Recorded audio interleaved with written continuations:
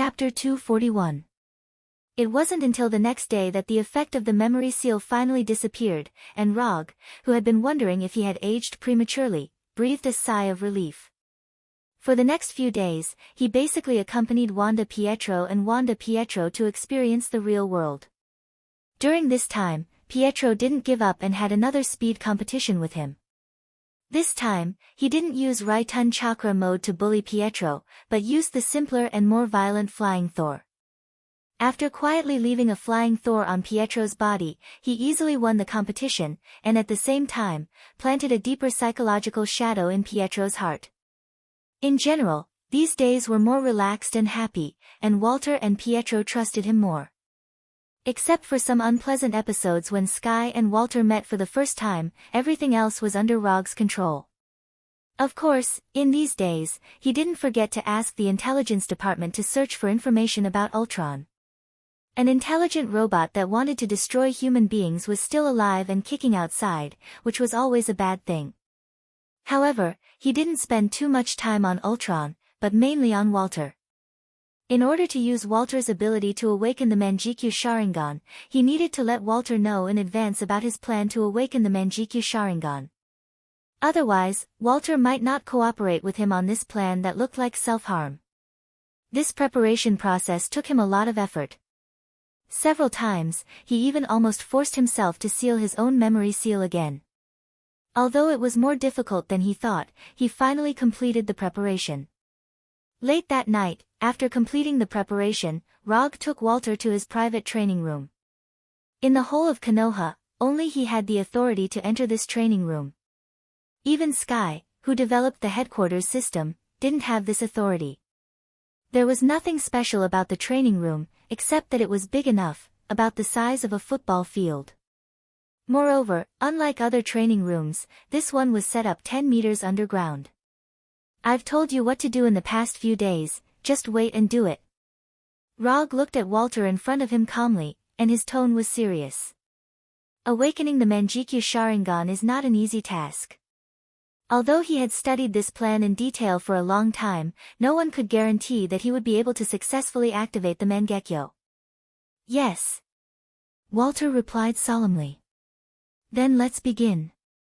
Roger sat on the floor of the training room as if he was meditating. Then, he took a deep breath. When Rog closed his eyes, Walter came behind him and placed his hands on both sides of his head. Strange crimson energy appeared in Walter's hand and slowly entered Rog's head. A few minutes later, the crimson energy in Wanda's hand gradually disappeared. Walter had already done what he needed to do. The rest was up to Rog. Looking down at the motionless Rog, Wanda hesitated for a few seconds before leaving the training room. As soon as Walter stepped out of the training room, the 10-centimeter thick alloy door closed slowly, sealing the training room completely. On the way back to his room, Walter looked up at the surveillance camera in the hallway and smiled meaningfully. Sky, who was in his room, saw Walter's smile through the surveillance screen. He snorted in dissatisfaction and turned off the screen. Roger did not ask Walter to create any scenes of the death of his beloved. He only asked Walter to trigger and magnify the negative emotions in the depths of his instincts. Anxiety, anger, sadness, jealousy, fear, and other negative emotions in the depths of human nature were all stimulated by Walter's crimson energy. They kept magnifying and distorting. It was as if Rog had completely lost his ability to think.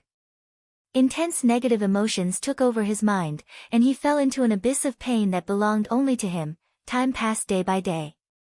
Without realizing it, Rog had already stayed in the training room for 5 days. In these 5 days, Sky wanted to open the door to the training room more than once to see if Rog was doing well. However, every time she came to the door of the training room, she would see the Punisher and Abomination waiting for her. Without his order, no one was allowed to enter the training room. This was the absolute order that Rog gave to the Punisher and Abomination. Of course, just in case, he also set a deadline for himself. 15 days. If he did not come out after 15 days, the Punisher and Abomination could let someone else in. Another 3 days passed as they waited anxiously. Just when everyone thought it was going to be another peaceful day, the door to the training room was suddenly opened. The one who opened the door was none other than Rog himself. After spending 8 whole days, he finally crawled out of that damned abyss of pain and regained his rationality. When the door to the training room opened, the first to react was not the Punisher and Abomination, but Sky, who would stay in front of the door for a long time every day. "Prepare food for me, I'm starving." Roger took the initiative to speak when he saw Sky's shocked expression. What he can be sure of now is that he has successfully upgraded his 3-Tomo Sharingan to Manjikyu Sharingan. But what's embarrassing is that he still doesn't know what his Manjikyu Sharingan looks like. The reason is simple, he doesn't have enough chakra to open his Manjikyu Sharingan. Although this seems a bit funny, it really happened to him. More than half an hour later, after eating his first meal in 8 days and taking a good bath, Kuroto came to the bathroom mirror wrapped in a bath towel. After carefully looking at himself in the mirror, Kuroto took the initiative to open his Manjikyu Sharingan for the first time. Every Manjikyu Sharingan has its own unique lines, and Rog's is of course no exception. At the first second when he saw his Manjikyu Sharingan, he even wondered if he was seeing things. In general, his Manjikyu Sharingan is very similar to Uchiha Itachi's Manjikyu Sharingan, if you ignore the 2 concentric circles of different sizes. After carefully looking at his Manjikyu Sharingan, Rog couldn't help but frown. No matter how you look at it, this Manjikyu Sharingan is improved on the basis of Uchiha Itachi's Manjikyu Sharingan. Don't think that I can't recognize it by adding 2 circles. At this moment, Kuroto began to doubt whether the 3-Tomo Sharingan that he exchanged by the system would have familiar lines after opening. Chapter 242. After temporarily putting aside the ridicule of Manjikyu Sharingan, Rog focused his attention on the dojitsu of Manjikyu Sharingan. Every Manjikyu Sharingan awakens a powerful dojitsu. Depending on the actual situation of the eye-opener, the dojitsu awakened by Manjikyu Sharingan will also be different. For example, Uchiha Itachi, because he was good at Genjutsu and Katan, he awakened Tsukuyomi, known as the strongest spiritual attack, and Amaterasu, the most advanced ninjutsu of Katan. And Uchiha Sasuke, who was also good at Katan, also awakened Amaterasu. But because Sasuke was also good at Chakra's form change, the dojitsu awakened in his right eye can control Amaterasu's form change at will. Normally, the dojitsu awakened by Manjikyu Sharingan will be closely related to the eye-opener, and it is a qualitative improvement of the eye-opener's strength. But at this time, Rog was not very assured about his awakened Manjikyu Sharingan. The Manjikyu Sharingan pattern, which is very similar to Uchiha Itachi's, gave him some bad premonitions. After suppressing the uneasiness in his heart, he began to search for information about his Manjikyu Sharingan in his mind. Time passed second by second, and when he carefully browsed through the additional Manjikyu Sharingan information in his mind, his face became more and more ugly. He still overestimated the system's moral bottom line. But this is normal, a system that is not even willing to redesign the Manjikyu Sharingan pattern, its bottom line can't be that high. Left eye dojitsu, Tsukuyomi. Right eye dojitsu, omniscient panorama. Yes, the dojitsu of the left eye is Uchiha Itachi's Tsukuyomi, known as the strongest spiritual attack. It pulls the enemy into the Tsukuyomi world and controls all the factors such as time, space, and gravity in the Tsukuyomi world. No matter how much time passes in the Tsukuyomi world, it is only a moment in the real world. If it is cracked, the caster will suffer serious backlash. The only difference is that the casting range has been increased to 20 meters. Because Tsukuyomi is a visual genjutsu, if the opponent doesn't see Manjikyu Sharingan, Tsukuyomi won't work. As long as the Manjikyu see Manjikyu Sharingan within Tsukuyomi's casting range, whether the opponent sees it through the reflection of a mirror, wearing sunglasses, or inside the armor, will be affected. Therefore, the best way to resist was to not look into Rog's eyes. As for the method to crack it, the information provided by the system did not contain any relevant information. There was no doubt about Tsukuyomi's might. Furthermore, with immortal Hashirama's body, Rog didn't need to worry about Tsukuyomi's side effects. Although his current sage body is far from Hashirama's level, it's still Hashirama's sage body. It's much better than Hashirama's cells.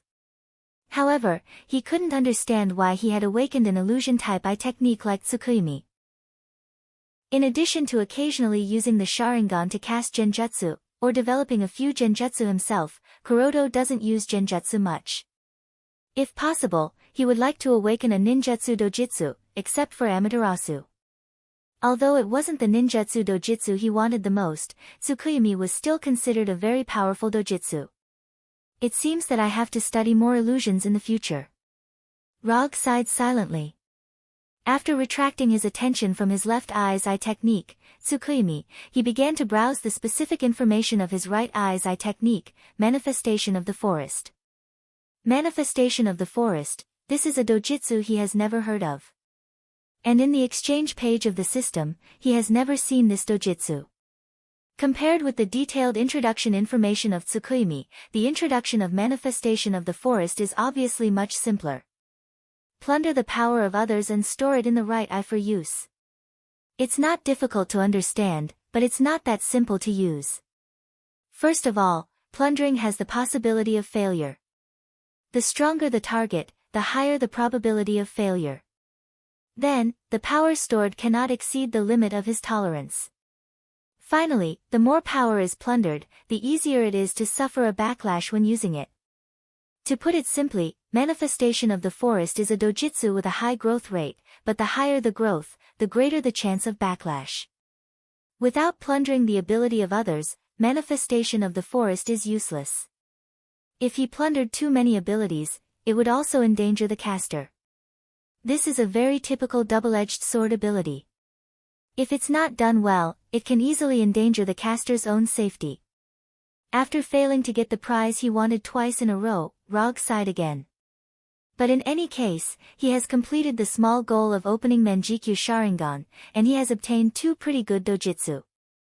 More importantly, after opening Manjikyu Sharingan, he finally has the qualifications to open Susanoo. Unlike dojutsu, which is an ability that is given upon opening the Manjikyu Sharingan, Susanoo is a ninjutsu that requires continuous practice to improve. At first, it only has the initial form of arms and ribs, gradually increasing the skeleton, flesh, armor, legs, until the final complete form. Opening a Gundam is one of his ultimate dreams that he has long determined. Now, he finally has the qualifications to gradually realize his dream. Yes, he just has the qualifications to do so. Due to some unavoidable factors, he can't even use the most basic initial form. After all, he has just opened Manjikyu Sharingan. No matter how talented he is, it's impossible for him to use Susanoo as soon as he opens Manjikyu Sharingan. It's not scientific. After confirming his Manjikyu Sharingan, he returned to his bedroom and began to rest. That night, he slept peacefully and contentedly. Except for being woken up by a phone call at noon the next day, everything was very good. The person who called him was none other than Tani, who was looking for Ultron all over the world. "Rog, where are you? We are in trouble." As soon as the phone was connected, Tani's voice came over, and from the background, he heard some very fierce explosions. "Calm down. Tell me, what kind of trouble are you in?" Although Tani's voice sounded a little urgent, Rog didn't think that they would encounter any big trouble. Banner is out of control, and he is crazily destroying Seoul. Barton and Natasha are seriously injured and have completely lost their combat ability. Now it's just me and Roger. Tani said quickly. While he was talking, there were continuous explosions coming from his side. "If you have time now, you'd better come over as soon as possible. This place is worse than New York. Damn it, they are coming again." After saying that, Tani hung up the phone. Rog looked at the phone in his hand with a dumbfounded expression, and his mind was full of questions. Banner is out of control. The situation in Seoul is worse than New York. Shouldn't Ultron be working on the Justice from Heaven peace plan? How come there is such a big battle in Seoul? What happened in the past few days? Chapter 243. More than half an hour later, in his office, Rog finally roughly figured out the current situation in Seoul. One word can perfectly describe it: chaos. Although he didn't know what Ao Chuang and the Avengers were doing in Seoul, according to the feedback from the intelligence department and the real-time monitoring images from the satellite, he saw a scene that only appeared in a sci-fi movie. Robots firing lasers were flying all over the sky, the people were in a mess, and explosions sounded everywhere in the city, collapsed buildings, panicked crowds, warlike scenes were constantly playing out. "Sir, the fighter jets are ready, and the desperados are ready to go." Sharon Carter, wearing a light gray office suit, stood next to Rog and slowly reported. "Don't worry." Rog picked up the phone and dialed Tawny's number. "It takes at least 10 hours to fly from the capital to Seoul, even if they take a Quinjet. With such a long flight time, it would be too late by the time they arrive. I gave you a kunai before, do you have it with you now?" After the phone was connected, Rog asked directly. If Tawny has the Thor kunai he left before, then he doesn't mind taking people to Seoul. If he doesn't, then sorry, he doesn't have the time. "You mean the kunai made of ordinary alloy?" "I don't have it, I'm not a ninja, why would I have it?" Tawny immediately gave an answer. "Sorry, I can't help you, I'm in the capital now, I can't rush over." After that, he directly hung up the phone, and then said to Sharon Carter, "Tell the desperados to disband. This is the trouble caused by the Avengers, let them deal with it themselves." As soon as Rog finished speaking, Tawny called. "I don't have your kunai with me, it's now on Veronica's satellite, I'll ask Veronica to send it over. You should come over as soon as possible, the situation here is more troublesome than I expected, Banner is really crazy." In the background of the fierce fighting, Tawny's voice sounded again. "You actually put the kunai I gave you on the satellite. You are really a genius. Alright, cut the crap. Come here as soon as possible." Tawny obviously didn't want to continue this topic with Rog, so he ended the call directly. "Ask Frank, Kara, Walter, and Pietro to come to my office." After ending the call with Tawny, Rog ordered Sharon Carter. When Sharon Carter temporarily left the office, he began to think about what kind of reward to ask from Tawny this time. The Thunder Secret Service team had already been disbanded, and there was no need for such heroic actions to gain the favor of the people. Similarly, Konoha's intelligence agency is now an organization with an official background, and it doesn't need the goodwill of the public. As for himself, he can continue to do good deeds and maintain his title as the fourth Hokage, but he doesn't have much interest in it. It seemed that it had been a long time since he had completed a mission from the system. He didn't know if Tawny's mission this time would pass the system's judgment. Within a few minutes, the Punisher and others came to his office. I'll make a long story short. There is now a super intelligent robot called Ultron causing some trouble in Seoul. This is the real-time image of Seoul. Rog pointed to the TV on the wall, then continued, the Avengers are now in Seoul to stop Ultron, but they are not strong enough to stop the chaos caused by Ultron. Iron Man just contacted me, hoping that we can go over and help deal with it. I agreed to his request. If Walter and Pietro don't mind, I plan to take you two with me. If you don't want to go, it's okay. Unlike the Punisher and Moonlight Stone, Walter and Pietro are not his subordinates, so he can't order them directly. The TV on the wall kept exploding. Walter and Pietro looked at each other and said slowly, we can go, but not to help the Avengers, but to help those innocent people. Okay, Kara, take the two of them to get ready. We will leave in 10 minutes. Rog was not surprised by Walter and Pietro's choice. Like he said before, Walter and Pietro were not bad people.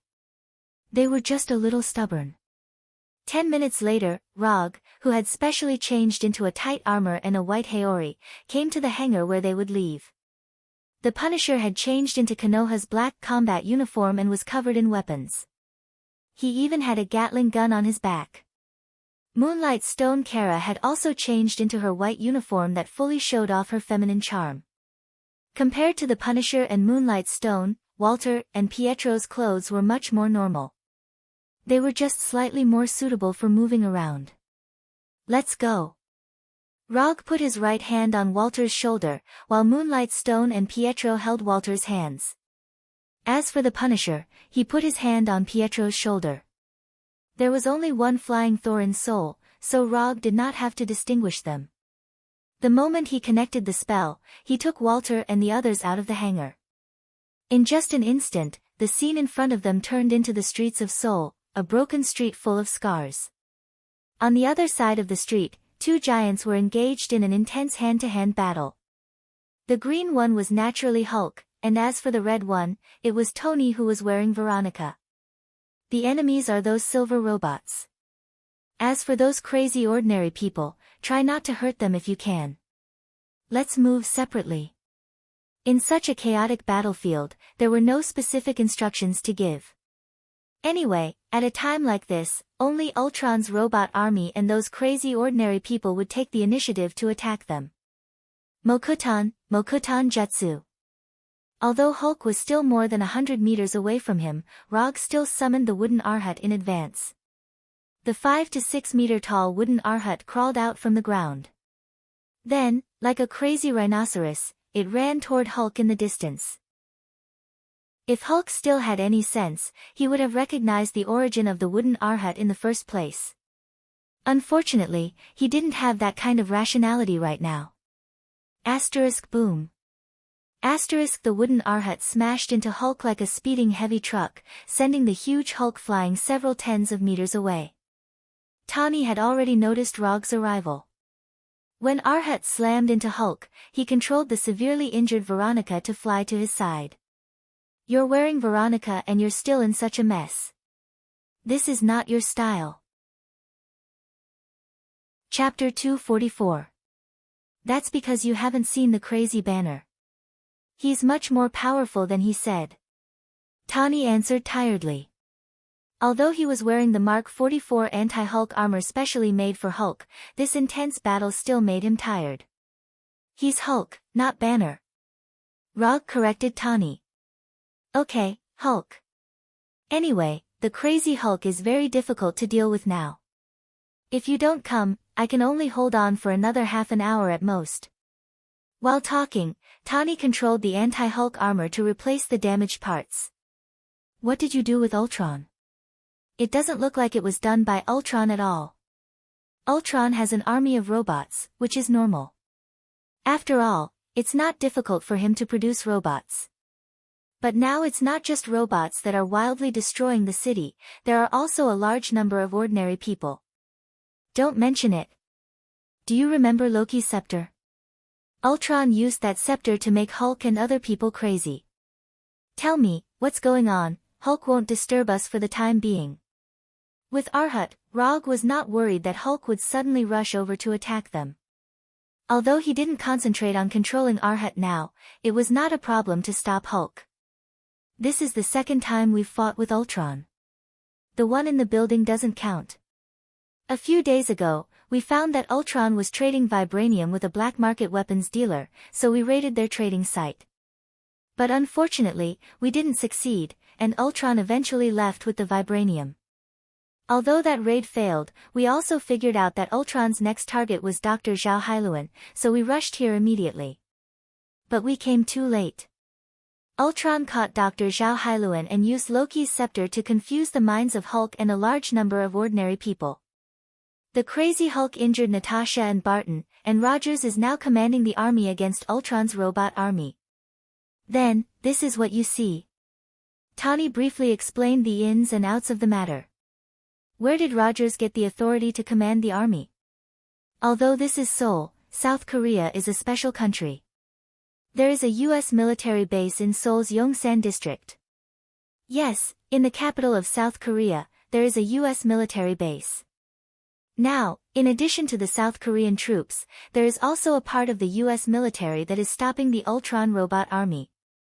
However, whether it was the South Korean troops or the American troops stationed in South Korea, Rogers could not command them. He doesn't have the authority to command, but those people are willing to listen to him. Tani gave an impeccable answer. This was not the first time that Rogers had done this. During the Battle of New York, those New York police officers inexplicably acknowledged his command. This might be the hidden superpower of Rogers of the American team. I have a rough understanding of the situation, but friendship is friendship. There are some things that need to be settled clearly. As soon as his voice faded, Rog took out an unused commission scroll. No way. You still want to accept a commission at this time? Tani said in an exaggerated tone. I am a very ritualistic person. You know this very well. Rog threw the scroll to Tani, who had opened the anti-Hulk armor helmet, and threw him a pen at the same time. What do you want this time? In order to write the commission scroll, Tani, who was wearing Mark 43, had to temporarily leave the Mark 44 anti-Hulk armor and began to write quickly. An artificial intelligence system similar to JRVIS. I know you have designed more than one. Tani looked up at Rog. He thought that Rog was interested in the Mark 44 anti-Hulk armor or the whole set of Veronica, but he didn't expect that Rog just wanted a set of artificial intelligence. No problem. Tani quickly finished the scroll and threw it back to Rog. Rog did not look at the contents of the scroll, but directly opened the system's commission page. Commission content: Stop Hulk and take back the Cradle of Regeneration. Commission status: Incomplete. Commission reward: 50 ninja coins. The difficulty of the commission was not high, it was normal, there was nothing special. This was also normal. After all, the content of the commission was only to stop Hulk and take back the Cradle of Regeneration, not to stop Ultron. It seems that you have chosen the Justice version of Ultron's body. Tani wrote Dr. Zhao Hailuan's Cradle of Regeneration into the commission, obviously for the special function of the Cradle of Regeneration. Now I am not the only one who has taken a fancy to the Cradle of Regeneration. Ultron is also building a new body with vibranium. What Ultron is doing in Dr. Zhao Hailuan's laboratory now, it's easy to guess with your toes. I'll accept your request. Although the reward of 50 ninja coins was not generous, it was enough for him to move his hands and feet. Moreover, he just wanted to test his new dojutsu. Then I will leave this to you. I will go and deal with those annoying flies first. Tani pointed to the robots flying around in the sky. I will solve it soon. Are you going to stay and watch? While talking, Rog transformed the 3-Tomo Sharingan into Manjikyu Sharingan. Tani wanted to leave directly, but after seeing the scene of Rog transforming the 3-Tomo Sharingan into Manjikyu Sharingan, he suddenly had the idea to stay and observe in detail. This guy has become stronger again. Although Tani didn't know about Manjikyu Sharingan and didn't know what it means to evolve the 3-Tomo Sharingan into Manjikyu Sharingan, he was sure that Rog was now planning to show off his new ability. Anyway, Soul is already in chaos, it doesn't matter if it's chaotic for a few more minutes. Lightning body flicker. Rog's figure suddenly disappeared, as if he teleported to the top of Arhat's head. At this time, Hulk was completely unaware that the danger had come in front of him. Like a beast, he roared loudly at Rog on top of Arhat's head. However, just as Hulk's angry howl rang out, it stopped abruptly. Then, Tani saw a completely incomprehensible scene. The howling Hulk fell to the ground, as if he had lost all his strength. He fell in the ruins, raising a cloud of dust. It's over. What did he do? Did I miss something? Tani thought that Rog's speed was too fast, so he didn't see how he did it. But after adjusting the monitoring video to the lowest frame number, he still didn't see anything. Obviously, either Rog's speed has exceeded the speed of the system's capture, or Rog instantly killed the crazy Hulk. There must be something wrong with the armor when he was fighting with Hulk, it must be like this. Chapter 245. Although he had seen a lot of unscientific things from Rog, Tani still couldn't believe what he was seeing. He couldn't understand why Hulk, who was still full of energy and seemed to have endless stamina, collapsed in an instant. More importantly, he didn't see how Rog did it at all. Rog appeared on top of wooden Arhat's head, Hulk howled angrily, and Hulk lay down. Things shouldn't have developed like this. This feeling is like reading a novel, just after reading the first paragraph of the first chapter, and then seeing the words, "End of the book," in the next paragraph. Tani looked at Rog with a puzzled expression, and Rog also frowned in confusion at this time. He used Tsukuyomi on Hulk, so Hulk lay down. This was within his expectations. But what he didn't expect was that when he pulled Hulk into Tsukuyomi world, he saw someone who shouldn't have appeared in Tsukuyomi world. Dr. Banner. Although Dr. Banner was squatting in a corner of Tsukuyomi world like a panicked child, Rog still discovered his existence immediately. What's going on? Why did he pull Banner in? This doesn't make sense. Although he didn't know why Dr. Banner appeared in Tsukuyomi world, after sensing Dr. Banner's existence, he didn't even think about it and created a pure black space without any light for Dr. Banner and locked him inside. After dealing with Post-Doc Banner, he refocused his attention on Hulk, who was tied to a huge cross. Then, he used Wooden Arhut, who was about the same size as Hulk, to beat him for 72 hours. After the inhumane beating, he lifted the effect of Tsukuyomi. Hulk beat the Wooden Arhut for 72 hours, and Dr. Banner was confined for 72 hours. But in the real world, it only lasted for a moment. Therefore, the lively Hulk lay down in an instant. Dr. Banner shouldn't be lying down, but I don't know if his mental state is still okay. Although confinement seemed very civilized, the mental toll it took on one's spirit was not ordinary. Even professional soldiers with incomparably strong willpower would have varying degrees of psychological trauma after being locked up for a period of time. There is no light, no sound, and nothing but oneself. What's even more terrifying is that in such a space, one will gradually lose their judgment of time. The longer the time, the greater the mental pressure because you have no idea how much time has passed, nor do you know how long you will be confined. That kind of helplessness and depression is enough to break anyone's mental defenses. If it doesn't break through, it means that you haven't been confined for long enough. Generally speaking, the confinement in the military.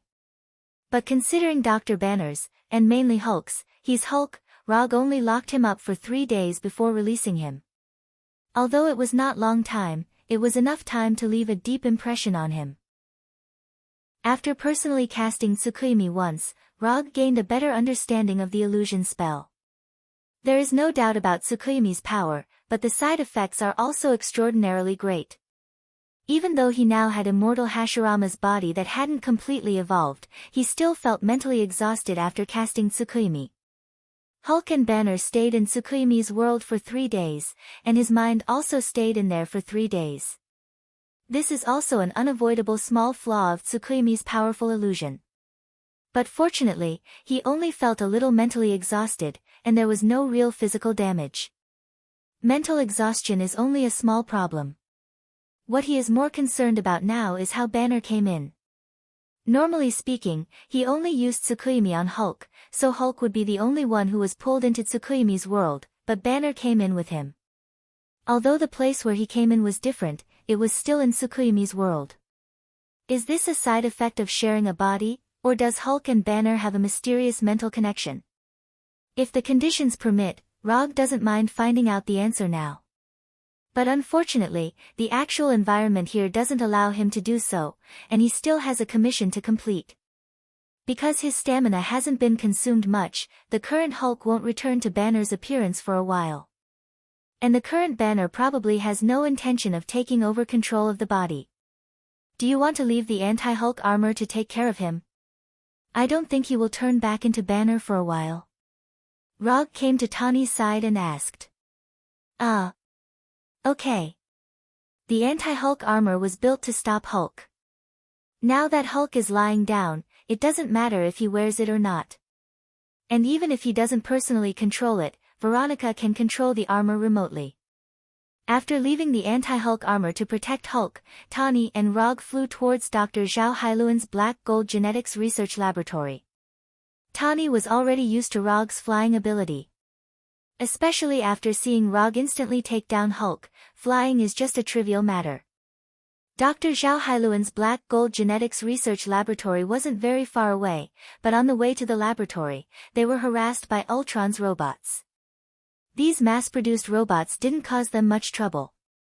The only result was that they conveyed the message that they were on their way to the laboratory to Ultron. On the way to the laboratory, they happened to meet Walter and Pietro who were fighting Ultron's robots. Tani didn't know Walter and Pietro. He was just a little interested in the superpowers displayed by Walter and Pietro. They are my new friends, brother and sister. The man is called Pietro and the woman is Walter. They are, before Rog finished speaking, Walter, who was attacking the robots with crimson energy on the roof, threw an energy blast at Tani. Tani didn't expect Walter to suddenly attack him, especially when Rog was introducing the two of them. Not only did Tani not expect this, but Rog also didn't expect Walter to attack without warning. Caught off guard, Tani was sent flying more than 10 meters away. He then adjusted his flying posture. If not for Mark 43's strong defense, Walter's energy attack might have directly hurt Tani inside the battle suit. Tani wasn't the kind of person who would take a loss silently. As soon as he adjusted his flying posture, he threw 2 arc pulse cannons at Walter. The arc pulse cannons were very fast, but Pietro was even faster. Pietro instantly came to Walter's side and helped her dodge the arc pulse cannons. Boom! Boom! Chapter 246. It was Wangda to attack without saying anything. Facing Walter's attack, Tani did not show any weakness and immediately counterattacked. This was also very normal. Looking at Tani flying in the air, and then at Walter and Pietro on the roof, Rog decisively chose to watch from the side. Fight, as long as it was a little more intense. After all, they could not kill each other. Tani was very experienced. The Mark 43 had its own advantage in the air and firepower. Walter and Pietro did not have much actual combat experience, but their abilities were strange. Even if they could not defeat Tani, they would not suffer too much damage. Rog, what's wrong with your two friends? Tani's tone started to become dissatisfied. When they were young, their parents were killed by a missile from Stark Industries, so, Roger gave a simple explanation. As for the rest, even if he didn't say it, Tony would still understand. As expected, after hearing Rog's explanation, Tani put away the weapon on his suit and did not plan to continue attacking Walter and Pietro. Stark Industries had closed down the weapons manufacturing department, but the damage that had been caused could not be solved by closing a department. Let's go. Don't waste time here. The longer we delay, the more likely it is that Ultron has a new body. With that, Tani turned around and continued flying toward Dr. Zhao Hailuan's lab. Seeing Tani leave quickly, Walter and Pietro were stunned. This Tani was very different from what they had imagined. This small interlude came suddenly and ended quickly as well. The first meeting between the siblings and Tani also ended in a relatively peaceful way. In the following time, Tani and Rog did not mention what had just happened, as if nothing had happened. This was the tacit understanding between adults. At the moment, Ultron was uploading his computation matrix to the new body of the Cradle of Regeneration. He knew that Tani and Rog were on their way to the laboratory, but he still had no intention of uploading the computation matrix. Although the androids outside weren't very strong, they had the advantage in numbers. It shouldn't be a problem for them to stop Tani and Rog for a while. When they were still a few hundred meters away from Dr. Zhao Hailuan's laboratory, Tani and Rog were already ready to attack. Tani, in particular, immediately activated all the long-range weapons on Mark 43. Various types of small missiles were launched directly. Boom boom boom boom, dozens of explosions rang out, and the robots exploded one after another like festive fireworks. The small missile launched by Mark 43 was not big, but its power was not small. And without exception, all of them were equipped with tracking and locking functions. Stark's products must be the best. How could a weapon that Tani could attach to his battle suit be an ordinary weapon that could be seen everywhere? I'll leave these small fries to you. I'll deal with Ultron. As for the Cradle of Regeneration, I'll send it directly to the laboratory in Stark Building. As soon as he finished speaking, Rog, who relied on the superlight rock technique to fly, took out the disaster pistol that was one size larger than an ordinary revolver and flew directly to Dr. Zhao Hailuan's laboratory. Rog didn't pay much attention to these androids. He almost drew a straight flight path in the air and crashed into the laboratory. As for the androids that tried to stop him, they were all shot in the head and their mechanical heads were directly blown apart. When Rog rushed into the laboratory like a falling meteor, Tani also began his large-scale clearance work. Miniature air-to-air missiles, arc pulse cannons, laser rays, cluster cannons, Tani used practical actions to prove what firepower suppression was.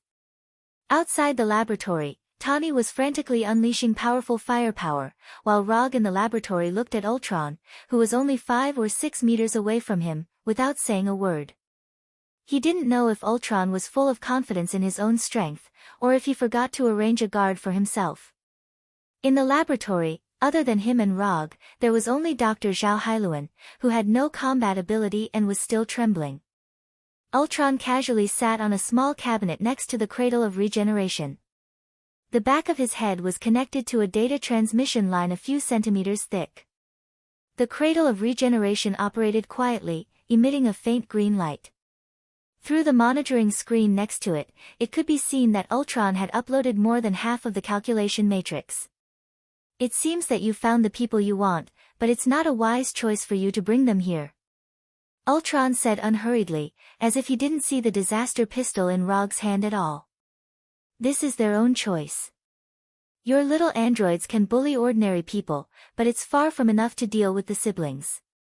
Rog glanced at Ultron and answered casually. I've seen all your combat videos and information. You are indeed very strong, but you can't stop me. Even if you beat me, it's just a matter of changing my body. The reason why Ultron waited so calmly for Rog's arrival was that he knew very well that Rog had no ability to stop him from leaving. As long as he wanted to, he could leave through the ubiquitous network at any time and build a new body. I know. But I still want to beat you up. As soon as his voice fell, Rog raised the disaster pistol in his hand and pulled the trigger instantly. Bang! Bang! Bang! Fatal shot, 3 shots in a row. Ultron was not the fragile androids outside. Ordinary chakra bullets were not enough to threaten him. However, chakra bullets fired by fatal shot were different. Double chakra, double the damage. As for how many times, it was purely up to Rog's will. Ultron didn't dodge. With the data cable still connected to the back of his head, he couldn't dodge anywhere. Ultron raised his right arm and directly blocked the 3 chakra bullets with his right arm. The chakra bullets of fatal shot did not penetrate Ultron's right arm, only leaving 3 bullet holes visible to the naked eye. Rog didn't expect these chakra bullets to cause much damage to Ultron at first. The reason why he fired was nothing more than to attract Ultron's attention. Ultron stood up, his left hand pulled out the data cable from the back of his head, and the 5 metal fingers of his right hand shot out 5 bright red rays. Rog was not Ultron, and he never had the habit of using his body to block the enemy's attack. 5 red rays of average power shot towards him like lightning and hit the wall behind him. Lightning body flicker. At the moment when Ultron shot the red rays, Rog had already used lightning body flicker to leave the place and came behind Ultron like a ghost. Ultron was unconscious, but he could feel that the muzzle of the disaster pistol was now pressed against the data transmission port at the back of his head. Chapter 247. Normal people will feel some tension and fear when a gun is pointed at the back of their head. But unfortunately, Ultron is not a normal person, he is not even human. Although the data transmission port at the back of the head is also a relatively fragile and important area, it is nothing more. He can even change his body at any time and it is impossible for him to be afraid of this so-called threat. You are very fast, but you should know that this is no threat to me. Ultron's so-called no threat, of course, does not mean that Rog's speed is not a threat to him, but refers to his action of pointing a pistol at the back of his head. I know. Although he said that, Rog decisively pulled the trigger. Bang! Bang! Bang! It was another 3 consecutive fatal shots. The chakra bullet exploded in the back of Ultron's head, blowing out a palm-sized gap. The huge impact from the head made Ultron involuntarily take 2 steps forward, and then suddenly turn around, and the back of his right hand lit up with a blue-white light. The moment the blue-white light lit up, a powerful attraction suddenly enveloped Rog, trying to pull him to Ultron. Bang! Under the huge pulling force, Rog's body instantly turned into a white smoke and quickly dissipated in the air. Shadow clone. From the beginning, it was Rog's shadow clone that fought with Ultron. Although it was the shadow clone that fought, the disaster pistol in the shadow clone's hand was the genuine original, not a replica simulated by Chakra. Others may not know the power of the disaster pistol, but Ultron obviously knows. Although there is no video data of Rog's battle with S.H.I.E.L.D., and the losses caused were counted on Hydra. But when Ultron was collecting information about Rog, he happened to see the original battle record in S.H.I.E.L.D.'s secret data. Therefore, Ultron is one of the few who has really seen the power of the disaster pistol. Although the size of the disaster pistol is not quite in line with Ultron's physique, and he also has a lot of weapons on him, he doesn't mind accepting such a powerful weapon. The Calamity pistol quickly flew toward Ultron's right hand under the pull of the powerful gravity. However, just as Ultron's right hand was about to touch the pistol, a figure suddenly appeared above his head. Odama Rasengan. Boom! The 1-meter diameter Odama Rasengan instantly hit Ultron's metal head. The terrifying impact and distortion force made him crash through the floor and fall all the way from the laboratory on the 3rd floor to the basement. Flying Thor 2. It had always been Rog's habit to leave the Flying Thor technique on his commonly used weapons. Furthermore, no one had ever stipulated that the second stage of the Flying Thor could only be used by the Flying Thor. After sending ultralight flying into the basement, Rog turned his head and looked at Dr. Zhao Hailuan. He bowed slightly and then jumped down from the hole in the floor with the disaster pistol. Dr. Zhao Hailuan finally breathed a sigh of relief after seeing Ultron and Rog leave. Whether it was Ultron or Rog, in Dr. Zhao Hailuan's view, they were all dangerous existences at any time. However, when she turned her head to look at the cradle of regeneration, she saw Rog again. To be precise, she saw Rog's shadow doppelganger. After coming to the laboratory, Rog created a total of 2 shadow doppelganger. One of them took the disaster pistol to deceive Ultron, and the other was left behind as a courier. The shadow doppelganger, who was left behind as a courier, ignored Dr. Zhao Hailuan's shock and went directly to her and pulled her to the cradle of regeneration. Then the Flying Thunder God took Dr. Zhao Hailuan and the cradle of regeneration to the laboratory on the top floor of Stark Building.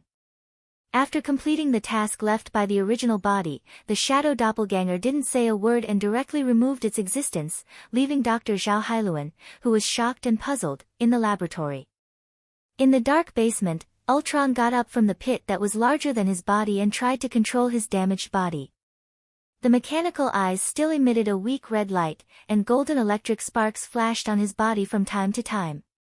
Although his body was severely damaged, Ultron still maintained the most basic mobility. Of course, he didn't expect to continue fighting with this body. After obtaining vibranium, although Ultron used vibranium to slightly strengthen his body, this body was still too weak. However, his current body was still too weak after all. There was still a long way to go before he could reach the perfect body that he wanted. It was precisely because of this that he used vibranium as the main material for his new body. Just a few seconds after climbing out of the pit, Ultron realized that something was wrong. He couldn't sense the existence of the spirit gem. Without any hesitation, Ultron immediately hacked into the laboratory's monitoring system and retrieved the laboratory's surveillance footage. He saw the scene where Rog hit him with the Odama Rasengan, and he also saw the shadow doppelganger take away the cradle of regeneration and Dr. Zhao Hailuan. Whether it was the cradle of regeneration, Dr. Zhao Hailuan, or even the brand new body in the cradle of regeneration. For Ultron, these were not things that he couldn't lose. What he really cared about was the spirit gem on his new body. The cradle of regeneration, vibranium, and a new body were all things that could be remade. As long as he was given enough time, he was confident that he could make new ones, or even better ones. But there was only one spirit gem in the entire universe. As a special life form born from the spirit gem, he knew the ability of the spirit gem better than anyone else. Using the same spirit gem, Loki could only bewitch the minds of 2 or 3 people at a time. In his hands, he could bewitch thousands of intelligent life forms at once and plunge the city into chaos. If there was enough energy supply, he could even expand his influence to the entire Earth. This huge gap, in addition to his strength being stronger than Loki, was more important that he knew how to use the power of the spirit gem to the greatest extent. Your goal is indeed the cradle of regeneration. Ultron looked at Rog, who was only a few meters in front of him, and said unhurriedly. Isn't it obvious? Just like you said, I can't stop you, so of course the target can't be you. Like Ultron, whose tone didn't change, Rog's tone was as calm as ever. The two of them were like 2 old foxes hiding their own thoughts. Tony Stark is responsible for restraining the robots outside, and you are responsible for taking away the cradle of regeneration. It's a simple and crude plan. But with the strength of the 2 of you, this is indeed a very effective plan. Ultron didn't seem to care that the cradle of regeneration was taken away, and he still had the attitude that everything was under control. Do you think I can't do anything if you bring the cradle of regeneration to Stark Building? You shouldn't have left Dr. Zhao Hailuan alone there. Until now, Ultron's annoying mechanical voice finally had some changes. Chapter 248. Now it's my turn to say something. As expected of Ultron, who can control the network at any time, I can't hide anything from you. After Ultron's tone changed, Rog's tone finally changed as well. Looking at you now, you shouldn't be able to fight. Do you want to sit down and talk for a while to see if I guessed anything wrong? As soon as his voice fell, wood gushed out from the ground behind Rog and Ultron, quickly forming 2 original wooden chairs suitable for their bodies. Sit, don't be shy. Rog gestured to Ultron and then sat down directly. Ultron's mechanical eyes stared at Rog. He began to wonder what Rog was planning. Don't look at me like that. Since you know that I brought the cradle of regeneration to Stark Building, then you should know that even if you rush to New York through the network, I can still go there, so why don't you sit down and talk? After thinking for a few seconds, Ultron finally sat down. In fact, I haven't done this kind of thing for a long time, but it's rare to meet an opponent like you, so I just happened to have the opportunity to play like this. If I'm not mistaken, you should have guessed that I would come, right? After that, Rog took out the phone he carried with him. After seeing Rog take out the phone, Ultron adjusted his sitting position slightly. Although I asked Sky to reset the security system of the phone, it's still unrealistic to block you. You've investigated my information. With your terrifying computing power, it's easy to determine who I am. So as long as Tani calls, you can be 100% sure that I will come. At this point, Rog paused for a moment, then continued, just like you know who I am, I know you very well. You are very confident. After the riots in Seoul, you had better choices, such as taking the cradle of regeneration to other places to transform your body.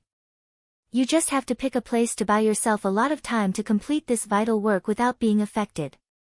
But you didn't do that because you felt that you wouldn't lose to the humans, especially since you've already defeated the Avengers twice in a row.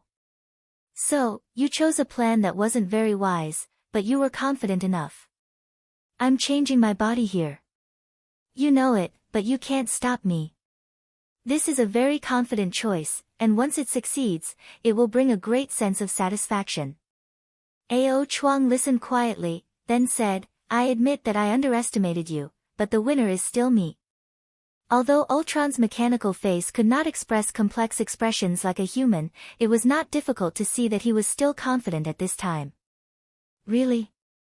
If you're referring to Dr. Zhao Hailuan, who has been bewitched by you, then I advise you to give up.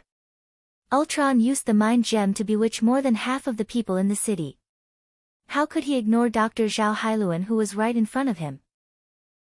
Indeed, Dr. Zhao Hailuan had shown the nervousness and fear that an ordinary woman should have. But unfortunately, Rog could see at a glance that Dr. Zhao Hailuan's expressions and small movements were all faked. As someone who often used illusions to intimidate the enemy, how could he not tell if a person was really nervous and scared?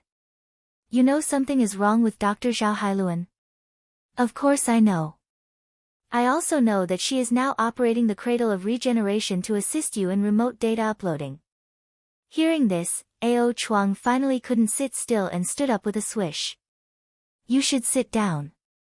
Since I know this, do you think I'm not prepared? Roger stretched out his finger and gestured to Ultron. His performance was not over yet. How could the audience leave now? When Ultron sat down again, he said again, back to the topic just now, in order to prove that you are stronger than us, you have to complete the body transformation in soul. Do it while we are aware of it. But here's the problem. Although you are confident, you are not blindly confident. You know that it is difficult for you to completely stop the Avengers or me. So, you are prepared for the next plan. You caused a commotion in the city. On one hand, you wanted to divert the Avengers' attention. On the other hand, you wanted to weaken the Avengers' strength. Just as you planned, America's Rogers ran to command the army. Hulk was affected by the mind gem and directly stopped Tawny and the other two. Of course, you took my arrival into consideration. You knew that Hulk couldn't stop me for long. Sooner or later, I would come to you with Tawny. So, you arranged for the robot to deliberately lead Walter and the other two to the roof. Tawny saw them, and they also attacked Tawny. This was all part of your plan. But you missed one thing. Tawny is more magnanimous than you think. Walter and Pietro are also more rational than you think, so they didn't really fight. Speaking of this, Rog summoned a bottle of Fat Otaku Happy Drink for himself. It was frozen. There were many unexpected things in his psychic scrolls, and the frozen Fat Otaku Happy Drink was one of them. After taking a sip, he continued, of course, you also know very well that even if Tawny and Walter fought, they would at most buy you some time. So, this wasn't your final preparation. I won't mention the process of entering the lab, because no matter what, I would eventually come to the lab and officially meet you. You knew that I came for the Cradle of Regeneration. You also knew that I would definitely be able to take it away. You also knew that I would definitely bring the Cradle of Regeneration to Stark Building. So, you pretended to resist, allowing me to easily take the Cradle of Regeneration away. The only thing you weren't sure about was whether I would take Professor Zhao Hailuan away. But according to your calculations, the possibility of me taking Professor Zhao Hailuan away is very high.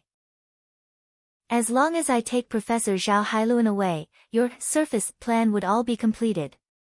Rog deliberately emphasized the word surface. As soon as he finished speaking, Ultron suddenly stood up. The 5 fingers on his right hand pointed directly at him, the fingertips shining with red light. What exactly do you know? Ultron's tone started to become really nervous.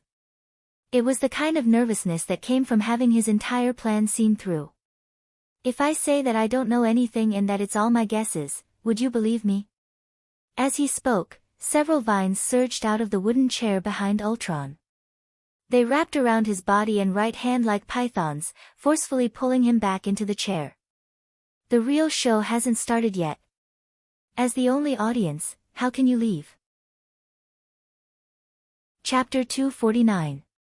Finally, I see that you are really nervous, it's not easy. After forcibly pulling Ultron back to the chair, Rog picked up the Coca-Cola again and took a sip. I'm curious, when did you see through my plan? In such a short time, you can't guess so many things, and your guess is so accurate. Ultron, who was firmly bound to the chair, said unwillingly, and he no longer had the attitude of everything under control. When I came to the laboratory and saw you and Dr. Zhao Hailuan, I guessed it. As for the reason, it's very simple. Because we are the same kind. When they first met at Stark Building, Ultron told him that they were the same kind. However, what Ultron meant at the time was that they all have Infinity Stones and they are all the controllers of Infinity Stones. What Rog meant when he said they were of the same kind was that they were equally confident. Ultron is confident because he feels that he is stronger than all human beings. Even in the face of the well-known superhero Avenger and Rog, he has absolute confidence in winning the final victory. Like Ultron, Rog is also a very confident person. However, unlike Ultron, he did not show this confidence on the surface, but hid it in his heart. As a traveler, and a traveler who has seen the future of this world, of course, he has the confidence to make a name for himself in this world. What's more, he still has the existence of the system. If in such a situation, he still has no confidence and feels that he can't surpass others, then he might as well give up early. Ultron's confidence is shown on the surface, and Rog's confidence is shown in his heart. Although the places shown are different, this does not affect the fact that the two of them will have very similar thinking. So as long as Rog put himself in Ultron's actual situation, it was easy for him to guess Ultron's plan. After all, if he were Ultron, he would make a similar choice. Then, the next thing is very simple. In the case of knowing Ultron's plan, even if he only knows 70% or 80% of it, it is enough to formulate a countermeasure. Since you have guessed that Zhao Hailuan is my backup plan, but you still have no way to stop me from leaving, you still can't beat me. After understanding where the problem was, Ao Chuang calmed down again and said in a calm tone. That's enough. At this point, there's no need to continue acting for me. Your acting is a little too much. Before Rog finished speaking, Ultron tried to connect to the internet and leave here. Then, he discovered a terrifying truth that could completely penetrate his mental defenses. His networking mechanism had failed. This is impossible, this is absolutely impossible. Did you find out that you can't connect to the internet all of a sudden? It must be very exciting. Compared with the panicked Ao Chuang, Rog was unspeakably calm at this time. Now, it was time to reveal his trump card. How did you do it? The failure of the network mechanism meant that he could no longer leave this severely damaged body. Ultron was completely trapped in this body. This explanation is a little complicated, but you have enough time to listen to it slowly, so I've decided to explain it to you. After all, this is also my confidence. Villains died because they talked too much. This kind of thing would never happen to Rog. Although in Ao Chuang's view, he was a typical villain. To be honest, for a strong artificial intelligence like you, I really can't stop you by myself. If I want to completely destroy you, not only do I have to eliminate you and all the robots you made, but I also have to erase all traces of you on the internet. Only then can you completely disappear. This kind of thing, I can't do it, but someone can. After that, Rog stretched out his finger and pointed to the hole above the basement. A figure with red skin and a mind gem inlaid on his forehead floated down. Illusion. The person who floated down was none other than Illusion, who had the ability to restrain Ultron's networking mechanism. This is impossible. How could you awaken Illusion in such a short time? This is absolutely impossible. Ultron recognized Illusion at a glance. After all, Illusion's body was originally prepared for himself. In such a short time. It seems that you haven't realized it yet. Are you sure that only a few minutes have passed? Rog took out the reality Rubik's Cube, then continued, this is the reality Rubik's Cube, and inside it is the reality gem. You should be familiar with it. Impossible, the reality gem doesn't have the ability to change time. Looking at the reality Rubik's Cube in Rog's hand, Ultron still didn't understand how Rog changed time. Let me help you with a science lesson. Have you heard of the time dilation effect? The first is the time dilation effect of high-speed motion in special relativity, the second is the gravitational time dilation effect in general relativity. These two time dilation effects can bring about changes in time, and more importantly, these two effects are caused by the objective existence of physical laws. The reality gem does not have the ability to change time, but the reality gem has the ability to modify the laws of nature and change reality. Although Rog didn't explain the principles of these two time dilation effects in detail, it was enough for Ultron to understand what was going on. In your perception, we just sat down and talked for a few minutes, but in fact, 3 days have passed outside. Whether it's Dr. Zhao Hailuan or your real backup, the Sokovia meteorite, they've all been taken care of. And I might as well tell you that all your doppelganger robots outside have also been destroyed. As long as the illusion clears all the traces you left on the internet and then destroys your current broken body, you can say goodbye to this world completely. When Rog finished speaking, the illusion didn't hesitate and went directly to Ultron, pressed his hands on Ultron's head, and began to remove all the traces left by Ultron on the internet. After the appearance of the illusion, Ultron's ending was basically determined. The reason why Rog asked the doppelganger to take Dr. Zhao Hailuan away was to cooperate with Ultron's plan, and on the other hand, to ensure that the illusion could be borne smoothly. Although he didn't do anything excessive to Dr. Banner in the Tsukuyumi world, who knows if Dr. Banner will be depressed for several days. Just in case, he had to prepare an additional professional technician. As for the mental influence on Dr. Zhao Hailuan, a simple illusion can remove it. In order to achieve a perfect performance, Ultron didn't hesitate to take the stage himself and used the Cradle of Regeneration and the Mind Gem as bait. Similarly, in order to make Ultron stay here obediently, Rog had to cooperate with him until the illusion appeared. Ultron's real plan was, I know you already know that I'm playing you, but I still have to cooperate with you. Rog's plan was, I know you already know that I know you're playing me, but I still have to cooperate with you and play you in reverse. This was not a contest of strength, but a contest of acting skills. Chapter 250. Rog was not very concerned about how Illusion was going to clean up all the traces of Ultron on the internet and shut down the networking mechanism of Ultron. When Illusion began to touch Ultron's head, he silently ended the gravitational time dilation effect created by the Gem of Reality. The reason why he used Odama Rasengan to hit Ultron into the basement was that the basement would not be as spacious as the laboratory above. Secondly, it was dimly lit and suitable for small actions. Besides, he made a chair with wood release to sit down, not to create an atmosphere or to pretend to be cool, but because using the Gem of Reality was really tiring. Judging from his own timeline, he and Ultron had only stayed in this basement with gravitational time dilation for a few minutes. However, from the outside world, he and Ultron had stayed here for 3 days and 3 nights. If it weren't for the fact that the Gem of Reality only affected this small basement, the chakra in his body would have long been drained by the Gem of Reality. In the original timeline, why did Thanos make the Power Gem the first target? In addition to the clear location of the Power Gem, the main reason was that the Power Gem could provide him with enough power to drive other Infinity Gems. Rog did not have a Power Gem, so he could only use his own chakra as an energy source to supply the Gem of Reality. The reason why he sat and chatted with Ultron was not that he was lazy, but rather, he really did not have much strength to stand up. At this moment, he felt for the first time that Second Last's chakra was not that sufficient. Illusion's touch of Ultron's head did not last long. It only took a few seconds for Illusion to clean up the traces left by Ultron on the internet. The moment Ultron was completely removed from the network, Illusion didn't hesitate. He exerted force with both hands and crushed Ultron's metal head. Go back first. Remember to remind Tawny to give me my reward as soon as possible. Rog sat on the wooden chair and said slowly. Okay, Mr. Rog.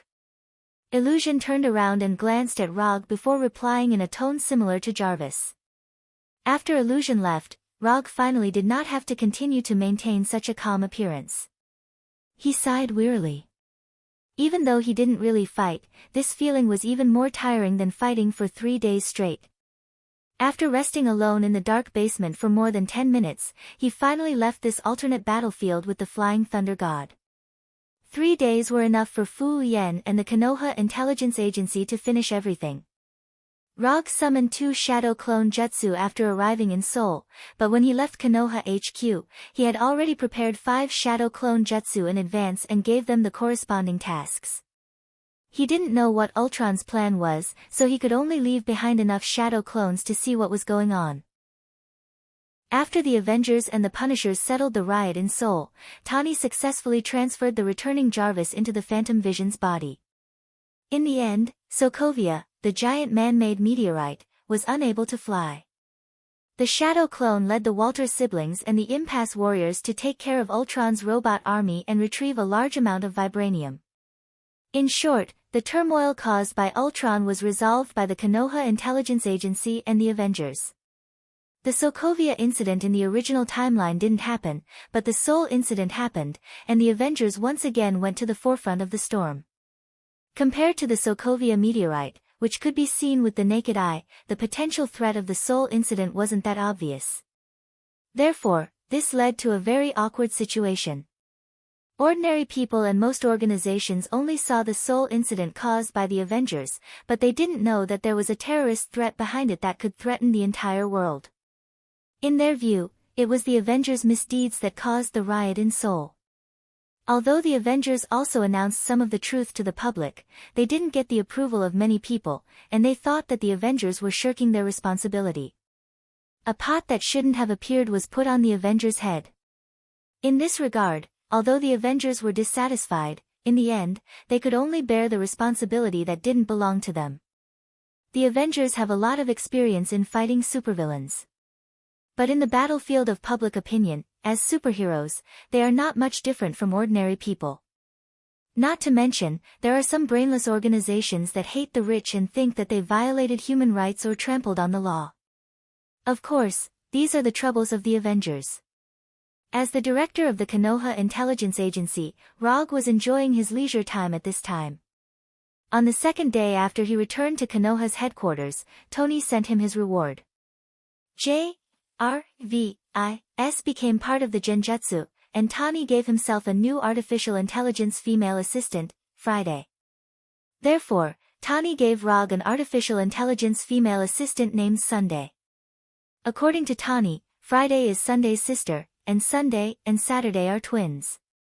As for Tony's naming and personification method, Rog didn't even think about it and directly replaced it.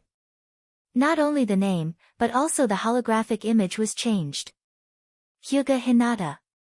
This is the new name that Rog gave to his artificial intelligence female assistant. Of course, after changing the name to Hyuga Hinata, the holographic image naturally changed to Hyuga Hinata's version. However, when changing the holographic image, he hesitated for a while. Should he use the 16-year-old Hinata from the Gale?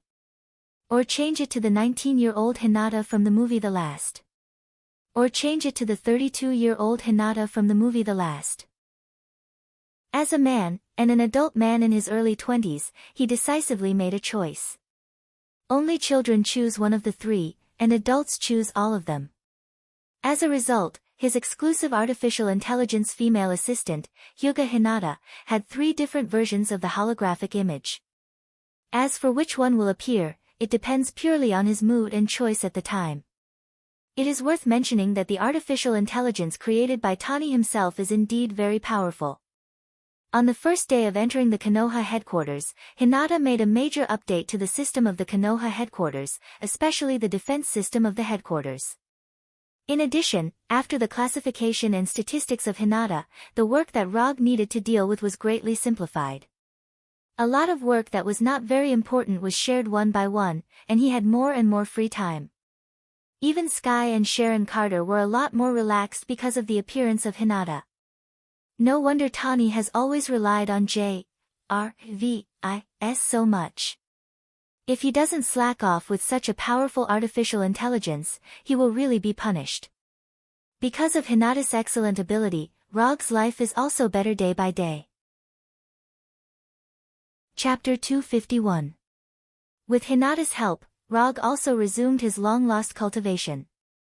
Ninjutsu, Genjutsu, Taijutsu, Manjikyu Sharingan, would release, Senjutsu, whether it was exchanged from the system or developed by himself, he reorganized and cultivated all of them.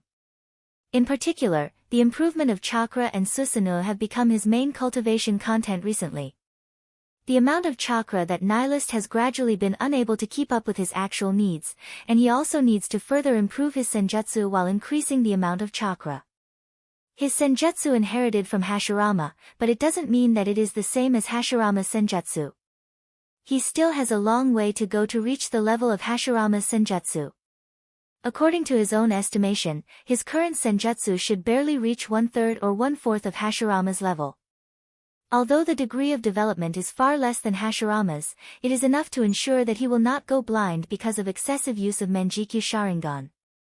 The process of cultivation is boring, especially when no one can exchange relevant cultivation experience and insights with him. This kind of boredom is particularly obvious.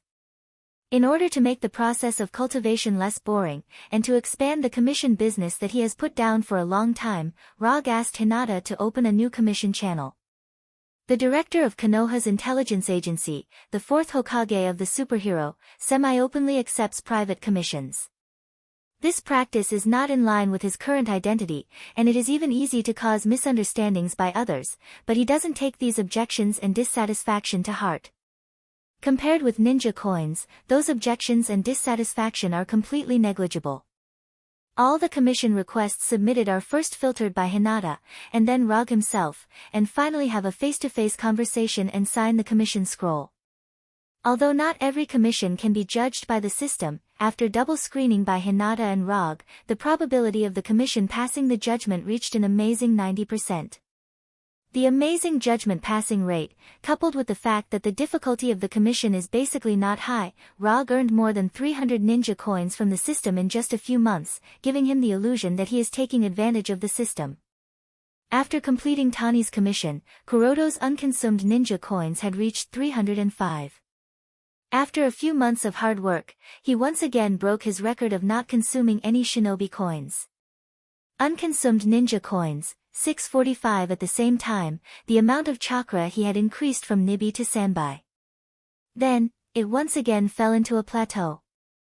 Sir, Calvin Zabo has once again appeared at Miss Sky's operation site. Should we arrange for the members of the Dark Operation to deal with him? When Rog finished his training for the day, Hinata's voice sounded beside him. The Dark Department was a new department that Rog had just established a few months ago. There weren't many people, only about 30 of them. Although there are not many members of the Dark Department, each of them is the best among the Extremis fighters, and all of them have received the second transformation of Extremis. The second transformation of Extremis is the latest result of Dr. Connor's research. It can further improve the strength of the Extremis fighters, and it also incorporates part of the Abomination Serum to have more excellent defensive abilities. Don't worry about him for the time being, as long as he doesn't contact Sky, don't worry about anything else. Calvin is Sky's father, and no one knows where he got the information that Sky was in Konoha's intelligence bureau.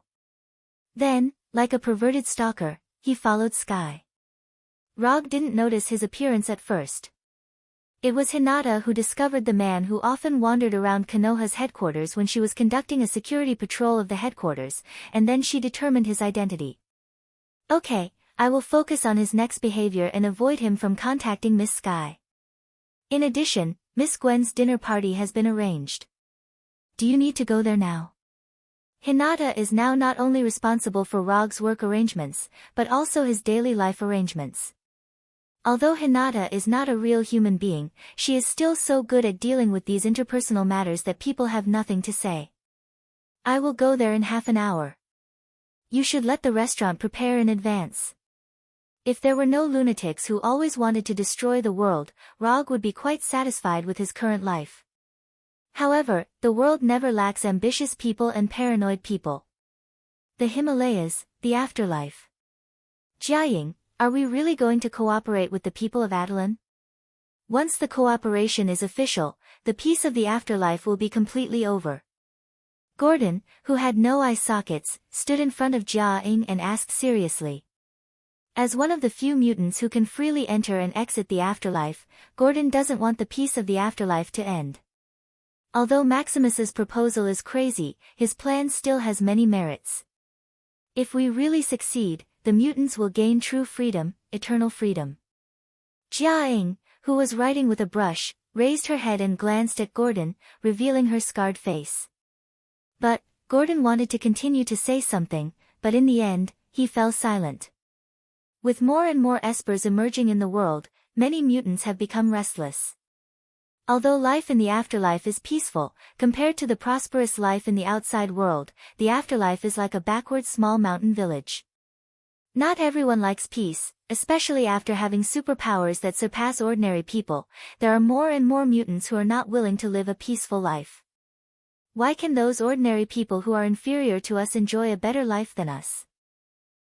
Why is it that we, who have superpowers, can only hide like rats that everyone wants to beat? There are not many people with this mentality in the afterlife, but since the mutant called Maximus came to the afterlife, there are more and more radical mutants.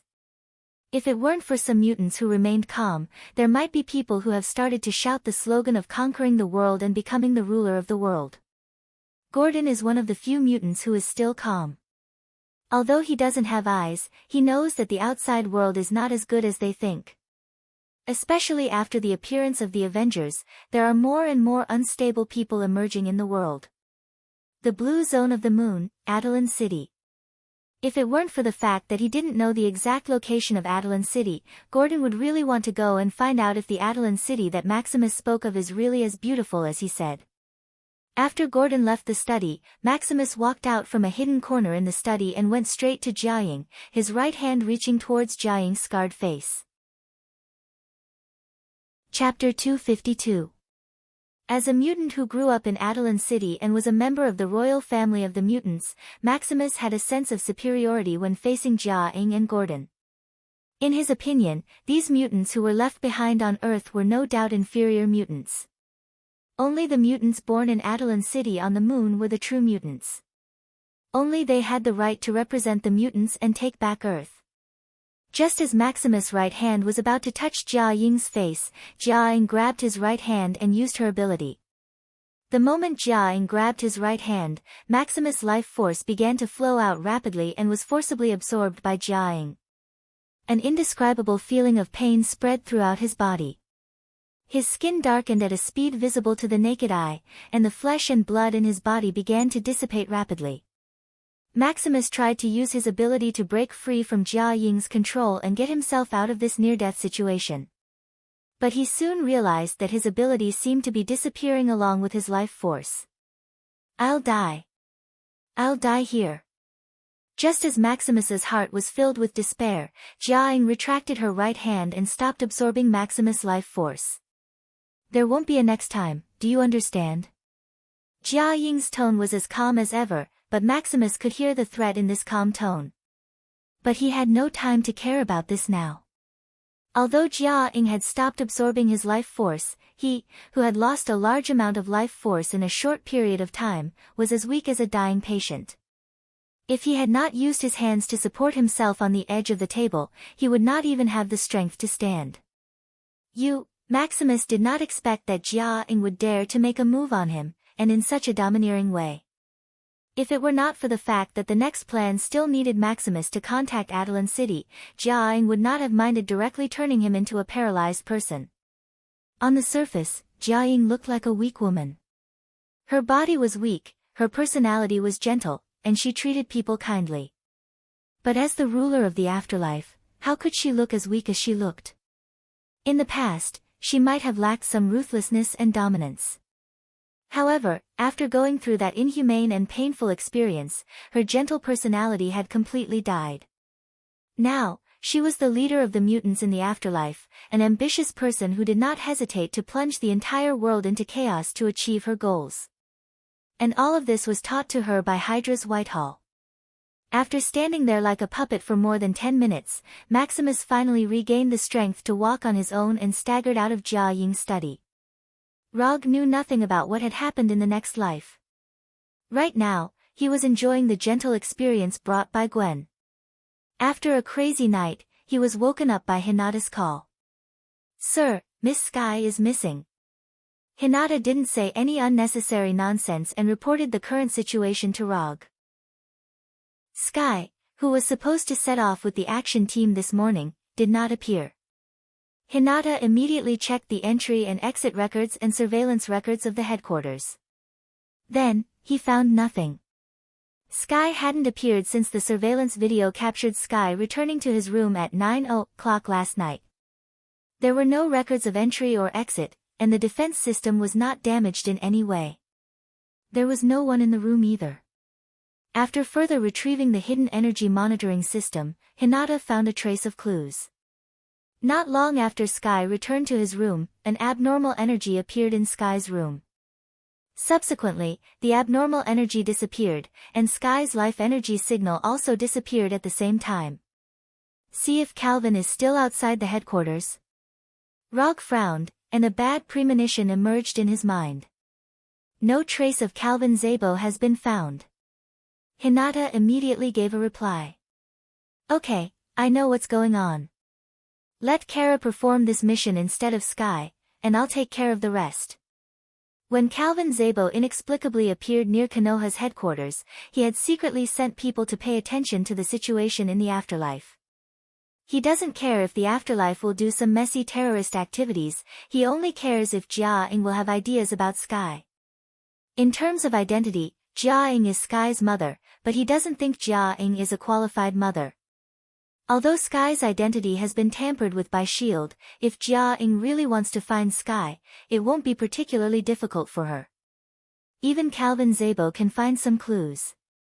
If Jia-ing, who controls the afterlife, wants to investigate, it will only be easier. But obviously, Jia-ing has no idea of looking for Sky. Sky needs a family, but she doesn't need a family who treats her as a tool, but a family who really cares about her. Something happened in Konoha, I have to go back. After getting dressed, Rog said to Gwen, who was still lying in bed. Since he became the director of Konoha Intelligence Agency, his secret nest in New York has become Gwen's secret stronghold. Of course, when he returns to New York, it will become a warm little home for him and Gwen. It's like this every time, can't you stay for a few more days? Gwen is also dissatisfied with Rog's practice of only staying for a few days each time. Next time. As soon as the voice fell, Rog's figure disappeared and returned to Konoha's headquarters in Washington. Help me arrange Kunshi and a team of Umbu. I'm going to the afterlife to visit Sky's mother. 5 minutes later, Rog flew to the afterlife with an Umbu team. Jia-ing has taken the initiative to send someone to Konoha. He has to pay a return visit, otherwise, it will seem that he doesn't understand etiquette. At this time, Sky in the afterlife is having her first dinner with Jia-ing after the mother and daughter reunion. More than 10 hours ago, Gordon brought Sky to the afterlife and let her see her biological mother, Jia-ing, who she had been looking for more than 20 years. But she doesn't know why, after seeing Jia-ing and knowing that Jia-ing was the biological mother she had been looking for more than 20 years, Sky didn't have too obvious emotional fluctuations. There was no excitement, no surprise. Sky has a lot of questions in her mind, but she doesn't know where to start asking. What's wrong? Don't you have an appetite? Looking at the untouched tableware in front of Sky, Jia-ing asked softly. Chapter 253. No, I'm just not used to it. Although she already knew the truth of the past from Jia-ing, and even knew that her real name was Daisy Johnson. But Sky still had a strong sense of unreality. It shouldn't be like this. The scene of a reunion shouldn't be like this. Sky couldn't tell what was wrong, but she just felt that it all came too suddenly. Or it could be said that it was too coincidental. Jia-ing saw Sky's discomfort and didn't continue to force her, and let her be taken back to her room. When Sky left, the gentle look on Jia-ing's face disappeared completely. As an immortal who has lived for who knows how many years, Jia-ing could see at a glance that Sky unintentionally revealed a sense of repulsion. Sky herself may not have noticed it, but Jia-ing saw it from her small movements and tone. Gordon, go and investigate the fourth Hokage, his influence on Daisy may be greater than we thought. At this time, although Gordon wasn't in the room, he clearly heard Jia-ing's order, and immediately used his ability to leave the afterlife. As soon as Gordon left, Maximus came into the room and came in front of Jia-ing. Maximus, who has already seen Jia-ing's means, didn't act as high and mighty as before, and said in a calm tone, "Her ability is very good, if used well, it can play a great role. Are you sure you don't want her to participate in our plan?" Maximus didn't dare to use a commanding tone to Jia-ing. Although Jia-ing's ability can only be used when in contact, Maximus didn't dare to gamble with his life. On the surface, there are only a few combatants in the afterlife. But no one can guarantee that Jia-ing doesn't have a backup plan. Just like Atalan City in the blue area of the moon, although it doesn't seem to have many armed forces, the people inside are more abnormal than the other. Especially his brother, the leader of the moon's aliens, the Black Bat King. And after being taught a lesson by Jiaing, he saw the shadow of the Black Bat King in Jiaing. The Black Bat King is a man of few words, and Jiaing is a woman of few words. This has nothing to do with you. Jiaing didn't even look at Maximus in front of her, and directly left the room, walking towards the building on the other side of the afterlife. Looking at Jia Ying's disappearing figure, Maximus's eyes flashed with a sharp light. Jia Ying's disregard made him recall some very unpleasant memories that he would never forget. After walking along the secluded paths of the afterlife for a while, Jia Ying arrived at a building that was several times larger than a normal house. After entering the unknown huge building, Jia Ying came to a room with 2 guards. She then pushed the door open and walked in. Compared to the tidiness and quietness outside, the inside of the room was obviously a different environment. Wooden furniture was scattered on the ground. A middle-aged man with messy hair and wearing a brown suit was panting like an angry bull. His eyes were bloodshot. Calvin Szabo, who was originally unapproachable, was stunned when he heard this gentle voice. The anger on his face instantly turned into ecstasy and disbelief. Calvin turned to look at the face that he had been thinking about for more than 20 years. However, the moment he saw Jia Ying's face, the ecstasy on his face suddenly disappeared.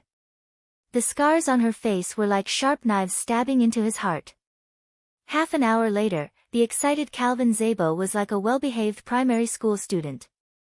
He sat on the chair with a smile on his face and watched Jia Ying leave. Other than the 2 of them, no one knew what they talked about. However, from Calvin's current appearance, it was clear that they had reached a consensus on some matters. While Jia Ying was intensely protecting her family relationship, Rog and the 4 Desperation soldiers of the Dark Group were silently sitting on the seats of the Quinjet, staring at each other. To be precise, it was the Dark Group members staring at each other, while he was looking at the scenery outside of the Quinjet in boredom. Right now, although he looked like he was enjoying the scenery, in fact, he was thinking about Jia Ying's purpose. Jia Ying letting Gordon take Sky and Calvin away was definitely not an impulsive decision made on a whim. As an ambitious mutant leader, Jia Ying was very clear about the consequences of taking Sky away from Rog's eyes. But even so, she still let Gordon take Sky away, and from Konoha's headquarters. This woman's plan was not small. Even the crippled Hydra didn't dare to retaliate, but she had the guts to take people away from Konoha's headquarters. Such an abnormal behavior, there was usually only one explanation, and she was sure to bear the corresponding consequences. But Rog couldn't figure out where Jia Ying's confidence came from. Even if he didn't make a move, the Punishers and Abominations could completely defeat Afterlife. Although there were many mutants in Afterlife, there weren't many who were strengthened by Terrigen's fog. As long as the awakened superpowers of these mutants weren't particularly special, they were basically ordinary people who had mastered superpowers. For this kind of enemy, usually a bullet was enough. Jia Ying was definitely not the kind of mutant without a brain, especially after the incident with Whitehall. Her consideration of potential threats would only be more profound than ordinary mutants. Forget it. Don't think about it, it's just a few mutants, they can't make any waves. It's not that Rog is arrogant, but on Earth, as long as he doesn't meet those hidden bosses, he is basically equivalent to the ceiling of Earth's combat power. With his strength, he can completely crush most of the enemies. After flying for nearly 10 hours, Rog finally arrived at Afterlife hidden in the Himalayas.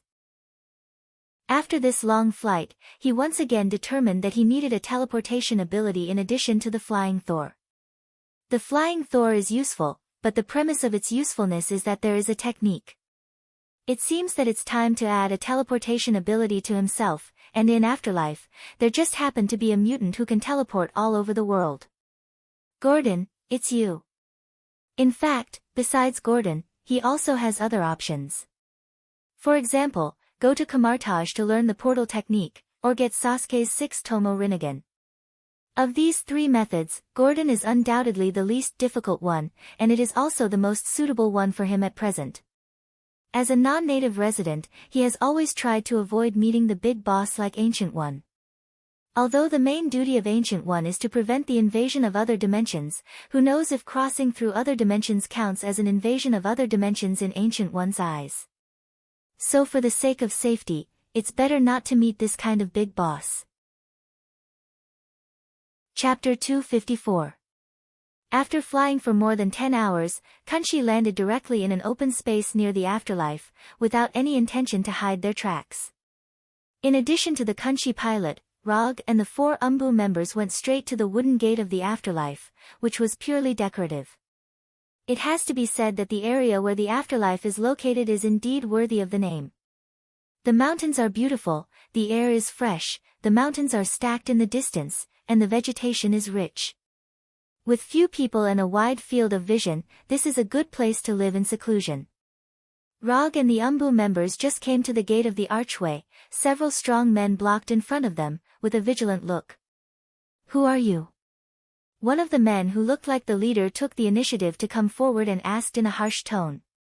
"Go and tell Jiaying that Rog is here."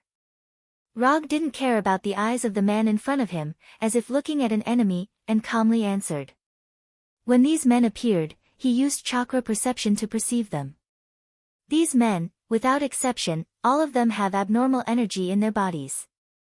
Although he can't infer the real ability of these men from this abnormal energy, but from the energy intensity, their strength is not very strong. To put it bluntly, any despair fighter in Konoha has a higher energy intensity than them. "You wait here. Look after them, don't let them come in."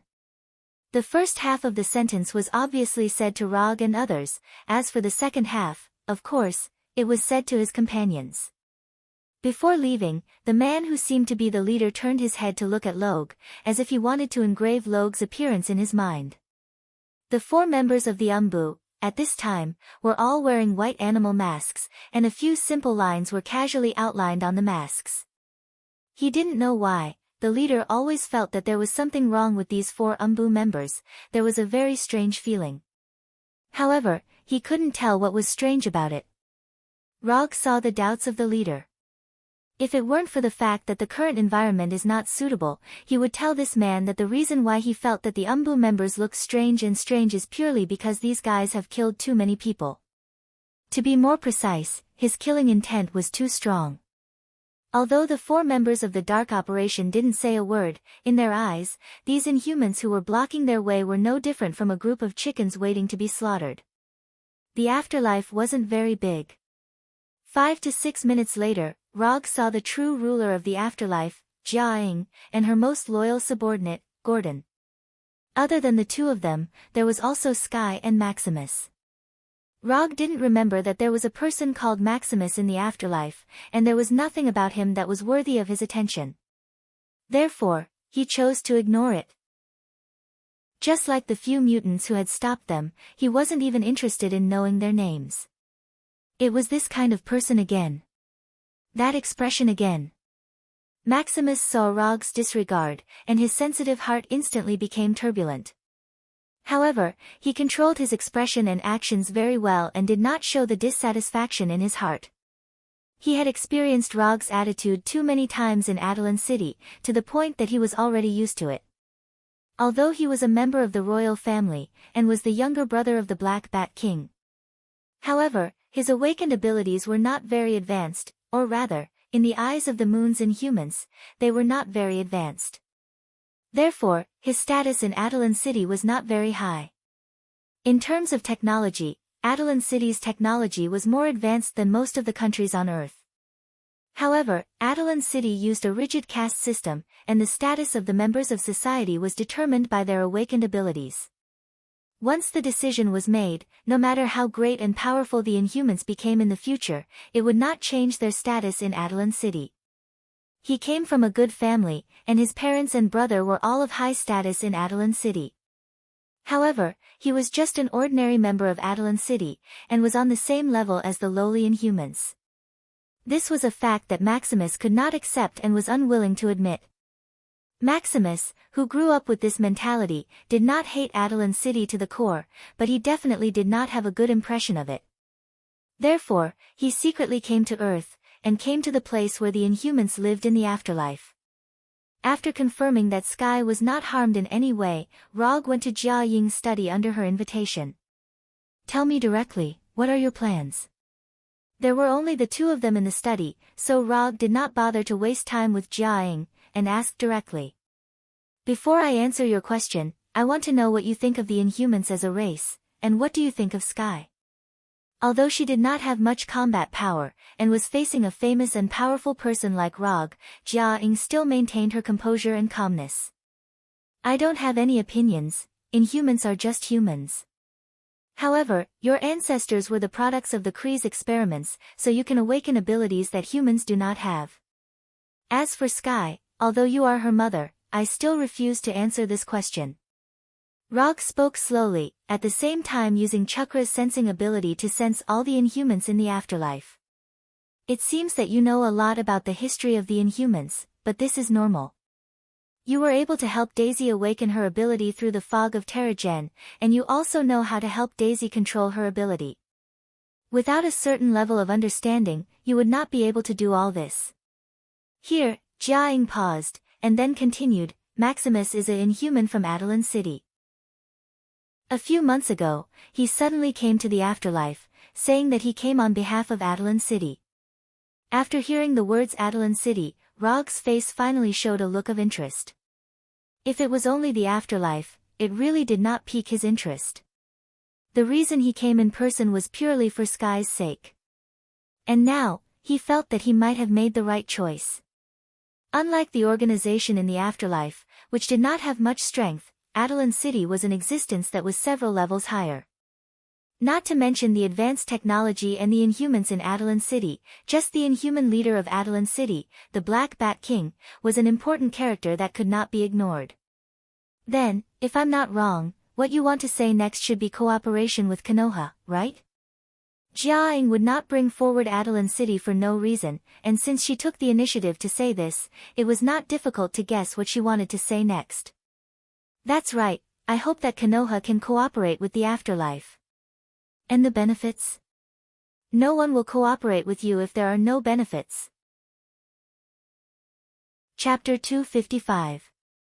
You are the director of Konoha's intelligence agency, and the famous Yondaime Hokage, you may not be interested in the reward that the afterlife can give you. Although that was what she said, Jia Ying's expression clearly meant something else. Don't talk nonsense, just say it, what kind of reward can you give me? If Jia Ying can't give him any valuable reward, Rog doesn't care whether she is Sky's mother or not. It's impossible for him to work for free. With this kind of time and energy, he might as well go back and accompany Gwen. Speaking of this, the spider serum seems to be strengthening Gwen more and more. Some of the things that he couldn't do before were now easy to do. Next time when he goes back to New York, maybe he can try. Rog, who had a serious face on the surface, couldn't help but think of some unhealthy pictures. Well, then I'll say it. The afterlife can give you a planet suitable for human habitation. I don't know if this reward is enough for you to do it. Jia Ying's tone was very flat, but the content of what she said was not flat at all. A planet? A planet suitable for human habitation. When did the afterlife become so rich, to the point of using a planet as a reward? Rog didn't directly answer Jia Ying, but began to quickly recall. Mutants, planet, human habitation, there was only one planet that met these keywords at the same time in his memory. The planet Tatooine that exiled the first mutant hive in history. Did the afterlife get the black boulder that can teleport to the Tatooine planet? Questions quickly flashed through Rog's mind.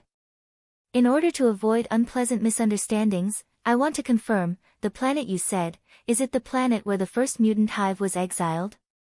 For other mutants, the existence of the hive may be a historical mystery. But for Jia Ying, who controls the afterlife, this may just be ancient history recorded in the history books of the mutants. I'm more and more curious, where do you know so much about the mutants? Yes, it's the planet where the hive was exiled. Mutants can't compete with the hive, but you can, you have enough strength to get rid of the hive and get a planet of your own. Speaking of this, Jia Ying's tone became excited. If it weren't for the existence of the hive on the planet Tatooine, she wouldn't have considered the planet as a reward.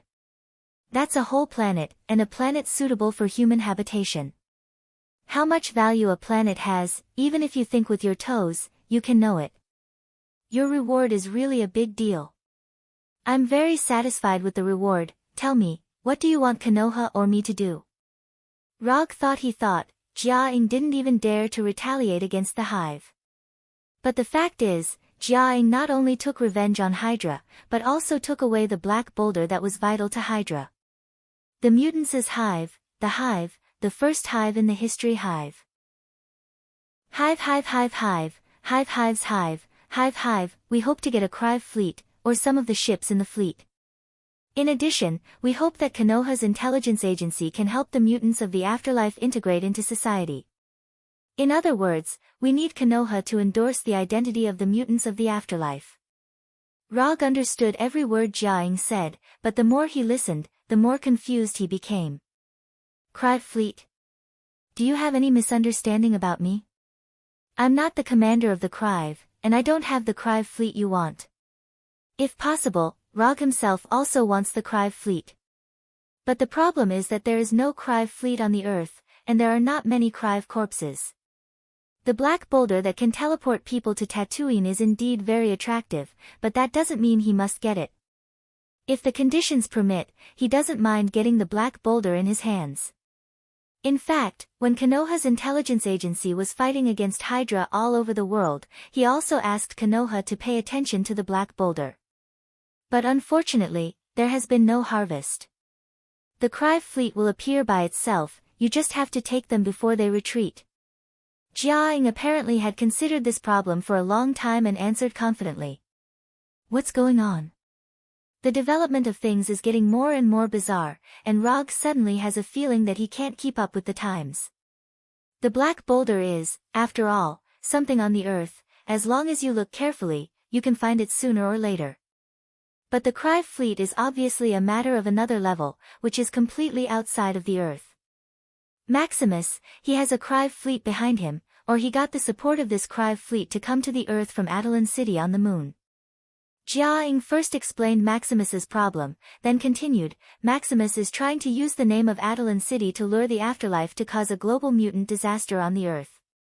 When the mutants of the afterlife take the initiative to start a war, the Crive fleet will disguise itself as the fleet of Attilan City to help the afterlife. Of course, the final result is that the mutants of the afterlife will become the war slaves of the Crive, and the Crive will conquer the Earth. After conquering the Earth, the Crive will also help Maximus become the new ruler of Attilan City. Jia-ing said slowly, as if she was witnessing the cooperation between Maximus and the Crive fleet. Is the source of the information reliable? I don't want to face an attack from Attilan City while facing the Crive fleet. The mutants of Attilan City are quite strong. To be precise, the Black Bat King was very strong. This information is directly searched from Maximus's memory, and he himself doesn't know about it. Jia-ing briefly explained the source of the information. Attilan City has no interest in the Earth, so they migrated to the blue area of the moon. As long as we don't take the initiative to provoke them, they won't do anything to us. Obviously, this information was also searched from Maximus's memory. If that's the case, there shouldn't be too much of a problem. If Konoha and the afterlife join forces, it should be enough to deal with the Crive fleet. Konoha agrees to this cooperation. After hearing Rog's answer, Jia-ing finally breathed a sigh of relief, but Rog's voice immediately sounded again. There's no problem with cooperation, but I'm a person of ritual, so let's sign a commission scroll. As soon as his voice fell, Rog took out a commission scroll that had never been used before. Chapter 256. Commission content, help the afterlife get at least one carry battleship, commission status, incomplete, commission reward, 120 ninja coins. Jia-ing's commission successfully passed the judgment of the system, and the reward given by the system was also within Rog's expectations. After throwing the commission scroll back into the summon scroll, Rog suddenly asked, why did the Kree suddenly decide to attack the Earth? With their technological strength, they can attack at any time. Compared with the Earth, the Carey Empire, which has developed an interstellar civilization, is obviously several levels higher. In Thor's words, the Carey Empire is a civilization that has already prepared for a high-level war in the universe. I'm not very clear about this, but when Maximus talked with the commander of the Carey fleet, he vaguely talked about this. According to the fleet commander, the Earthling named Captain Marvel is dead, so no one can stop them anymore. After hearing Jia Ying's explanation, Rog was slightly stunned. However, he controlled his expression very well and didn't let Jia Ying see anything. Captain Marvel is dead, so the Kree plan to invade the Earth. This seems to be reasonable, but it doesn't make sense at all. Rog doesn't doubt the ability of Captain Marvel, but he doubts that the Kree won't make such a naive decision. Since the Kree know that Captain Marvel is dead, they must know that Captain Marvel was killed by him. A person who can kill Captain Marvel, how can the combat power shown by him be weaker than Captain Marvel? Otherwise, it wouldn't be Captain Marvel who died. Therefore, Rog himself is skeptical about what Jia Ying said just now. Of course, there may be another reason. That is, in the eyes of the Kree, the death of Captain Marvel is just an accident, and Rog is not as strong as Captain Marvel, so he doesn't need to care too much. If considered from this point of view, then the actions of the Kree make sense. However, Rog himself is not very satisfied with this. What is an accident? I killed him with my own strength, okay? I didn't even use the reality gem, I killed him with my own strength. However, even though he was dissatisfied, he couldn't explain anything to the Kree. After all, when the time came, they would know the truth of the matter. Give me the list of those who need a legal identity, and I will let Konoha arrange new identities for them. But let's agree in advance, Konoha can provide you with a new social identity. However, if you take advantage of the identity given by Konoha, or let Konoha take the blame, you know what the consequences will be. Rog didn't ask Jia Ying to write about the arrangement of the Inhumans on the scroll. On one hand, it was a long-term job, and on the other hand, it was hard to measure this kind of thing. It was not easy to integrate into human society and gain the recognition of ordinary people. Even Rog himself still had some people who did not approve of him. They felt that he was ignoring the laws and human rights of the United States and using violence to curb violence. I will warn them seriously. After that, Jia Ying took out a list of names that she had prepared in advance from the drawer of the desk. This is the list of the first batch of Inhumans, and their abilities have been noted. It was not that Jia Ying had enough trust in Rog, but it was purely because she didn't want Konoha to secretly do any human experiments on these Inhumans. Although she didn't say it clearly, she was sure that Rog could understand what she meant. Konoha is not S-H-I-E-L-D, and it is not Hydra. Konoha is not interested in human experiments. Although Konoha's current chief scientist, Dr. Connors, is showing signs of developing more and more like Orochimaru, and even the action of sticking out his tongue is getting more and more disgusting. But as long as he is still in Konoha, no one dares to do those inhumane human experiments in Konoha.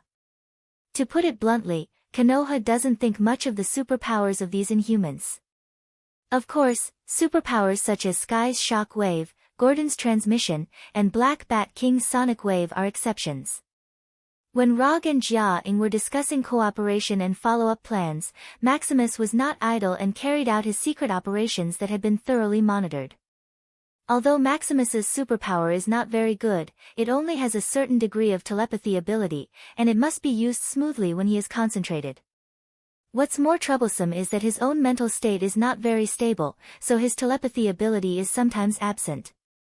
In order to make up for his own strength, he became a relatively rare inventor among the Inhumans, and he is also a genius inventor who can use simple materials to make exquisite machines. For example, for this mission, he deliberately combined his telepathy ability and invented a small hypnosis gun to make up for the fact that his superpowers sometimes don't work. If conditions permit, he doesn't mind inventing a few more weapons for himself. But in order to avoid stimulating the Inhumans in the coming world, he only carried this hypnosis gun, and deliberately made the shape of the hypnosis gun into a cylinder more than 10 centimeters long. After taking this hypnosis gun, which has no gun shape at all, Maximus walked towards the room where Sky was resting. Sky's shock wave ability, he had heard about it for a long time, and he saw it with his own eyes yesterday.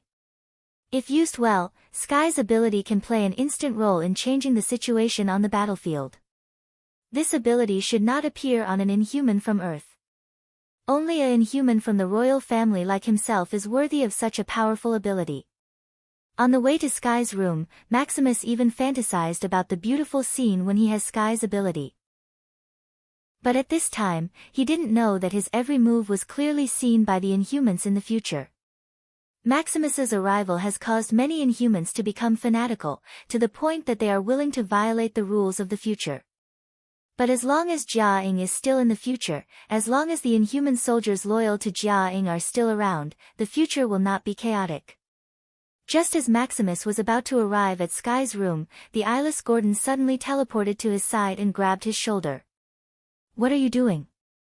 Gordon clearly has no intention of answering him, and teleported Maximus to Jia-ying's study room again. "Is he Maximus? He doesn't look very smart." Rog sized Maximus up and said casually. "What do you mean? Are you going to start a war with the Inhumans?" Maximus sharply sensed that something is wrong.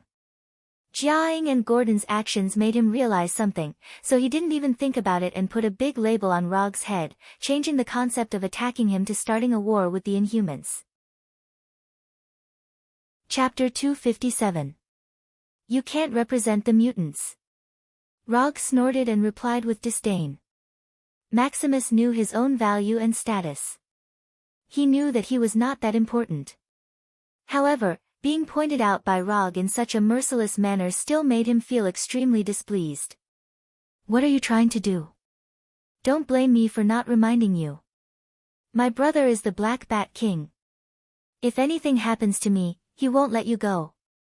If possible, Maximus wanted to draw a clear line between himself and the Black Bat King. However, he knew very well that not only could he not draw a clear line between himself and the Black Bat King, but he also had to use the Black Bat King's influence as much as possible. Although he did not know what Rog and Jia-ing had talked about, the current situation was very unfavorable for him. If your brother really cared about you that much, you wouldn't have to work with the Creoles. So, you should stop bluffing like this. Rog did not care whether Maximus had the Black Bat King's support or not. No one could stop him from completing his mission. Maximus could not, and neither could the Black Bat King. Working with the Creoles? How did they know about my cooperation with the Creoles? Other than me and the Creoles, no one else could have known about this. Maximus's face turned ugly, and his psychological defenses began to show signs of collapsing. The reason he dared to stay in the afterlife was because he knew that these people in the afterlife would not know about his true purpose.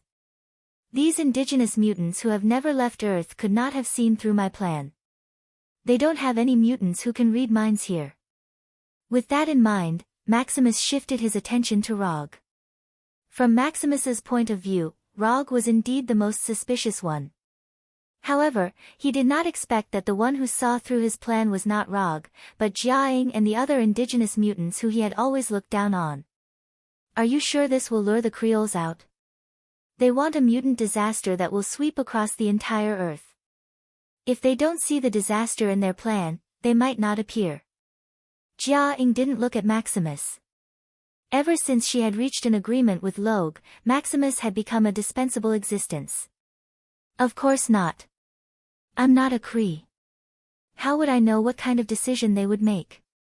But since they are still interested in the Inhumans, then they will definitely be interested in the honeycomb.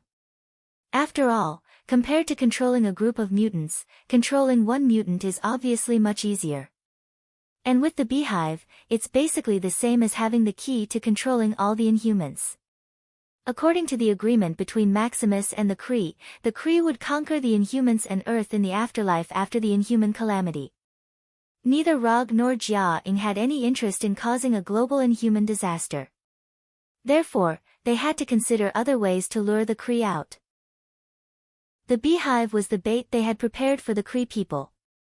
If the Kree knew about the existence of the beehive, Rog was not sure if they would change their plans, but they would at least be tempted. More importantly, regardless of whether the Creoles would change their plans because of the beehive, it would not affect his next plan. As long as the Kree received the information about the hive and brought Maximus onto the Kree warship, his plan would be a success. Alright, if that's the case, I'll trust you this time. After saying that, Jia-ing gestured for Gordon to bring the transparent box containing the black boulder into the study. Maximus looked at the black boulder that Gordon had brought, then turned to look at Rog and Jia-ing, and immediately realized something. The name Beehive was not unfamiliar to Maximus. Based on the conversation between Rog and Jia-ing, as well as the black boulder that Gordon had brought, he could roughly guess the plan of Rog and the rest. However, there was one thing that he did not understand, and that was why Rog and Jia-ing thought that he would obediently cooperate. Stop spacing out, go contact the Kree. Maximus, who was still thinking, immediately heard Rog's voice. Why should I listen to your orders? Who do you think you are? Although he did not have much combat power, Maximus was very sure that in Rog and Jia-ing's plan, he was a crucial part. They won't dare do anything to me, only I can contact the Kree. Without my help, they won't be able to do anything. Maximus felt that he had grasped the crux of the matter, and regained control of the situation. In addition, Rog and Jia-ing did not restrict or oppress him in any way, which made him even more certain of his thoughts. No wonder you didn't dare do anything to me after bringing me here. So there are times when you need my help too. A confident look appeared on Maximus's face. In the next second, he heard a gunshot and felt a sharp pain in his right leg. Bang! Just as Maximus's mind was filled with strange thoughts, Rog took out the disaster pistol and shot him without hesitation. Why do you have to listen to my orders? The reason is simple. Because if you say no, I'll shoot you right now.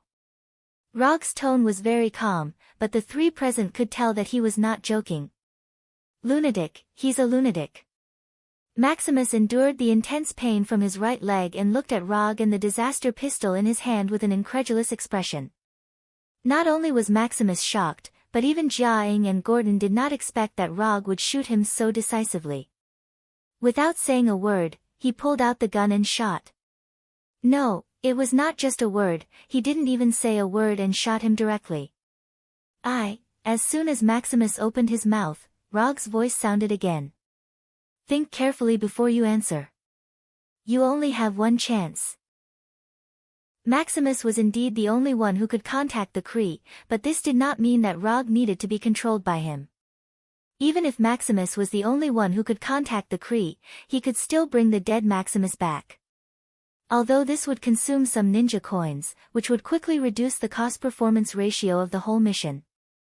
Enduring the intense pain from his right leg and the intense anger in his heart, Maximus took a deep breath and said word by word, I will do as you say. Wouldn't it have been better if he had answered like this from the start? Why did he have to make trouble? After hearing Maximus's answer, Rog put away the disaster pistol with satisfaction, then stood up from the chair, went straight to Maximus, and patted him on the shoulder. I know why you can't compare to your brother, you really can't. Chapter 258. Maybe the Kree didn't prepare a communication device for Maximus in advance. Or maybe Maximus didn't think it was safe to carry a communication device with him. A communication device to communicate with the Kree warship had to be made on the spot. Under the supervision of Rog and the others, as well as the materials provided by the afterlife, Maximus made a communication device that was dozens of centimeters tall and looked like a coffee machine.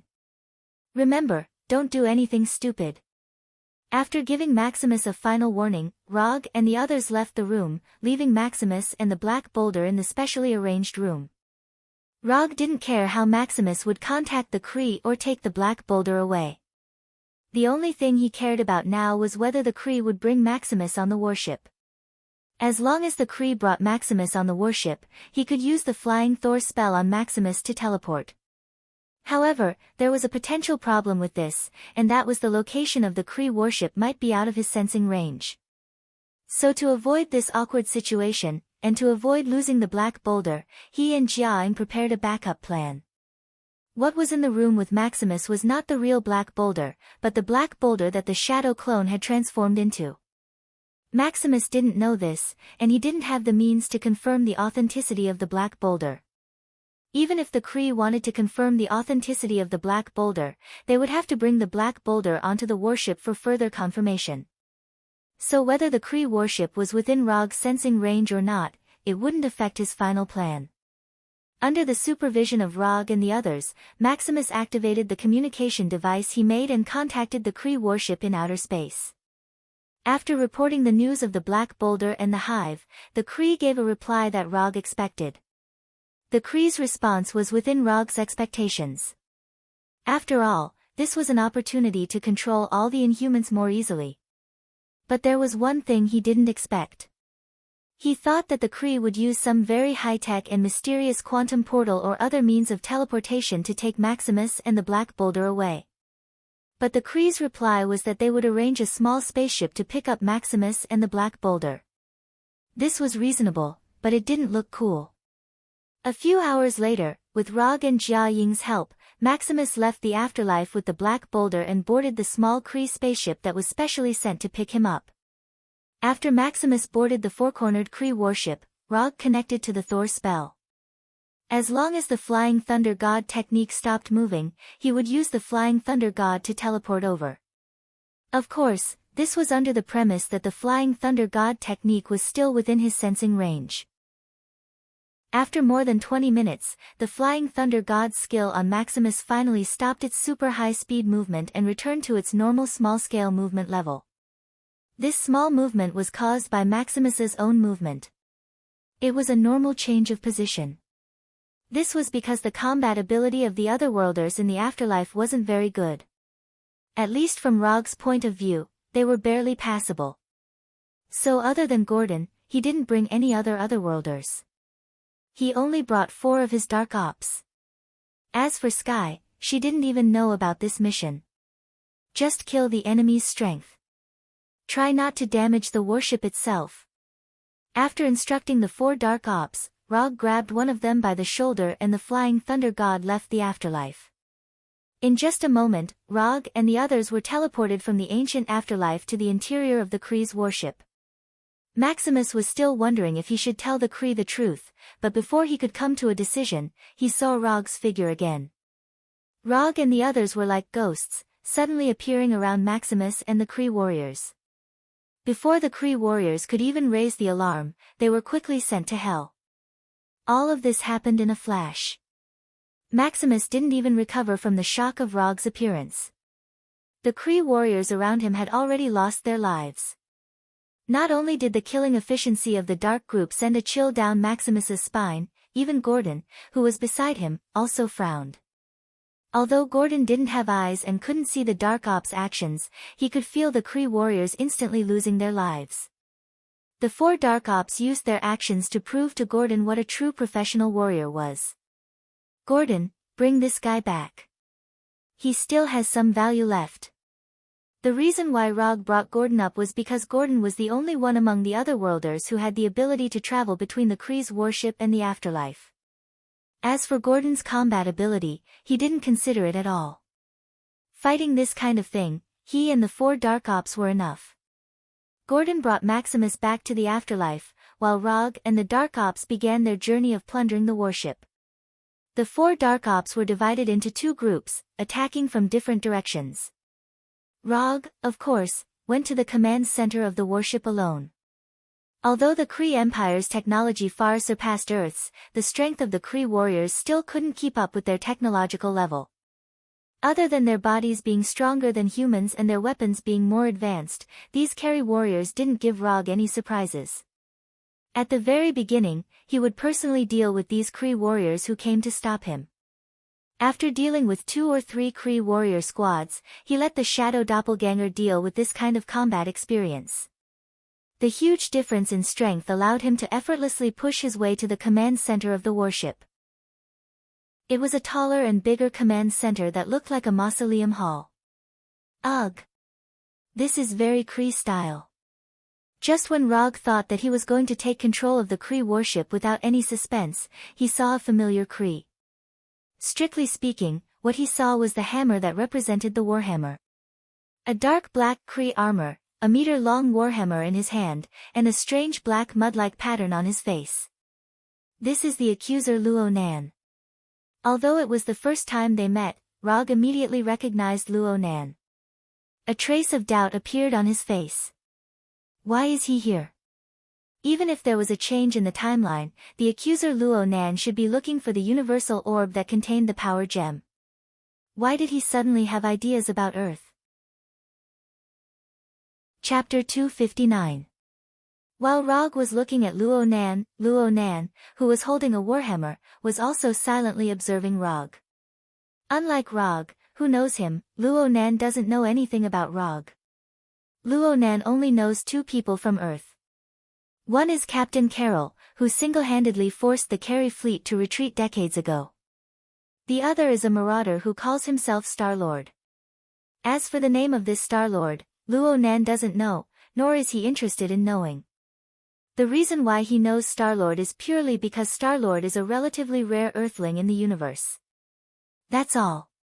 But from now on, Rog will be added to the list of Earthlings he knows. After witnessing the battle scene of Rog and the Shadow Clone pushing all the way to the command center, Luo Nan knew that this man from Earth is not simple. Although in Luo Nan's view, the Carey warriors who had just been killed by Rog are completely inferior to the warriors of his accuser Legion. But no matter what, those are qualified warriors raised by the Carey Empire, not mobs like space pirates or criminals. If they were compared to the human soldiers on Earth, the Carey soldiers would definitely be considered elites. Earthling, tell me your name, you have the qualifications to make me personally take action. After carefully looking at Rog, Luo Nan said, his tone full of confidence, or rather, pride.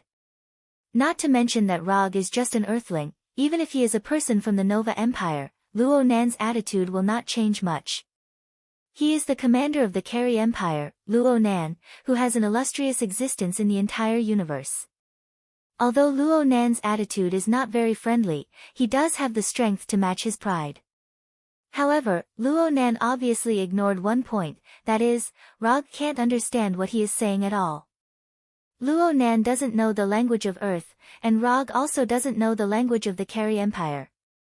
Rog, who has not really started his journey in the universe, can't have the so-called universal language translator on him. So for Luo Nan's inquiry, Rog's response was to directly raise the disaster pistol and shoot him. Bang! The light blue chakra bullet arrived in front of Ronan at a speed faster than the speed of sound. Then Luo Nan blocked it with his warhammer.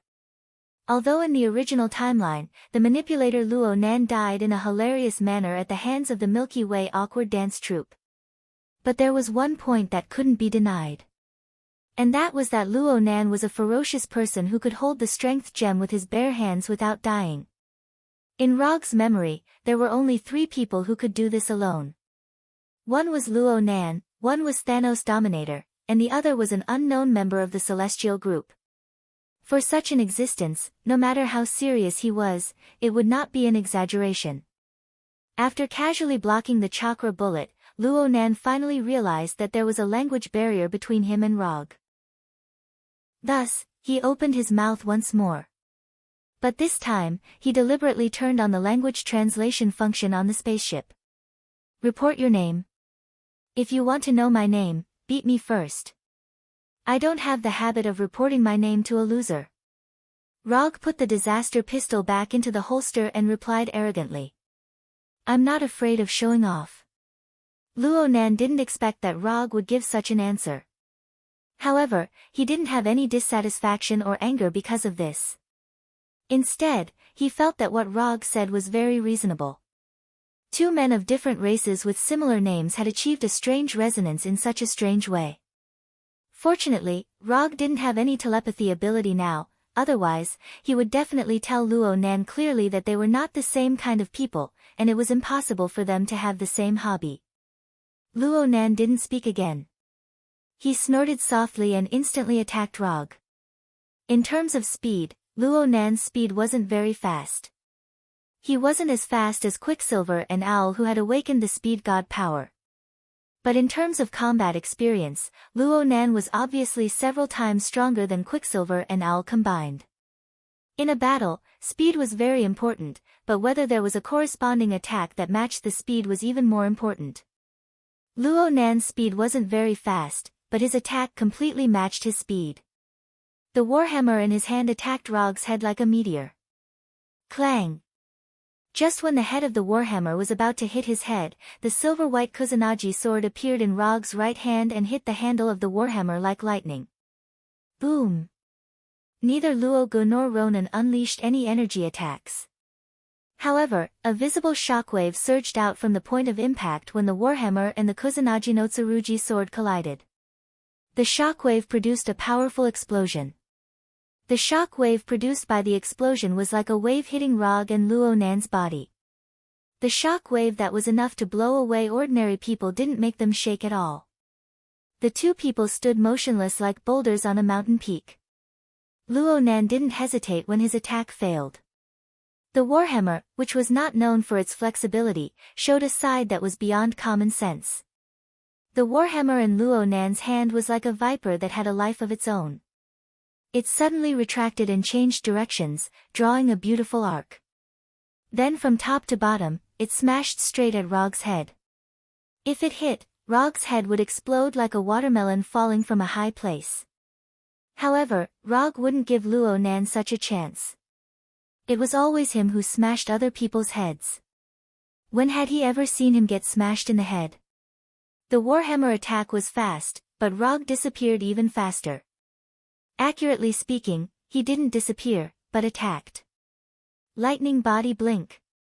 Kusanagi sword, Chidori blade. Rog was like a real lightning bolt as he appeared behind Luonan in an instant. The Kusanagi sword wrapped in lightning directly chopped at the back of Luonan's neck.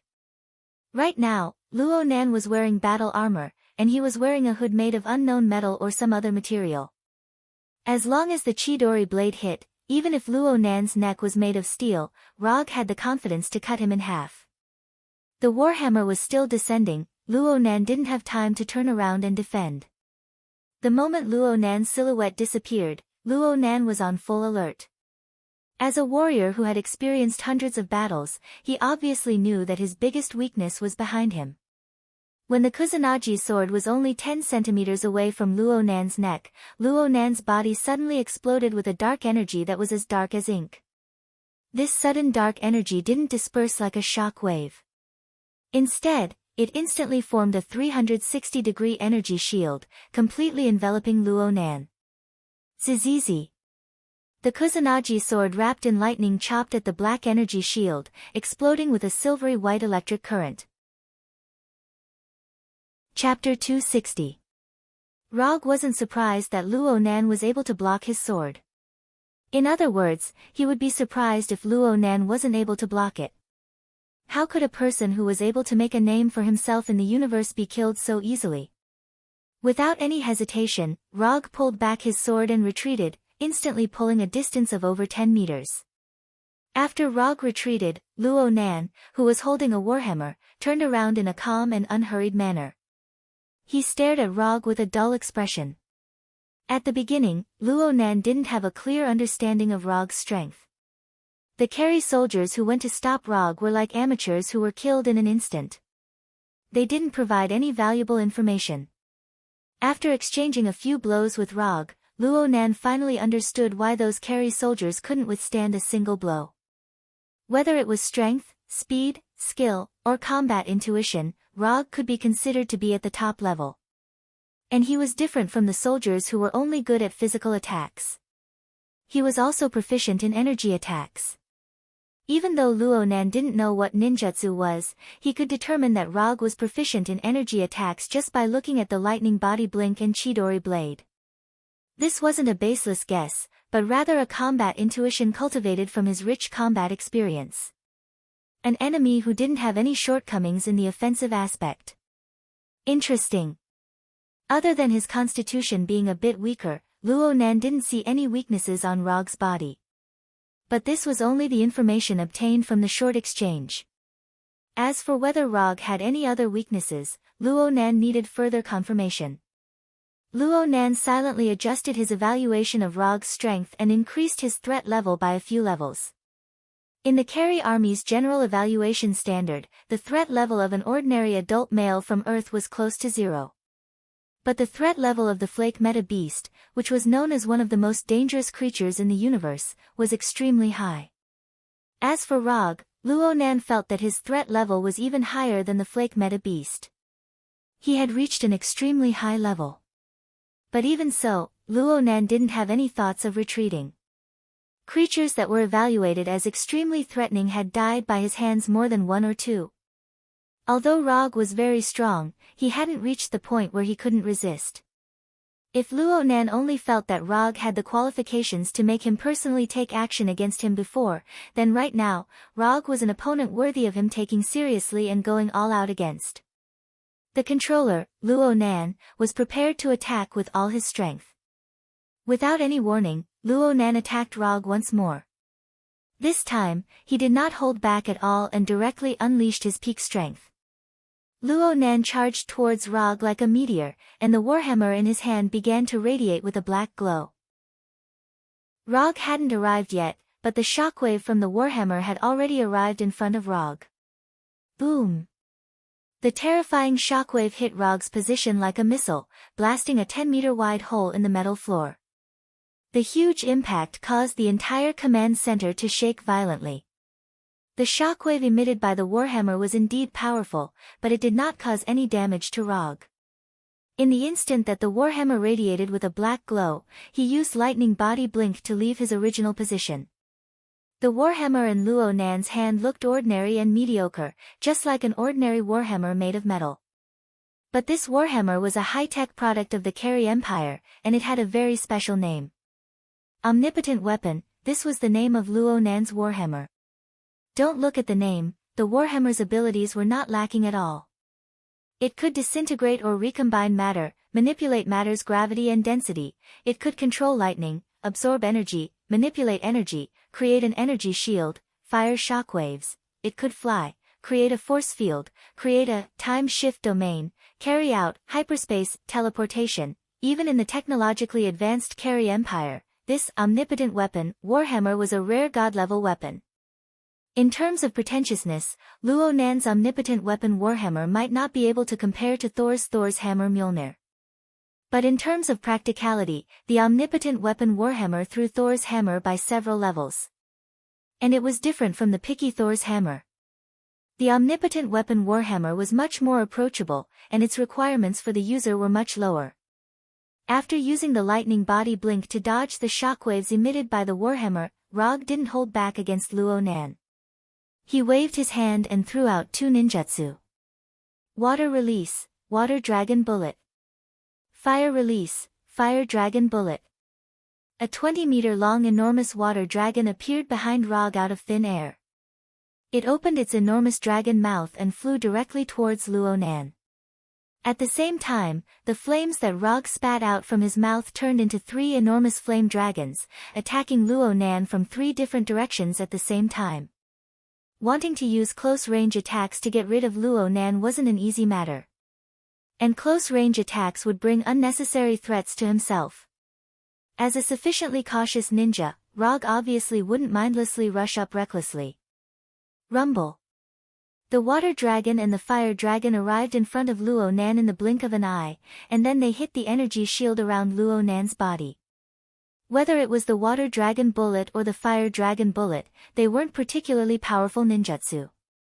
The reason why he chose to use these 2 ninjutsu to counterattack was purely because these 2 ninjutsu looked better. Even the Chidori blade couldn't break through the defense of Luo Nan's energy shield.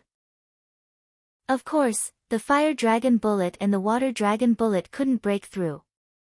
The water droplets formed by the shattering of the water dragon danced in the sky. The high temperature brought by the fire dragon quickly evaporated the water droplets. The temperature in the command center began to rise rapidly. Luo Nan, who blocked the water dragon bullet and the fire dragon bullet, didn't have time to counterattack. Rog's attack once again arrived in front of him. Wind Release, Vacuum Chain Wave. Rog spat out a large breath from his mouth. 7 or 8 sickle weasel-like wind blades instantly arrived in front of Luo Nan, slashing at the energy shield like sharp blades. The wind blade-like vacuum chain wave could not only cut the opponent's body and weapon, but it could also cut the opponent's chakra. Of course, Luonan couldn't have chakra. So what the vacuum chain wave cut at this time was the energy circuit of the energy shield. Whether it was a barrier or an energy shield, there would be an energy circuit during the maintenance period. So when faced with a barrier and an energy shield, cutting off the energy circuit was the best way to break the barrier and the energy shield. Of course, if one's strength was strong enough to ignore the barrier and the energy shield, then it was also possible to break it with brute force. Rog didn't expect the water dragon bullet and the fire dragon bullet to break Luonan's energy shield from the beginning. He just wanted to use the water dragon bullet and the fire dragon bullet to test the weakness of the energy shield. In other words, the key connection points of the energy circuit. This kind of thing might be a bit unimaginable for other people. But for Rog, who had the Sharingan, it wasn't a difficult thing. The inside of the Sharingan was indeed inferior to the Byakugan. Even the Manjikyu Sharingan's insight couldn't be compared to the Byakugan. But he didn't need the abnormal insight of the Byakugan. He just needed to roughly determine the connection points of the energy circuit in a few suspicious areas. That was enough.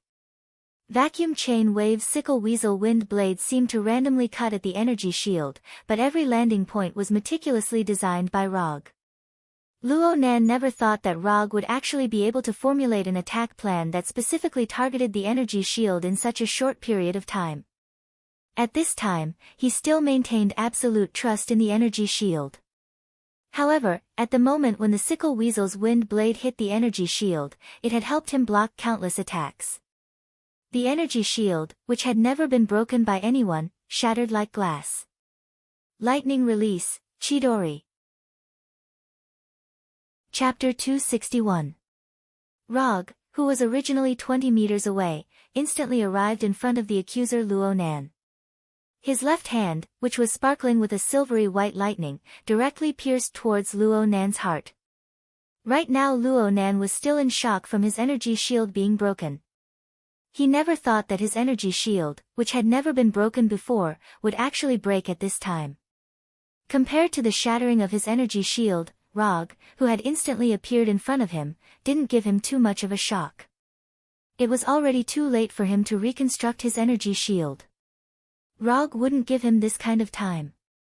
If Rog wasn't facing Luonan right now, but another carry warrior, then this Chidori would have pierced through the opponent's heart without any suspense, thoroughly ending the opponent's life.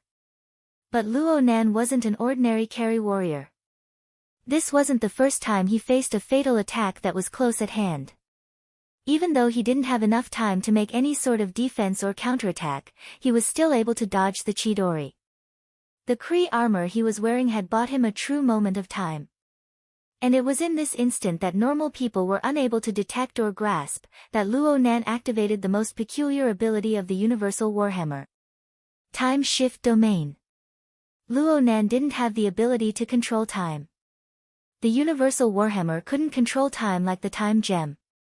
But the Universal Warhammer was one of the few weapons in the universe that could use the power of time.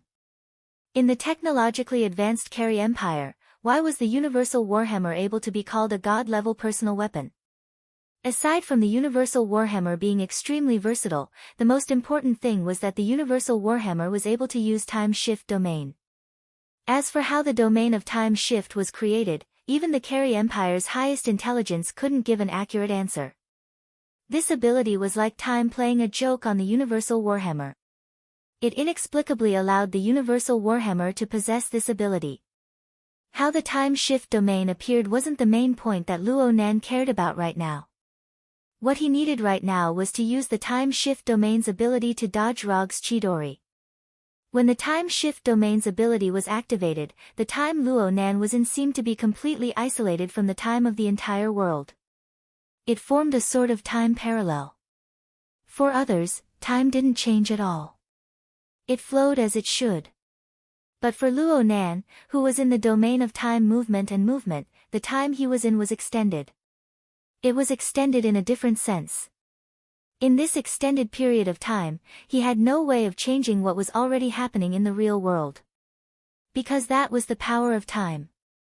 If he couldn't change time, he couldn't change reality. However, the time shift domain didn't exist to change time in the first place. From the name, time shift domain, one could see the true use of this ability. Mobile domain. In the flowing river of time, it was a domain that could move one's position. In a way, this ability was very similar to teleportation that involved the power of space. However, teleportation relied on the power of space, while the time shift domain relied on the power of time. Although the borrowed power was completely different, the effect was still very similar. So in Rog's perception, Luo Nan, who had clearly been stabbed by him, instantly disappeared before his eyes.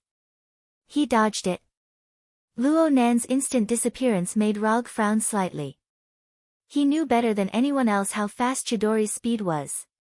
He had just felt the touch of hitting Luo Nan, and the green blood on his left hand's fingers proved this point. How did he disappear? Rog wasn't unfamiliar with the power of space, and he didn't think that Luo Nan's disappearance was due to his speed being too fast. Whether it was teleportation using the power of space or the instant disappearance brought about by extreme speed, it wasn't the same feeling as just now. Relying on the all-purpose Warhammer's time shift domain, Luo Nan successfully dodged Rog's Chidori and saved his life that was in imminent danger. Although he temporarily avoided the fate of death, using the time shift domain consumed a huge amount of energy, causing him to feel an intense sense of fatigue. There was no need to doubt the effect of the time shift domain. This wasn't the first time he used this ability to save his life. Even so, he still couldn't completely control this ability. He could only use it as a life-saving skill at a critical moment. Feeling the faint pain and numbness from his chest, Luo Nan began to seriously ponder. He had already experienced how strong Rog was. Although the current Rog didn't seem to be going all out, the strength he displayed so far had completely exceeded his expectations. Water, fire, wind, and thunder. In less than a few seconds, Rog used 4 completely different energy attacks. This level of proficiency in energy manipulation was even stronger than some special energy creatures. Did you kill Captain Marvel Carol? After a few seconds of silence, Luo Nan suddenly asked. You know that she's dead, but you don't know who killed her? Rog asked back. We really don't know who killed her. We just confirmed her death. It wasn't that the Kree's intelligence network wasn't advanced enough, nor was it that the Kree spies they hid on Earth didn't work hard enough. It was that they really didn't know anything. Even the news of Captain Marvel's death was told to them by someone else.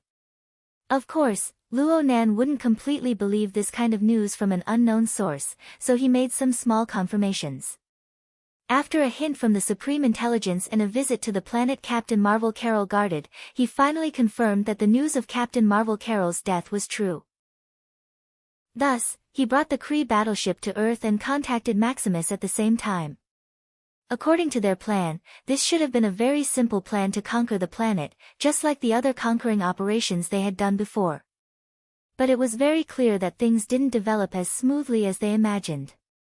Since you know that she died in my hands, then I'll send you to accompany her. As soon as his voice fell, Rog attacked Luo Nan once again. Although he didn't know how Luo Nan dodged Chidori, he was very sure of one thing. The current Luo Nan consumed a lot of energy. Being able to dodge once didn't mean that he could dodge a second time. And judging from Luo Nan's current state, Rog doubted whether he could use the magical evasion skill from before again. Chapter 262. Facing Rog's lightning-like attack, Ronan had no intention of continuing to use his energy shield. The scene of his energy shield shattering had left a deep impression on him. It had even almost ended his life. If he hadn't used the time shift domain, he would have already reported his death to the universe's 5 gods of creation. The Kusanagi sword wrapped in silver lightning carried an aura of destruction as it arrived in front of Ronan. It directly pierced towards Ronan's already injured heart. In close combat, Rog had always liked to target vital organs such as the heart and throat. Although Ronan was stronger than the average Kree warrior, he was no exception. Seeing that the tip of the Kusanagi sword was about to hit him, Ronan finally moved. The warhammer in his hand instantly exploded with a terrifying shockwave far stronger than before. Compared to the previous shockwave, this shockwave was not only stronger, but it also covered a wider area. Boom! With Luo Nan as the center, a terrifying shockwave exploded like a bomb. It attacked every corner of the surrounding area from 360 degrees. Ronan was very clear that his speed was far inferior to Rog's. A shockwave with a fixed direction would have a hard time hitting Rog, who excelled in speed, so he used a simple and crude attack without any blind spots.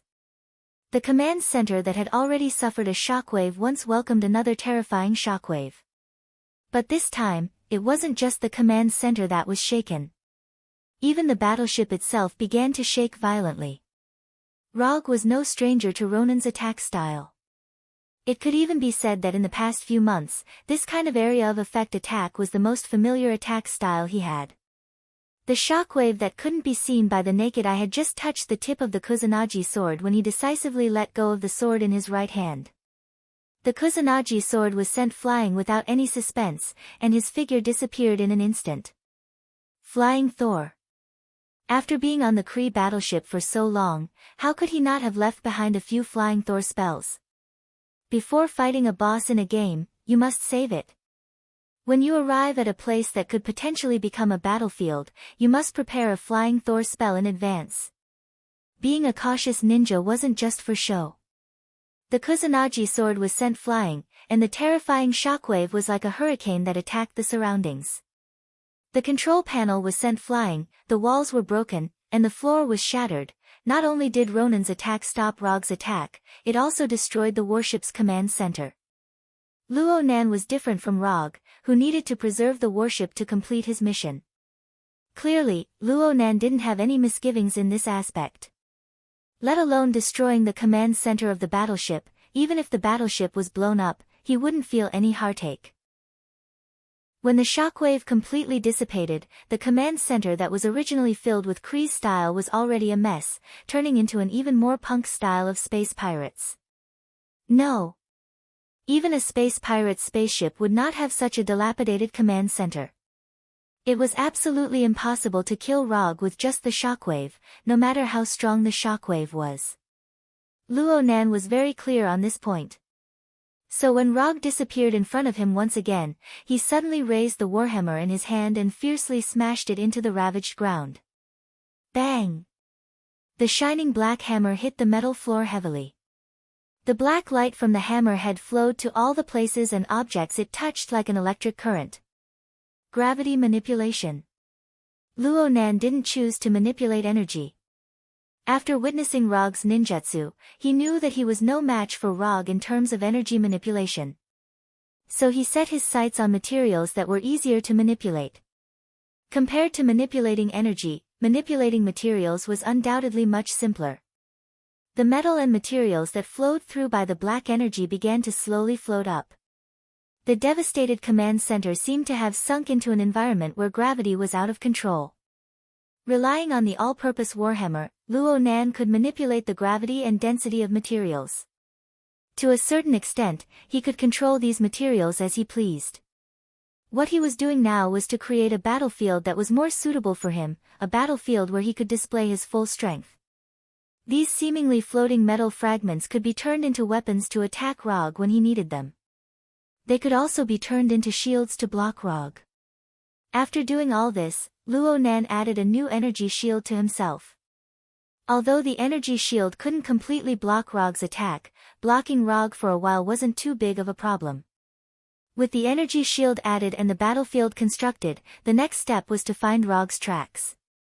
Luo Nan had a rough understanding of Rog's fighting habits. Create openings and then assassinate at high speed. Whether it was the sword that slashed at the back of Luo Nan's neck or the attack that nearly pierced his heart, they were all like this. While Luo Nan was searching for Rog's tracks, Rog once again returned to the command center with the Flying Thunder God.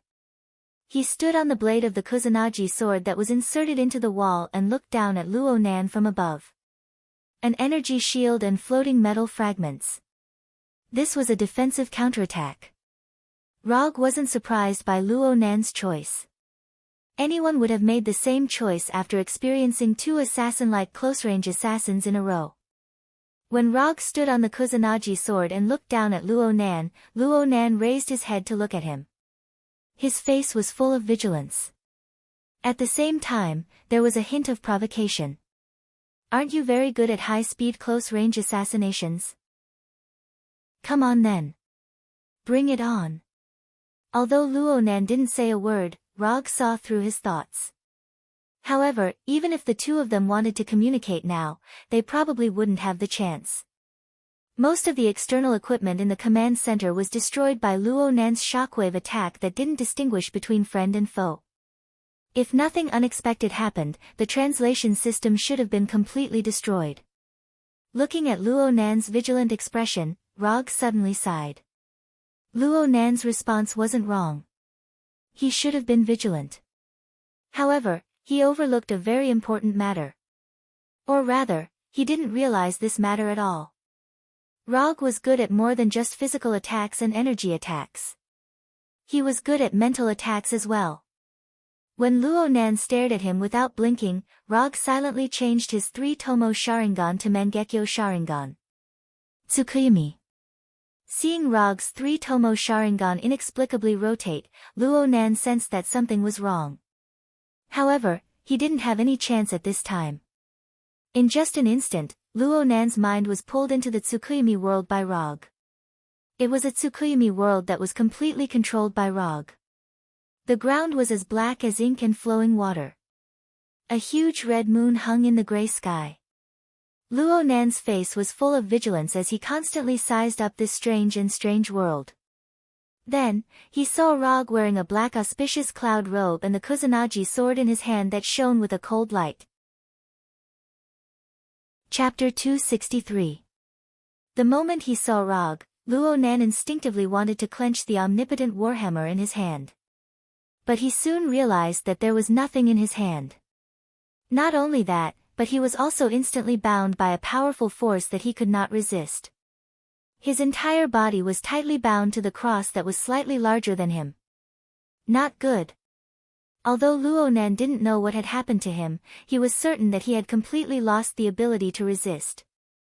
No matter how hard he tried, no matter how hard he struggled, he couldn't break free from this seemingly ordinary cross and the small chain that bound his hands and feet. Don't struggle. If you can break free from the shackles, you can leave this place freely. Rog ignored Luo Nan's struggle because he had already confirmed that Luo Nan's mental strength was far inferior to his the moment he pulled Luo Nan into Tsukuyomi's world. It was a bit funny. Tsukuyomi was his Mangekyo ability, but he didn't know how to crack Tsukuyomi. If it was in Naruto's world, he more or less knew some ways to crack Tsukuyomi. But here, he could only try one by one. Up to now, only 3 people had experienced Tsukuyomi. One was Hulk, one was the unexpected Banner, and the other was Luo Nan in front of him. Hulk tried to crack it but failed. Banner barely tried to crack it, but the result was worse than Hulk's. As for Luo Nan, Rog was looking forward to his performance. Where is this? After confirming that he couldn't break free from the shackles for the time being, Luo Nan quickly calmed down and asked. You can simply understand this place as a world that belongs to me. By the way, let me remind you. Don't count on others to save you. No one will come. Although Luo Nan seemed to have given up resisting, Rog knew very well that it was absolutely impossible for a person like him to accept his fate so easily. Generally speaking, the more a person pursues strength, the more unwilling they are to accept their fate. And Luo Nan was obviously the kind of person who pursued strength extremely. What do you want to do? You brought me here specially. Don't tell me you want to chat with me. Speaking of this, Luo Nan suddenly realized something. It seems that you have also discovered that this place isn't the real world. If this is the real world, I won't understand what you're saying, and you won't understand what I'm saying either. Rog answered casually. He wasn't worried that Luo Nan would guess anything from his answer. Sure enough, Luo Nan became silent after hearing Rog's answer. It wasn't the real world, which meant that it was a mental attack. In the universe, although there weren't many people who could use spiritual attacks, it wasn't a small number either.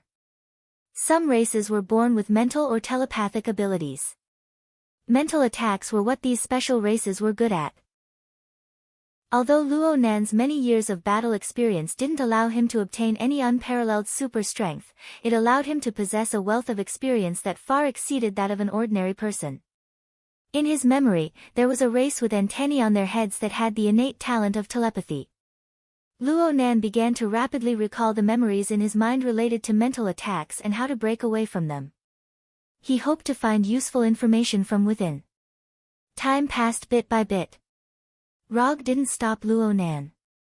He allowed Luo Nan to think of countermeasures. 10 minutes passed, 20 minutes passed, half an hour later, Luo Nan revealed a helpless smile. There was no other way. He couldn't find any method that could help him break away from his current situation. There wasn't even a theoretical method. It looks like you should have given up by now. Since that's the case, then it's my turn. Rog used the Kusanagi sword in his hand to pat Luo Nan's large face. Then he continued to speak. In the beginning, I planned to see just how much strength you had before killing you. But now that I think about it, it would have been too boring to just kill you like this. The famous accuser Luo Nan had silently died in the hands of an earthling. No matter how you look at it, it would have been too shameful. More importantly, I feel that you still have a bit of value that hasn't been squeezed out of you. So, I plan to give you a chance to live. Luo Nan didn't say a word when Rog was speaking. He just listened in silence. When Rog finished speaking, a trace of disdain appeared on his face. You want to use the threat of death to humiliate me? Ignorant earthling. Looking at Luo Nan's expression of, I'm not interested, Rog sighed once again. Even though he didn't know what Luo Nan was thinking, it was clear that Luo Nan had rejected his good intentions. Since that was the case, then let's go with the standard set meal. Oh right, let me remind you. Death isn't the most painful thing. Wanting to die but not being able to die is. As soon as he finished speaking, the number of Rog in front of Luo Nan increased from 1 to 10. Then, these Rog raised the Kusanagi sword in their hands at the same time and stabbed Luo Nan from different angles. Humans had to learn how to cherish something after losing it. In the following time, Luo Nan fully experienced the pain of wanting to die but not being able to. Of course, Rog would ask Luo Nan from time to time when he was experiencing this hellish pain. However, Rog's questioning time wasn't fixed. Sometimes it was a few hours. Sometimes it was a day. It had to be said that a professional warrior's mental endurance was stronger than a normal person's. Especially for Luo Nan, who had seen and experienced a lot. He was a warrior with a certain level of strength. His mental endurance was even more outstanding. Even so, Luo Nan relented in the end after enjoying an entire 5 days of torturous pain. I agree. Luo Nan seemed to use the last of his strength to say these words. Then his mind returned to the real world once again. Luo Nan's tormented mind had just returned to his body when he fell forward uncontrollably. He laid on the ground like a corpse, not moving at all. After lying on the cold metal floor for over 10 minutes, Luo Nan finally struggled to sit up. He raised his head to look at Rog, who was less than a meter away from him. According to our agreement, you have to hand over the remaining 2 Kree battleships to me. Then you can leave. In order to smoothly communicate with Luo Nan, Rog intentionally obtained a universal language translator from 2 Kree warriors while Luo Nan was lying on the ground like a corpse. I never go back on my promises. With Luo Nan's personal arrangement, Rog easily obtained control of the other 2 Kree battleships. As for the Kree people on the battleships, he had Luo Nan pack them up and take them away. He only wanted the battleships. The Kree people and whatnot weren't part of his plan. Chapter 264. The handover was smoother than Rog imagined, or it could be said that Luo Nan's control over the Kerry warriors was stronger than he imagined. Even if Luo Nan needed others to help him walk, all the Kerry warriors chose to obey unconditionally after he issued the order. Before I leave, I want to know, who did I lose to? Before the battle began, Luo Nan had asked Rog's name. At that time, his attitude was much more arrogant than now. Rog, 4th Hokage Rog. After thinking for a bit, Rog reported his name as the 4th Hokage. Luo Nan's fame in the universe wasn't small, letting him know his name as the 4th Hokage would be beneficial for his future exploration of the universe. Although he didn't have any plans to leave Earth right now, he would sooner or later start his own journey in the universe, so it was good to prepare in advance. Okay, I'll remember. I hope I can fight with you in the universe next time. A strong person like you shouldn't stay on a backward planet like Earth. He didn't know if Luo Nan had any masochistic tendencies, but after being educated by Rog in Tsukuyomi world, his attitude towards Rog had a clear change. Earth isn't backward. After replying to Luo Nan, Rog took his 4 Umbu subordinates to the 2 carry battleships that didn't suffer any damage. Rog would give one of the carry battleships to Jia Ying as a prop to complete the entrusted mission. As for the other battleship, he would transform it into his own personal battleship. If he wanted to start a journey in the universe, how could he not have a spaceship? But before that, he needed to adjust the battleship a bit. For example, the annoying carry-style decoration and the operating system. After giving one of the battleships to Jia Ying, Rog received his commission reward of 120 ninja coins and the black boulder that could lead to Tatooine. Before he left the afterlife, he even found an opportunity to spar with Gordon, and obtained what he wanted relatively peacefully. Although Jia Ying and Gordon were dissatisfied with his approach, they didn't do anything in the end, as if nothing had happened. All things in the universe, quantum transfer. Through the omniscient nature of his right eye, Rog had successfully plundered this extremely useful teleportation ability from Gadon. As for the name, quantum teleportation, it was just a random name he came up with. He was not a scientist, so he did not know the principle behind this teleportation ability. Therefore, he adopted a very simple naming method. When faced with indecision, quantum mechanics was the answer. Unlike the Flying Thor, which required marking spells in advance, quantum teleportation did not require any prior preparation. Even if one did not know the specific situation of the teleportation location, or had never been to the teleportation location, it would not affect the quantum teleportation in any way. After some practical tests, he found that quantum teleportation was more useful than he had imagined. When teleporting over a long distance, there would be a certain amount of time before the skill was activated, but it wasn't very long and didn't cost much. If the teleportation distance was shorter, the pre-roll time would be close to 0, and the consumption would not be too high. All in all, this was a teleportation ability that did not require much from the user. Even an ordinary person would be able to use this teleportation ability without any burden. Moreover, the use of omniscient nature this time also allowed him to learn a very important piece of information. The plunder of omniscient nature was not plunder in the true sense. When he used omniscient nature on Gordon, Gordon did not completely lose the ability to teleport. He just became weaker. In Jia Ying's words, Gordon seemed to have returned to the time when he had just awakened his superpower, and he was completely unable to control it. This discovery also slightly reduced the psychological burden on Rog. After all, he was not a demon, and plundering other people's abilities for no reason would still make him feel a little guilty.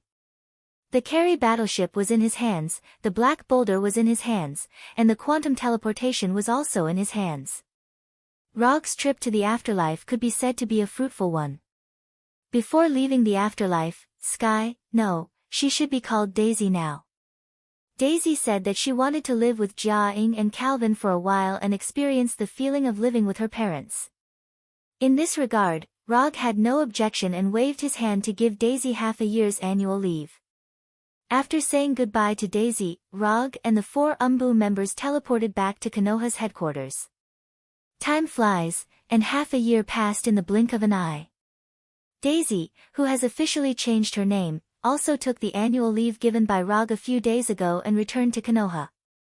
In the past 6 months, Rog did not perform any commission, nor did he exchange anything from the system. Since he plundered Gordon's quantum teleportation ability, he embarked on the path of self-development of Kekei Genkai. Plus the 120 ninja coins obtained by Jia Ying's commission, he now has 765 ninja coins unconsumed. Originally, he planned to directly exchange a new Kekii Genkai from the system. But after seeing the sharp increase in the price of Kekii Genkai, he decisively gave up this idea. Does he want to kill people with big data? No way. So, he decisively embarked on the path of self-development of Kekii Genkai. Because of physical reasons, there is no way for him to develop Kekii Genkai such as the Byakugan or the Shikii Genkai. However, what he wants to develop is not these Kekii Genkai, but magnet release, lava release, and other escape-type Kekii Genkai. Speaking of this, he has to mention the 7 attribute chakra that the system gave him in the novice gift pack. In the beginning, he just regarded the 7 attribute chakra as a prerequisite for using various ninjutsu, and he didn't have any ideas about the 7 attribute chakra. After all, compared with developing it by himself, it is undoubtedly much easier to exchange from the system. However, the system's price increase made him thoroughly see the system's evil profiteer face.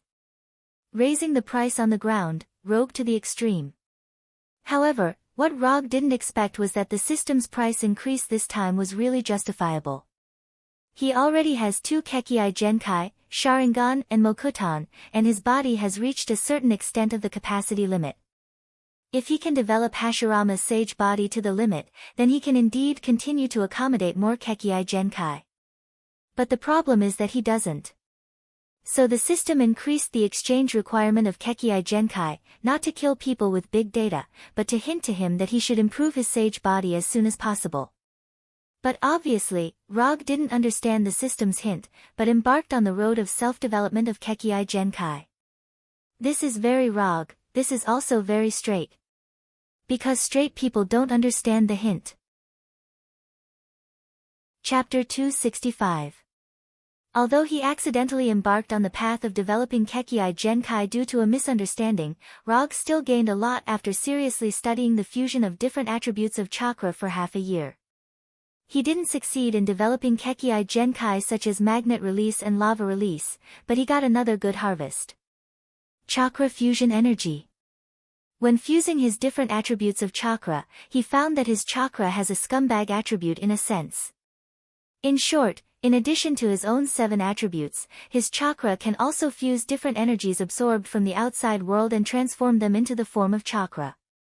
In order to prove this point, he deliberately used the quantum transmission ability he had just plundered to try it out. As a result, he found that his chakra can also fuse the energy of quantum transmission. Moreover, there is a tendency that it doesn't refuse.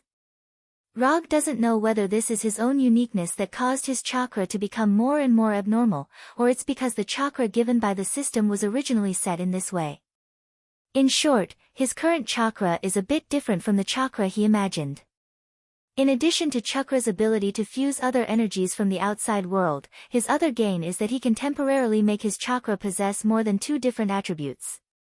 Because he has 7 attributes of chakra, he didn't encounter too much difficulty when fusing chakra with different attributes. Instead, it went a bit too smoothly. As long as he wants, he can make chakra possess 2 or 3 attributes at any time. The reason why he didn't develop Kekii Genkai such as magnet release and lava release is that he finally found that his body has reached a certain limit. It's not difficult to temporarily make chakra possess different attributes. What's difficult is that his body has no way to completely turn these different attributes of chakra into instinct, so he can use magnet release and lava release like using wood release. The system's subtle hint finally achieved its effect at this time. After understanding this, Rog did not continue the development of the bloodline limit. Instead, he shifted his focus slightly and moved the development of the immortal body up to the agenda. The development of the bloodline limit had come to an end for the time being because of his body. Instead, it was the cultivation of the immortal body, as well as the cultivation of Susanoo. The purpose of further improving the immortal body was to increase the limits of the body so that the body could contain more bloodline limits. Practicing Susanoo is to increase one's offensive and defensive means. Let's not talk about the power of Susanoo, just its appearance alone is enough to explain the problem. The cultivation of Susanoo is divided into 6 stages, that is, 6 forms. The initial form of Susanoo only had arms and ribs, and the gap between them was relatively large. It didn't completely wrap the user, and its appearance and power were also the worst. However, even in its initial form, Susanoo already has a variety of functions such as attack, defense, control, and so on, and can resist most of the attacks. It took less than a month for Rog to completely master the initial form of Susanoo. The first form after the initial form is a complete skeleton. The physical form of chakra will also completely wrap the user, and the attack and defense power will also be further improved, and some relatively simple sword weapons can also be used. Although the first form of Susanoo still doesn't look good, it already has the ability to become a trump card in battle, and it can be regarded as a good trump card. The second form after the first form, that is, the form of Susanoo that Rog has now mastered, is the form with the best balance. From this form, Susanoo can use some of the user's exclusive weapons and ninjutsu. Moreover, this form of Susanoo has the same long-range attack ninjutsu, Yasaka no Magatama. The second form of Susanoo has also finally got rid of the appearance of a skeleton. It has meridians and flesh, and the degree of completeness has been significantly improved. After mastering the second form of Susanoo, Rog intended to cultivate to the third form of Black Tengu armor in one go, which is the final form mastered by Uchiha Itachi. He wanted to see if he, who has similar Mangekyo patterns as Uchiha Itachi, and also has Tsukuyomi, can have Tatsuka's sword and Yada mirror like Uchiha Itachi. However, Hinata's report made him temporarily dispel the idea of continuing to cultivate Susanoo.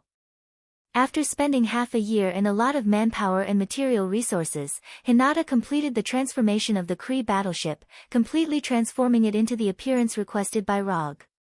At the same time, Hinata completed the study of the Black Boulder on Tatooine.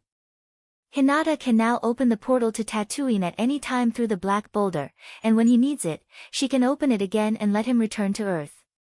Since obtaining the Black Boulder, Rog has been thinking about how to develop Tatooine. Although the civilization and creatures on Tatooine are completely extinct because of the hive, it is undeniable that it is a suitable planet for human habitation. Whether it was to develop his own secret base or to do some other things on it, Tatooine had great development value. Rog hasn't decided on the specific development plan for the time being, but he doesn't mind cleaning up the hive on it first. Rog didn't tell anyone about going to Tatooine, and no one even knew that he was leaving Earth. In the past half a year, he often stayed in the training room alone to train, and sometimes he stayed for 10 days to half a month, so Walter, Punisher, and others have long been used to not seeing him often. After taking the special tablet specially prepared by Hinata, Rog jumped into the black pool transformed from the Black Boulder and quietly left Konoha's headquarters. In just an instant, he crossed an unimaginable distance of space from Earth to Tatooine, which is located in an unknown part of the universe. The sky was gray, and the land was deathly still. After arriving at the legendary planet of Tatooine, Rog's first impression was that it was very similar to the home of the Dark Elves, Svartalfheim. Both were planets that had given birth to civilizations and were eventually completely lost. Both were planets that were once full of life and eventually dead. After looking at the sky and land that were completely different from Earth, Rog began to use chakra perception. After years of cultivation and improvement, his chakra perception still hasn't reached the level of sensing the entire Earth, but it has improved considerably. For example, he can sense half of the Earth. Of course, this is only the limit of the initial perception range. In the case of detailed perception, the range of perception will be greatly reduced. However, on Tatooine, which has no signs of life, he doesn't need to use detailed perception. On this planet, there is only one creature, and that is the Inhuman Hive. Chapter 266. On the silent planet of Tatooine, Rog stood motionless like a statue. A 3D map appeared in his mind. As time passed, the map's range continued to expand, quickly extending beyond the horizon. There were no signs of life. Rog's perception range had already extended to hundreds of kilometers, but he still could not sense any signs of life. At this time, on Tatooine, there were only a few living plants, let alone living beings. Although he had not gained anything until now, Rog was not worried that he would not be able to find Hive. Even if he could not find it, Hive would take the initiative to find him. For Hive, who had been in a state of hunger for a long time, Rog was a delicacy that had been delivered to his door. A delicacy that could allow him to continue living, and even a chance to leave the planet. Rog's perception range continued to expand. When his perception range was about to break through 500 kilometers, he finally sensed the target he was looking for. It was completely different from the life energy he had sensed before. The life energy he sensed now was not only very weak, but it was also in a fog-like state. It was like a cloud of smoke that was constantly flying. Although the life form was very special, Rog was 100% sure that this was the first inhuman hive in history, the legendary Hydra. Unlike other inhumans, Hive was not human, but a collection of parasites. To him, the human body was just a container. Those hundreds of millions of parasites were his true body. This special life form not only allowed Hive to have a lifespan that far exceeded other inhumans, but it also made him extremely difficult to deal with. When dealing with ordinary creatures, whether they were inhumans or creoles, as long as they caused serious damage to their bodies, they could end their lives. However, to Hive, the body was just a container. Even if the head was gone or the body was destroyed, it was just a matter of changing the container. What was even more troublesome was that when dealing with Hive, conventional weapons like swords, guns, and cannons would not be very effective. Energy attacks like lasers, fire, and lightning would be relatively effective, but they might not be able to kill all the parasites on Hive. Therefore, the best way to deal with Hive was to exile him to a space where he could not survive and use the extreme external environment to completely eliminate all the parasites. For example, outer space. However, Honeycomb was not a fool. He would not allow others to take him to outer space. Even if he could not defeat his opponent, with Honeycomb's ability, if he wanted to leave, he could completely abandon his body and leave in the form of a collection of parasites. Although the Hive would die without a host, no one knew how long it could survive without a host. If there was no host, the Hive could still survive for another 10 to 20 years. This would greatly affect Rog's development of Tatooine. Furthermore, without the fixed form of a host, who knew if the Hive would split itself into several or even dozens of parts and hide somewhere else. Therefore, Rog only had one chance. If he could not get rid of the Hive once and for all, the Hive might evolve into an extremely troublesome sequela, an unstable factor that would greatly reduce the value of Tatooine. After determining the location of the Hive, Rog thought about the countermeasures for a while, and then used the quantum transmission he plundered from Gordon and teleported directly to a position only 30 meters away from the Hive. When the brilliant aurora-like light of quantum transmission disappeared, Rog saw the ultimate belief that Hydra had been looking for thousands of years, the Hive. At this time, Honeycomb was not as weak as he had imagined, and it could even be said that his physical condition was very good. He did not know if it was because Hydra had just fed Honeycomb not long ago, or if Honeycomb had taken good care of his body, but at this time, he looked like a healthy adult male. His face was ruddy, full of energy, and his eyes were bright. If his messy hair and beard could be trimmed, and he could take a shower and change his clothes, Honeycomb would be a physically and mentally healthy adult. While Rog was looking at Honeycomb, Honeycomb was also looking at him. After being exiled for thousands of years, especially after the extinction of the intelligent race on Tatooine, Honeycomb's concept of time has become more and more vague. After all, on such a dead planet where no one can communicate with and no hope can be seen, recording time is completely meaningless. By now, Honeycomb's concept of time has basically been simplified. Just eaten, a little hungry, very hungry, hungry to death. So for Honeycomb, who is currently in a state of satiety, it is an incredible thing for an unexpected human to suddenly appear in front of him. Speaking of this, it is necessary to talk about Hydra's strange practice. He doesn't know what the Hydra leaders were thinking. They actually came up with the idea of drawing a lot from the organization every 10 or 20 years to send a person there. And the people who are eligible to draw lots are the senior members of the organization. From the perspective of faith, Rog can barely understand Hydra's practice. After all, in their view, this may be a supreme honor. But from an objective point of view, he feels that the Hydra senior members are all idiots who have lost their minds. Your spiritual faith, the leader you have been looking for thousands of years, is now on a strange planet. Even if you really think that Hydra is a god, a higher existence that can survive without food, can you consider sending a few more people there? What's more, Honeycomb is not the kind of higher existence that can survive without food. In the eyes of Hydra, Honeycomb is a god. But Honeycomb is really not, he is also a life, and he also needs food. Besides, send a few more people there, do a few more tests, and the possibility of finding an accurate way to return is greater. Even if it is really for faith, for glory, it is not necessary to send a person over every 10 or 20 years. The Olympics are held once every 4 years. Think about it, if you were Honeycomb, and your believers only came once every 10 or 20 years, and each time only one person, what would you think? So Rog despises the practice of Hydra's senior management. Not to mention one a year, even if it is held once every 4 years like the Olympics, Honeycomb will not be so hungry. Who are you? Are you not a tribute? He doesn't know if it's because he hasn't spoken for a long time, but Honeycomb's voice sounds a little strange, like a radio that has been out of production for many years and started broadcasting again. Chapter 267. Tribute? After hearing Hive's words, Rog froze for a moment. What's going on?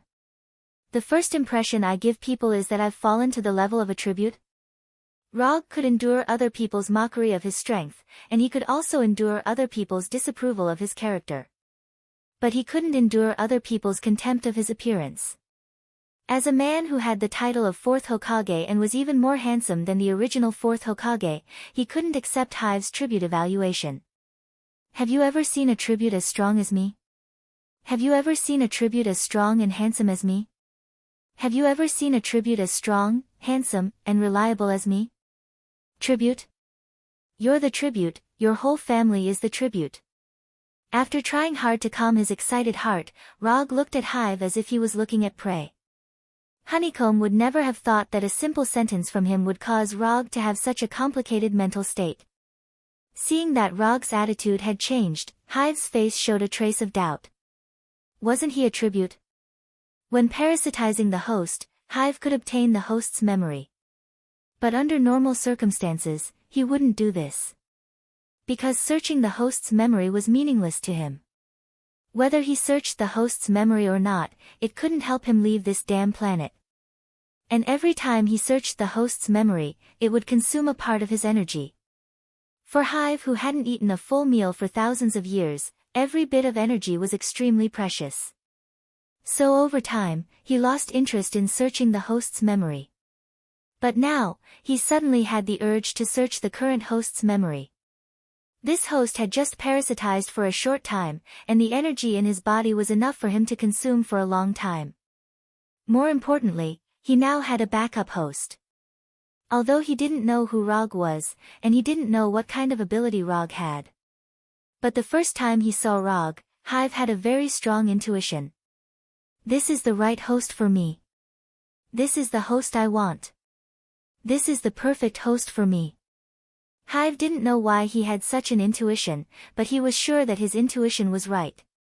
Unknowingly, the atmosphere became a little strange.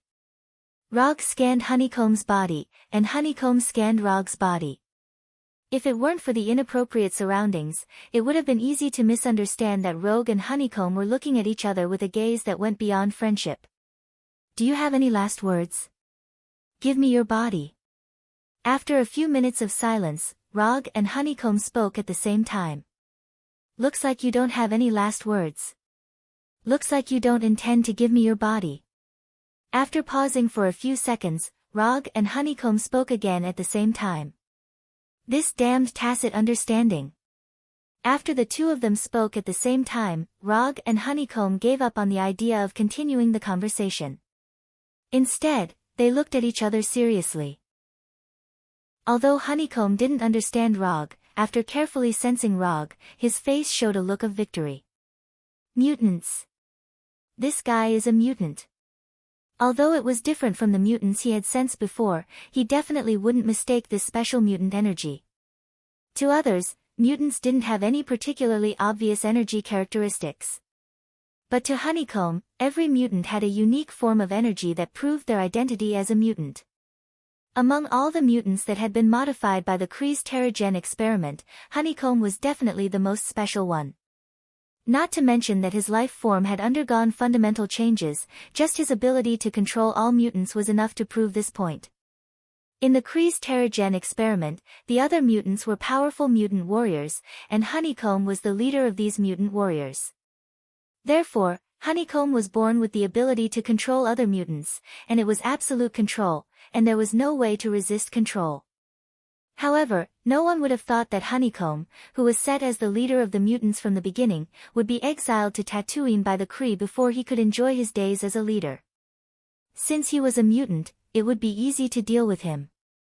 Although Honeycomb had sworn that he would never parasitize a mutant. But now, he was going to betray his oath. After all, compared to Rog's body, the oath wasn't very important. Just when Honeycomb was looking at him with a malicious look, Rog silently took out the reality Rubik's Cube. In order to deal with Honeycomb, who was a collection of parasites, he had thought of many plans, and seriously studied the feasibility and practical effect of the plan. After thinking about it repeatedly, he had to admit a fact. Dealing with Honeycomb wasn't difficult for him. However, if he wanted to deal with Honeycomb quickly and cleanly without leaving any side effects, he didn't have many options. Among the few options available, using the reality gem was the simplest and most crude method that could guarantee the effects. Therefore, as a ninja who yearns for glory and battle, he decisively made the final choice. Reality gem. Simple and direct, end all troubles. Just one time, and all future troubles can be eliminated. After Rog took out the dark red reality Rubik's Cube, Honeycomb's innate crisis instinct issued an unprecedented warning. This strong warning that almost occupied his entire consciousness instantly interrupted Honeycomb's beautiful fantasy of Rog's body. Honeycomb didn't know why he had such a strong warning, but as an old monster who had lived for thousands of years, he unconditionally trusted his crisis instinct. Without any hesitation, it could even be said that he was extremely determined. Honeycomb instantly turned into a cloud of black fog, flying in all directions like locusts. Things like host and parasitism were completely out of his consideration now. However, he was still a step too late. The reality Rubik's Cube in Rog's right hand flashed with a dark red light that wasn't dazzling but strange enough, and the surrounding space instantly changed. The originally unobstructed space turned into an enchantment. Space barrier. Using the reality Rubik's Cube, Rog created a spherical space barrier with a diameter of 100 meters, completely enveloping Honeycomb. Preventing Honeycomb from leaving in the form of his body was just the first step of the plan. When the spherical space that even the tiniest atom couldn't pass through was formed, Rog began to further compress this huge spherical space with a diameter of 100 meters. The black fog-like body of Honeycomb was constantly driven back to the host's body. Although the body of Honeycomb was driven back to the host, Rog still didn't stop compressing the space. In the end, a spherical space mixed with Honeycomb's body parasites and human flesh floated in the air. From the initial diameter of 100 meters to the size of a basketball. All of this happened in just a few seconds. After being completely trapped in this extremely crowded spherical space, Honeycomb finally understood why his instincts were giving him such a strong warning. This guy is ridiculously strong. Honeycomb, who had never seen an infinity stone, regarded the ability of the reality gem as Rog's own ability. Chapter 268. If Hive's vigilance was just a little bit higher, for example, he would have chosen to run away the moment he saw Rog. In that case, he might still have a sliver of a chance to survive. Unfortunately, thousands of years of exile had caused him to lose the vigilance that he should have. Hive, who was completely wrapped in the spherical space, didn't completely despair at this time. Although he didn't know what Rog was going to do next, he was confident in his ability to survive. It's nothing more than a change in the place where I'm imprisoned, this won't scare me. After looking at the disgusting sphere floating in front of him, Rog once again activated the reality cube. The reality gem does have the ability to modify reality, but to maintain the modified reality, it also needs a constant supply of energy. Rog wasn't a Kree, and he didn't plan to exile or imprison Hive. Killing Beehive was his real goal. Using a completely enclosed spherical space to completely trap Hive was only the first step of the plan. The reality cube in Rog's hand once again shone with a strange dark red light, and a half-meter-wide circular portal appeared in front of him. Using the reality cube, Rog built an interstellar portal that was opened by the cosmic cube during the Battle of New York. Compared to the portal built by the cosmic cube, the portal built by the reality gem was much smaller and less stable. But Rog didn't care much about this. What he needed now was a one-time teleportation portal that could connect to outer space. Whether it was stable or safe, he didn't care at all. When the half-meter-wide portal was completely formed, Hive, who was trapped in the spherical space, finally realized something. This guy didn't want to imprison me. After realizing this, Hive in the spherical space began to surge wildly, trying to find an escape that didn't exist. Hive's survival ability was indeed very strong, and he could safely survive in places where most creatures couldn't survive. But this didn't mean that he could survive in any environment. Vacuum, or outer space, was an environment where he absolutely couldn't survive. I've already asked if you have any last words, so this time, I'll just say goodbye. As soon as his voice fell, the right hand formed by chakra grabbed the floating spherical space, and through this spherical space mixed with human flesh, clothes, and the parasites of the Hive into the portal that had just been constructed. The basketball-sized spherical space drew a beautiful arc in the air and then fell directly into the portal. Perfect hit.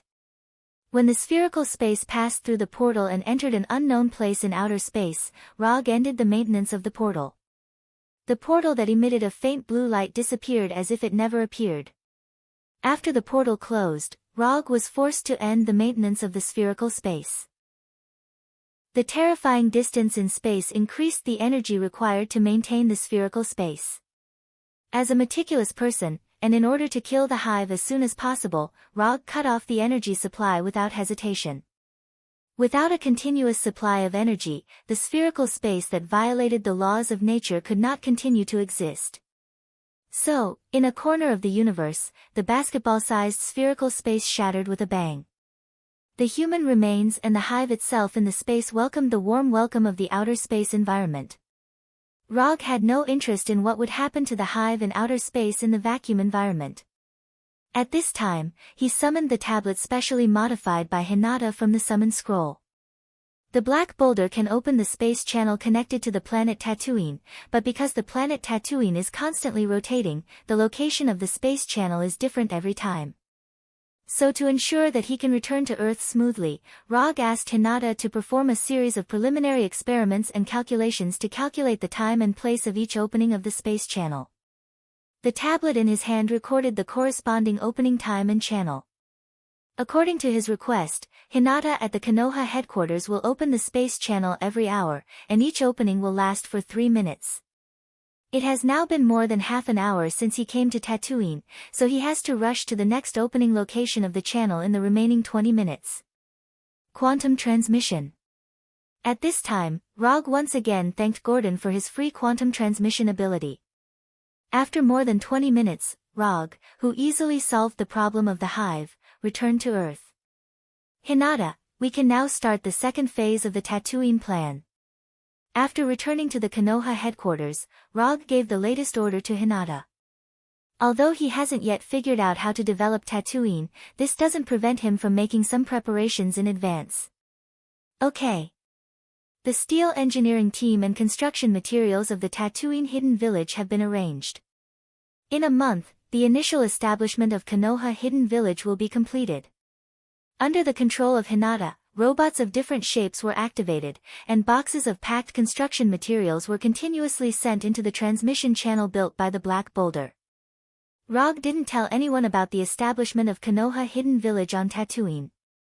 In the entire Konoha, only he and Hinata know about the existence of this plan. In order to keep it a secret, he didn't use anyone except Hinata. Even the construction robots were redesigned and specially produced by Hinata according to the design principles of Ultron and Mark III. Construction materials were purchased in the name of Konoha, and there was no need to hide these common construction materials. Even if someone found out that Konoha had purchased a large number of construction materials, it was impossible to know that Rogue was secretly building Konoha Hidden Village on Tatooine.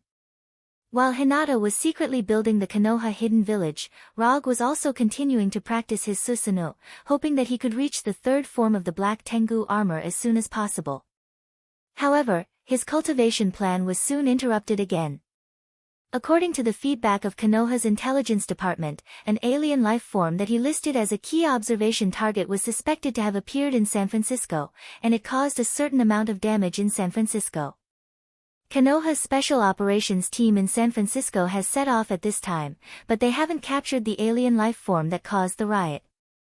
In the past 6 months, there have been more and more riots caused by this kind of suspected superpower or special life form. If the Battle of New York made people all over the world know that there are many special people in this world that are unknown to people, then, the Seoul incident caused by Ultron is equivalent to completely opening the stage of this kind of special event. All kinds of superpower criminals and illogical events happened one after another.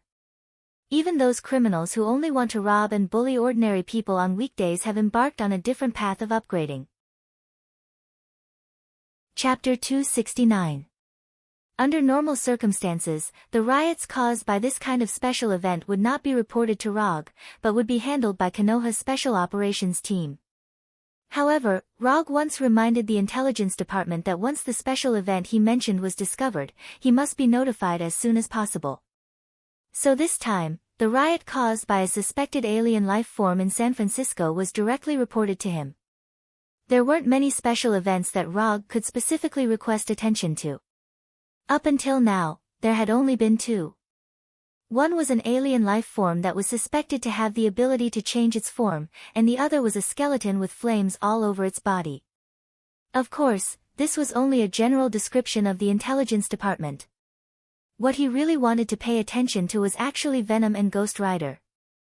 However, he couldn't tell the intelligence department about Venom and Ghost Rider, so he could only let them pay attention to similar events.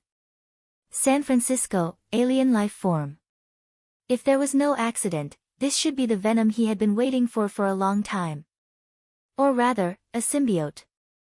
Because of him, the timeline of this world has become more and more different from what he remembered, and he wasn't even sure if the people and events in his memory would still happen.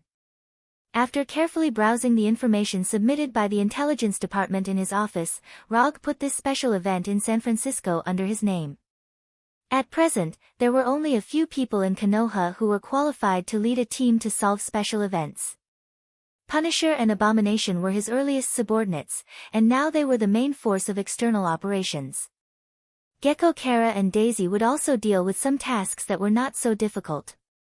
Kurenai Tank didn't admit that he was a member of Konoha yet, but he was basically willing to do the tasks assigned to him. As for Pietro and Walter, Rogue didn't list them as operatives at first. However, Pietro, who couldn't stay idle, took the initiative to apply to join the operations department and now became a captain of the operations department. After 6 months of hard work and constant appearances, Pietro finally got his own title. Konoha Quicksilver. Although this title didn't sound as good as Konoha's White Fang, it was still a good title. Walter also went on several missions with Quicksilver, but they were all ordinary missions that weren't very difficult. Perhaps it was because of Walter's personality, but he wasn't very interested in fighting and didn't use his superpowers as often as Pietro did. Walter's decision made Rogue feel much more at ease. Walter's ability was indeed very strong. At its peak, it could even surpass the reality gem. However, the greater the power, the greater the possibility of losing control. Rogue didn't want Walter to say that there were no more superpowers in Konoha. After putting the incident in San Francisco under his own name, others would not intervene in it. Unless Rogue couldn't handle it or took the initiative to ask for help. After reading all the information collected by the intelligence department, Rogue set off directly. Through the surveillance video at the scene of the riot, as well as the videos taken by the onlookers, he could basically confirm that the ones who were currently jumping around and causing riots in San Francisco were the symbiotic demons. As for whether this symbiotic body was venom, further confirmation was needed. After all, symbiotic demons looked similar, especially when they were of the same color. They gave off the feeling that they were twins. Quantum teleportation. A brilliant aurora-like light appeared, and then Rog's figure completely disappeared. At the same time, an equally brilliant light appeared on the top floor of a certain building in San Francisco. Once again, he had to thank Gordon for his selfless contribution. He had to admit that Gordon's quantum teleportation ability was really useful. Although it was far inferior to flying Thor in battle, it was very useful for long-distance teleportation. San Francisco was a world-famous tourist destination. It was one of the most important high-tech R&D bases in the world and the most important financial center on the west coast of America. The population here wasn't as terrifying as New York, but it was still shocking. There were almost 1 million people living in San Francisco. It wasn't easy to find a person who was possessed by a symbiotic demon but hadn't transformed. Rog wasn't interested in sensing them one by one, so he adopted a very simple method: wait. From the current situation, the symbiotic demon was clearly looking for something. At the same time, the symbiotic demon was being hunted by an unknown organization. In Rog's memory, it was the Life Foundation next to the Golden Gate Bridge that brought the symbiotic demon to Earth. However, this was just his previous memory. After knowing that there was a Life Foundation in San Francisco, he asked Konoha's intelligence department to pay attention to this foundation. In particular, they paid attention to the Life Foundation spaceship launch plan. Unfortunately, this Life Foundation had no interest in life outside the Earth, nor did it have any intention of exploring the stars. Therefore, this symbiotic demon incident really had nothing to do with the Life Foundation. After admiring the environment of San Francisco from a condescending position, Rog took out a pair of sunglasses and put them on. From the outside, this is a pair of ordinary sunglasses. At most, it looks a bit expensive. But in fact, this is a pair of sunglasses specially modified by Hinata. Through this pair of glasses, Rog can contact Hinata at Konoha's headquarters at any time. The lenses can also present real-time virtual interactive images, making it convenient for him to browse various documents and information sent by Hinata at any time. Obviously, this idea was based on the smart glasses Edith that Tani hasn't designed yet, but will design sooner or later. After putting on the glasses, Rog directly teleported from the top floor of the building to the alley next to it, and then strolled in the streets like a tourist. The symbiotic demon suspected to be Venom is hiding somewhere, but he will definitely appear again. When he appears again, it will be time for Rog to make his move. While strolling, Rog didn't stay idle and asked Hinata to investigate all the information about Eddie Block. The emergence of the symbiotic demon may have nothing to do with the Life Foundation, but one thing will not change, that is, the fate of the host. As long as the fate of the host does not change dramatically, some things are destined to happen. For example, Tani will become a superhero, or Eddie Block will become the new host of Venom. Currently, Hinata has partial authority from the military, the Ministry of Defense, and other departments. These authorities were specifically authorized to Konoha's Intelligence Bureau by the military, the Ministry of Defense, and other departments. In addition to Hinata, Konoha's Intelligence Bureau occasionally uses these special authorities. It didn't take long, to be precise, less than 30 seconds, all the information about Eddie Block appeared in the lenses of the glasses. Chapter 270. Eddie Brock, who previously worked for the New York Daily Globe, was a somewhat famous reporter. Because of an unconfirmed false report, he lost his job and reputation, was labeled as unreliable, and was ostracized by his peers in New York. In order to bid farewell to the past, and to get his life back on track, Eddie Brock moved from New York to San Francisco and became a field reporter for the local news channel in San Francisco. With his excellent professionalism, Eddie quickly gained a foothold in San Francisco, and even had his own news column. Simply put, Eddie Brock is a mature man who has experienced a low point in his life and relied on his own efforts to regain his honor. Except for a major professional accident in New York, there is nothing abnormal in Eddie Brock's life record, and he doesn't even have many parking tickets. If you only look at this information, it would be difficult for Rog to associate Eddie Brock with Venom. Although from the information, Eddie Brock doesn't seem to be the kind of person who would commit crimes with extraordinary powers, Rog still insists on his own opinion. If the symbiote that caused the riots in San Francisco is really Venom, then the host of Venom must be Eddie Brock. Because this is the fate of Eddie Brock. Investigate Eddie Brock's whereabouts in the past few days. I want to know what he has been doing in the past few days. After issuing the latest instructions to Hinata, Rog turned off the virtual projection on the lens and began to wander around the streets and alleys of San Francisco like a real tourist. Taste the signature dishes of famous restaurants, enjoy the scenery of famous scenic spots, and respond to fans' requests for photos. If it weren't for the fact that he would occasionally perceive the special lifeforms nearby while wandering, Rog would look no different from a real tourist at this time. And in the process of wandering, he realized for the first time that being too famous was not a good thing. Although he has rarely performed tasks in public as the fourth Hokage recently, even so, it has not reduced his popularity among the people. After signing nearly 100 signatures and enduring more than a dozen female fans with hot figures and hot personalities, he finally dispelled the idea of wandering around with his real face. At night, the Golden Gate Bridge. Rog, who changed his appearance with the transformation technique, stood at the top of the bridge, overlooking downtown San Francisco. By hacking into San Francisco's city surveillance system and the various surveillance cameras on the road that can be connected to the internet, Hinata sorted out the specific whereabouts of Eddie Brock in the past few days. Although the scene of the symbiotic demon's transformation was not captured by the surveillance camera, it was basically certain that the host inside the symbiotic demon was Eddie Brock. Now that he had confirmed that the host was Eddie Brock, the identity of the symbiotic entity was obvious. Venom. Venom claimed to be the loser of the symbiotic demons, but it had the power to contend against the leader-level riot. The identity of the symbiote and the host has been confirmed, but Hinata did not investigate which organization appeared to be capturing Venom. The weapons and equipment used by the captors were not common goods commonly seen on the market. It could even be said that these weapons and equipment were custom-made products. Not only that, but Hinata also discovered that the weapons and equipment used by these captors had never appeared in any country before. In addition to the custom-made weapons and equipment, the combat accomplishments shown by the captors were also amazing. Even compared with Hydra and S.H.I.E.L.D.'s action teams, there was no obvious gap between these captors.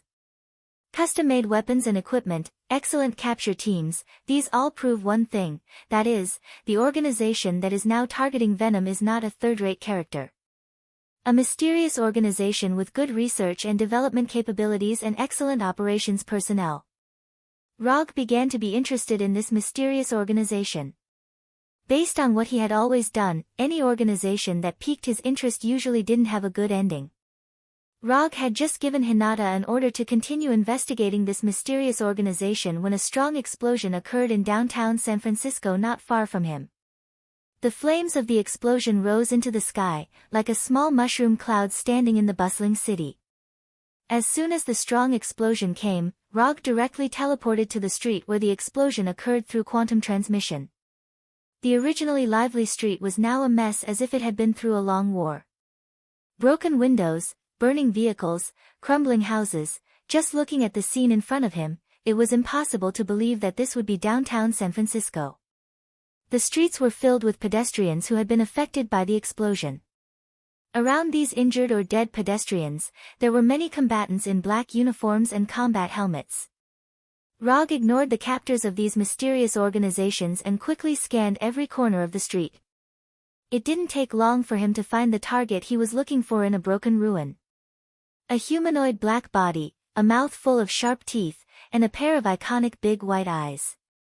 Rog's gaze had just focused on Venom when Venom, who was pressed under the brick, felt something and looked up at Rog.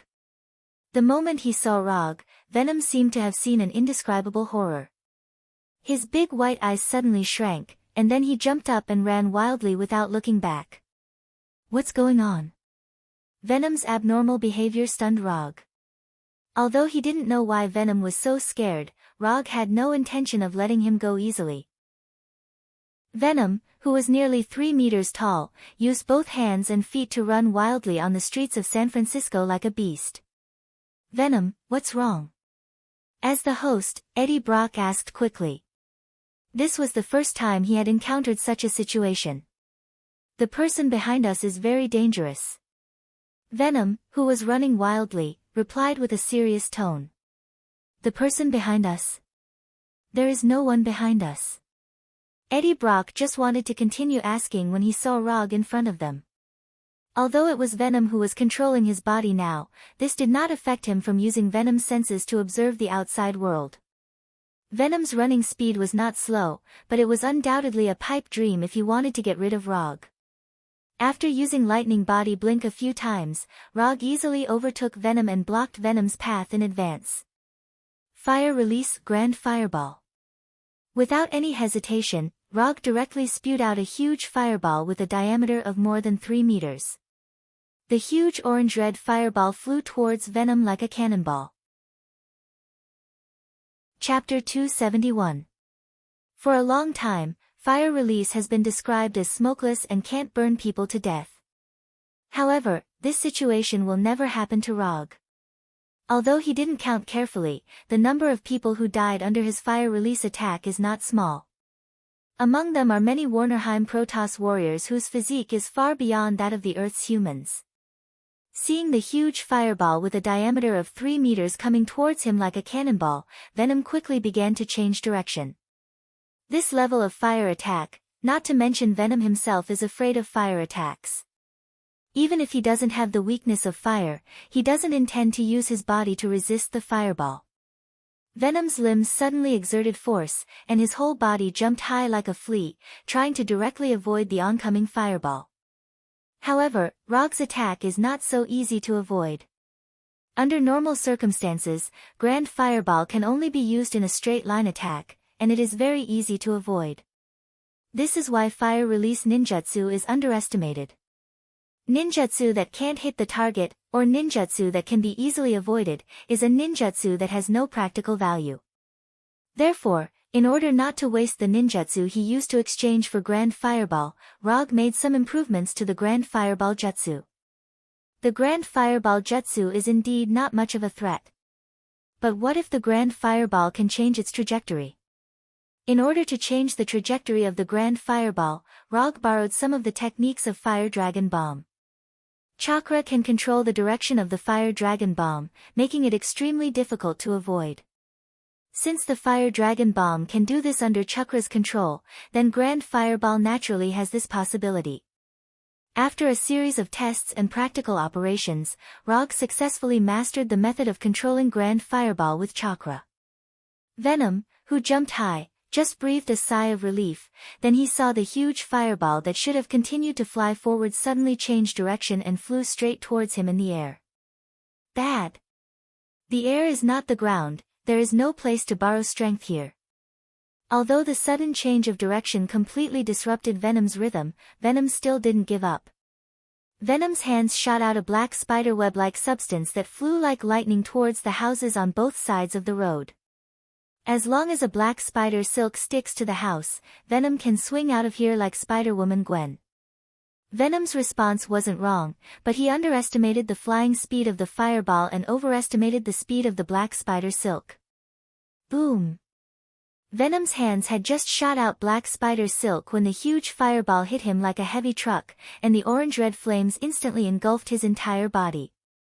Although the temperature of the Grand Fireball is not very amazing, it is completely enough for Venom, whose weakness is flames.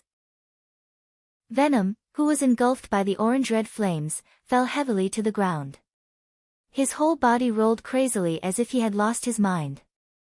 Relying on his Sharingan, Rog can clearly see that Venom's black body is rapidly shrinking at a speed visible to the naked eye. If the flame lasts a little longer, Venom will completely change back to Eddie Brock's appearance. But fortunately, the flame of the Grand Fireball only lasted for 2 or 3 seconds before it ended. When the orange-red flames completely dissipated, Venom seemed to have successfully lost weight, shrinking from nearly 3 meters to about 2.5 meters. In addition to the obvious change in his body shape, Venom's spirit seems to have suffered serious damage. He knelt on the ground weakly, sticking out his long tongue and gasping for breath. For some reason, looking at Venom's current appearance, Rog suddenly felt a little unbearable. However, he quickly threw these thoughts to the back of his mind. Although Venom looks miserable now, with his healing ability, it won't take long for him to recover completely. Rapid recovery and regeneration are as simple as breathing for the symbiotic demons. Sure enough, within a few seconds, Venom, who was kneeling on the ground, began to expand rapidly, expanding back to his previous 3-meter-high appearance. Do you want to fight here and then talk? Or should we skip the fight? Rog came to Venom and asked in a calm tone. He didn't intend to kill Venom. If he wanted to kill Venom, he didn't need to do it himself. The reason why he came to San Francisco was that he had some deals to discuss with Venom. Who are you?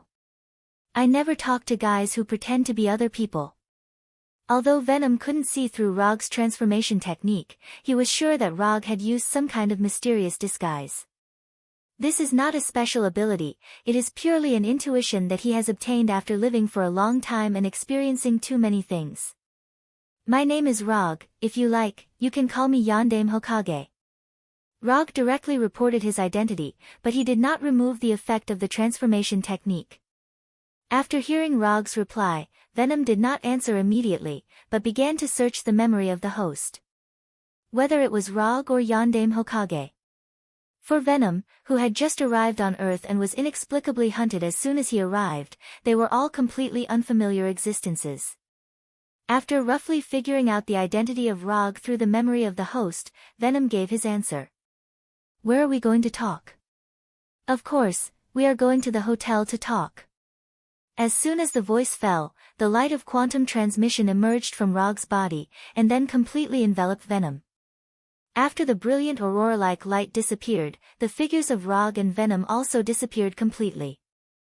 Then, a luxurious hotel suite appeared in front of them.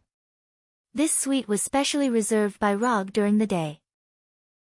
After looking around the environment in the suite, Venom went directly to the sofa in the living room and lay down directly. The black Venom on the white sofa. Although Venom's image and movements were a bit dazzling, Rog didn't say anything about it. You can't use Earth's etiquette to ask an alien creature, it's unreasonable. Boom. When Venom lay on the sofa like a master, Rog also lifted the effect of the transformation technique, revealing his true face. I want to know, how did you come to Earth? Did you come here alone, or did you come with your own kind? In addition, how can I find your symbiote? It's just a symbiote, Rog is not interested in it. But if it's a group of symbiotes, or thousands of symbiotes, it's different. Chapter 272. You want to capture the symbiotic demons? Venom did not directly answer Rog's question and asked with interest. Isn't this obvious? Not to mention that the symbiotic demons can greatly increase the host's strength, just the peculiar life form of the symbiotic demons is enough to make people interested. Rog was not surprised that Venom could see through his plan at a glance. Although Venom said that he was the loser of the symbiotic demons and was the weakest existence among the symbiotic demons. But this was just him being modest. How can a guy who can make a name for himself in his race be a real loser?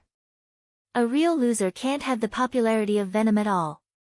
And how can the weakest guy in a race have the power to compete with a commander? Strength is status. The more strength you have, the higher your status. No matter what race, this is a common standard.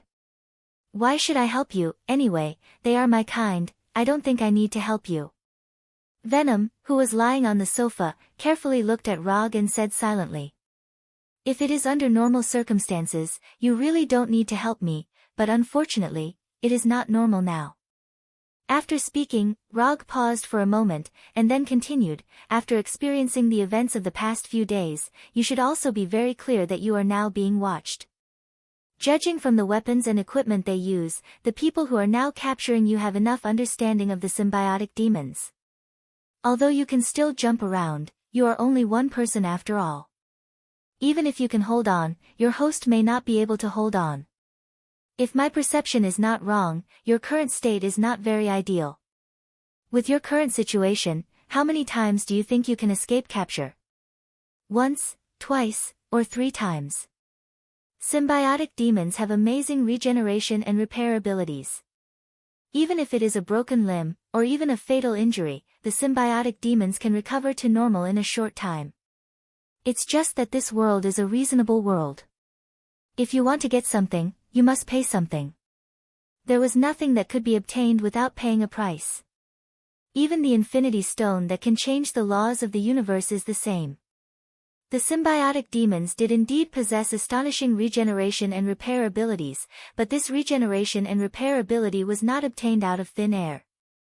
Although Rog did not know what method the symbiotic demons used to complete their regeneration and repair, there was one thing he was certain of. There was a limit to the regeneration and repair of the symbiotic demons, and a certain price had to be paid.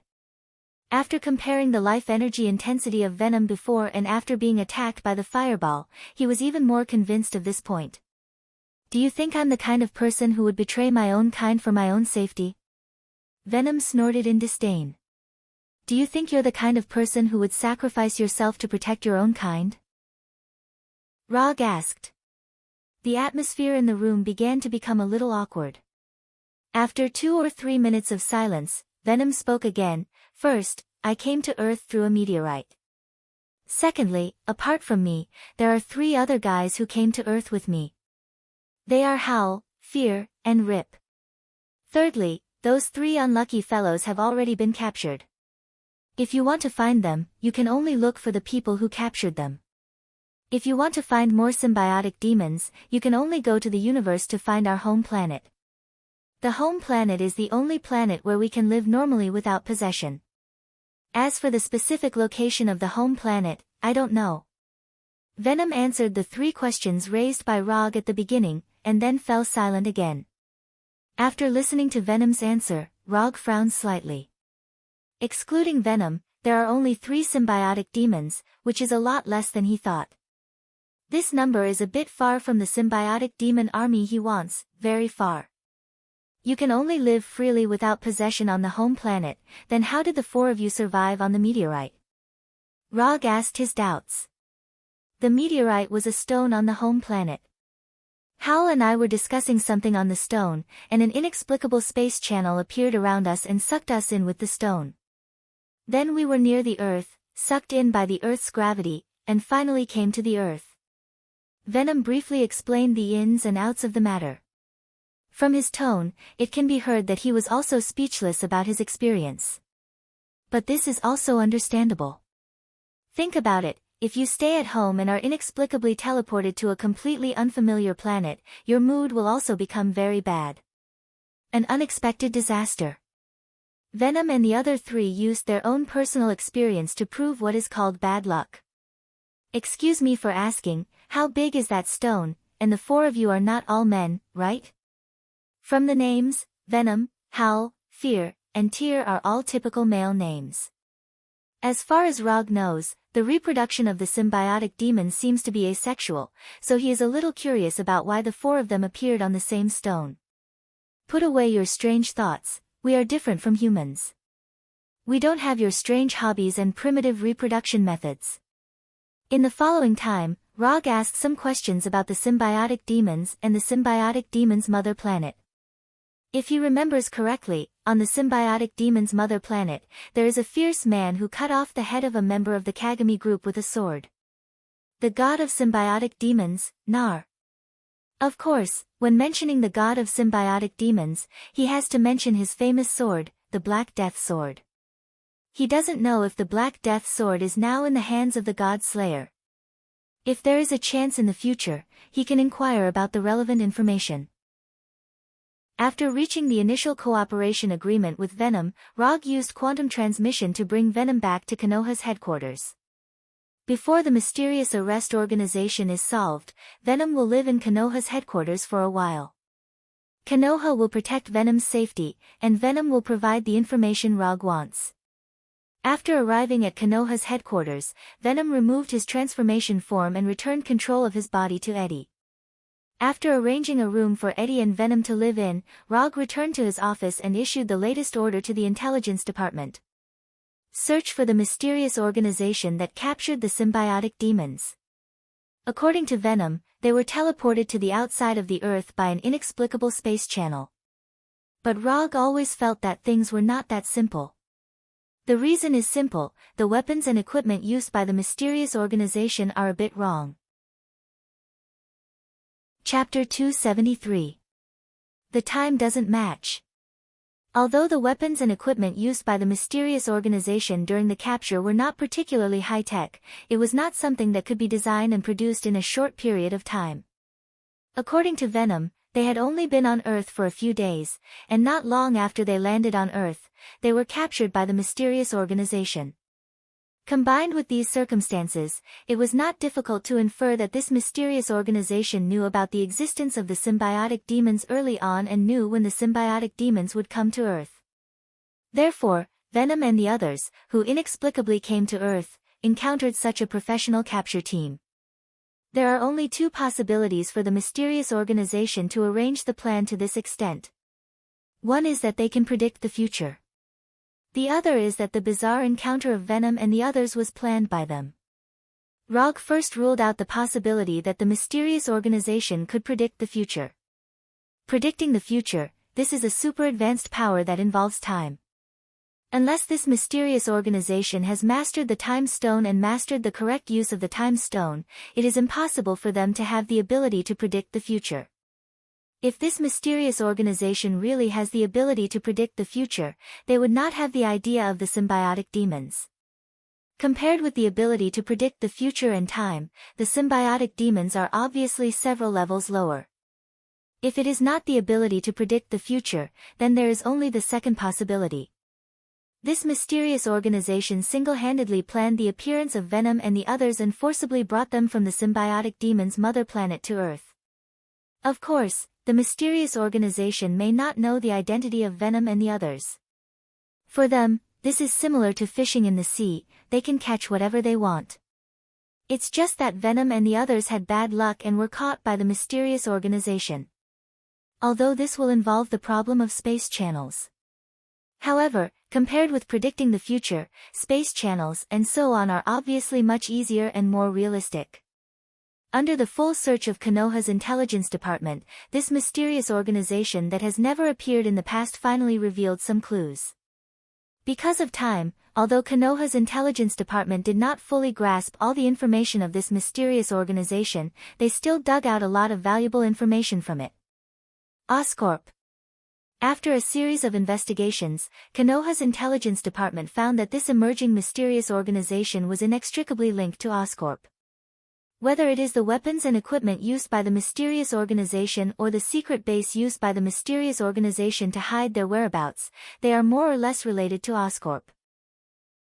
After reading the information collected by the intelligence department in the past few days, Rog found that the symbiotic demons incident this time seemed to be a little more complicated than he thought. After the incident with the rhinoceros and the electric man, he thought that Oscorp would behave as a business giant and dispel the idea of extraordinary power. But now, it seems that Oscorp is not willing to be an ordinary normal company. Oscorp's main research field is in the field of biotechnology, and symbiotes are special life forms with superpowers. It can be said that the symbiotic demons of Oscorp's dreams.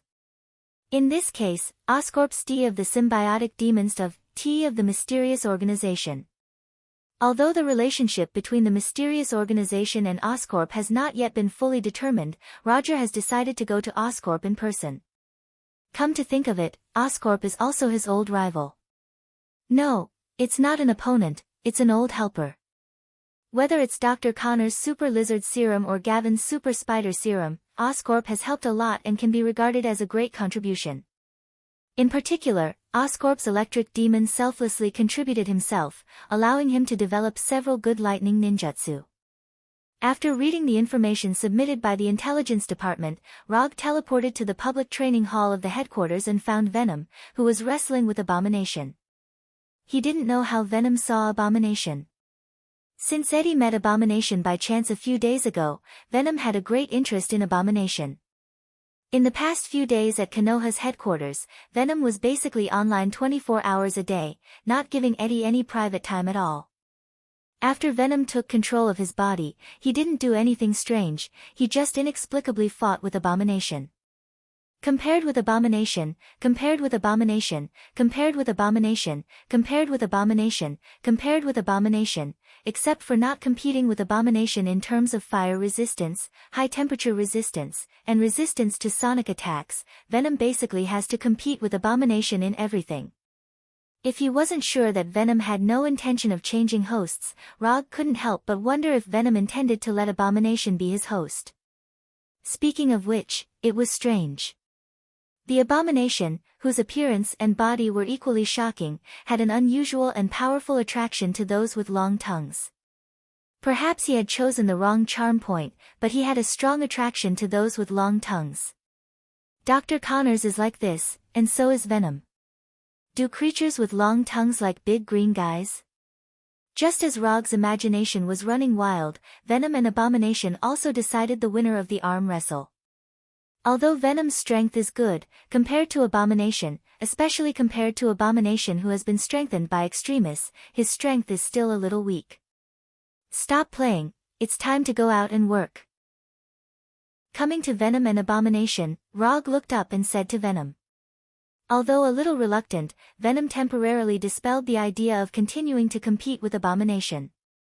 His long tongue danced towards Abomination a few times before he followed Rog out of the training hall. Through quantum transmission, Rog and Venom came to the top floor of a building opposite the Oscorp building. The person who arrested you before had something to do with Oscorp, but it is not certain whether it was the arrest team sent by Oscorp. So I'm going to let you meet the people of Oscorp and see what their reaction is. Rog's plan is very simple. In a word, it is to deliver the goods to the door and lure the snake out of its hole. Deliver the venom that Oscorp is interested in to the door, and then formulate the next step according to Oscorp's reaction. Are you sure this will be useful? If I really fall into their hands, will you come to save me? Venom has only fought with Rog once, the time when he was hit by Fireball. But before he fought, he already knew that Rog was a dangerous existence that he couldn't afford to provoke. This was also the reason why he ran away when he saw Rog. It's still during the cooperation period. I will guarantee your life and safety. You can rest assured about this. Although Venom looked like a ferocious monster and had the habit of biting off the enemy's head, he was a very cautious person, just like Roger. Especially when it comes to his own life. Chapter 274. If I am caught, you must come and save me. Before leaving, Venom once again reminded Rog. Go, you're a big man, why are you still so timid? He doesn't know if the previous arrest operation left a psychological shadow on Venom, or if he is this cautious character. Rog always felt that the Venom in front of him was completely different from the Venom in his memory. The Venom in his memory was a fearless guy. Even if it was a leader-level riot, he would still fight. Even if his physical fitness is not as good as the riot, he has no fear. After getting a positive answer from Rog again, Venom was still not at ease. He looked back 3 times and kept turning his head to look at Rog behind him. When Rog's patience was about to run out, Venom, who was nearly 3 meters tall, finally showed a domineering aura that matched his image. Like a hunter preying on his prey, he jumped directly to the Oscorp building dozens of meters away. Rog is not worried about Venom's jumping ability.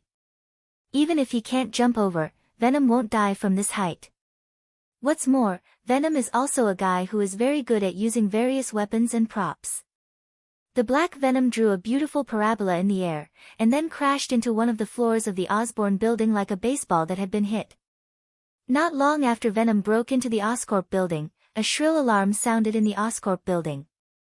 Along with the sirens, gunshots rang out one after another. Perhaps because it was in the Oscorp building, or maybe because the guards inside did not prepare heavy weapons with great lethality at all, only gunshots came from the building, there was no sound of shells or bombs exploding at all. Time passed little by little, and the floor where the gunshots came from was constantly changing. Within a few minutes, several police cars with flashing lights appeared downstairs of the Oscorp building. The first batch of New York police arrived. At the same time, a beautiful white figure also appeared in the distant building and quickly approached the Oscorp building where the alarm was ringing. Spider-Woman Gwen. Since it was in New York and the target of the attack was the Oscorp building, it was normal to attract Gwen. At this time, Spider-Woman was already a well-known superhero in New York. In New York, whether it was the Fourth Hokage, Iron Man, Captain America, or other superheroes, they were all less popular than Spider-Woman. According to what Rog knew, New York's government was even considering promoting Spider Lady as New York's hero. Gwen didn't know that this riot was planned by Rog. She thought that this incident was just like the cases she had dealt with before, just an ordinary crime. However, when she saw Rog standing opposite the Osborne building, she knew that this time things were not as simple as she thought. As one of the women who knew Rog best, Gwen knew very well that with Rog's character, if it wasn't a particularly important matter or a commission, he basically wouldn't be interested in these criminal cases. Since Rog was at the scene and he had no intention of making a move, it meant that this incident was very likely planned by him. "Why are you here? Is there a problem in Oscorp?" After swaying to Rog through the spider silk, Gwen asked.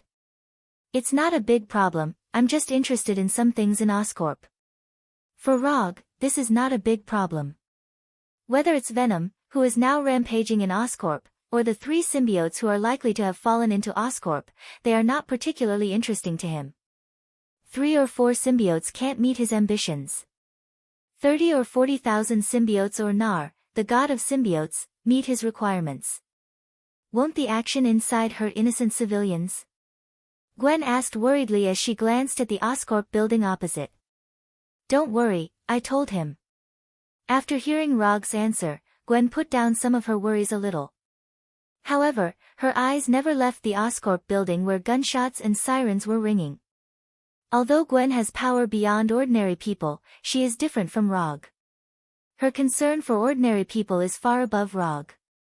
Although Rog will not deliberately involve ordinary people in the battlefield when he acts, he will not let himself be restrained because of these ordinary people.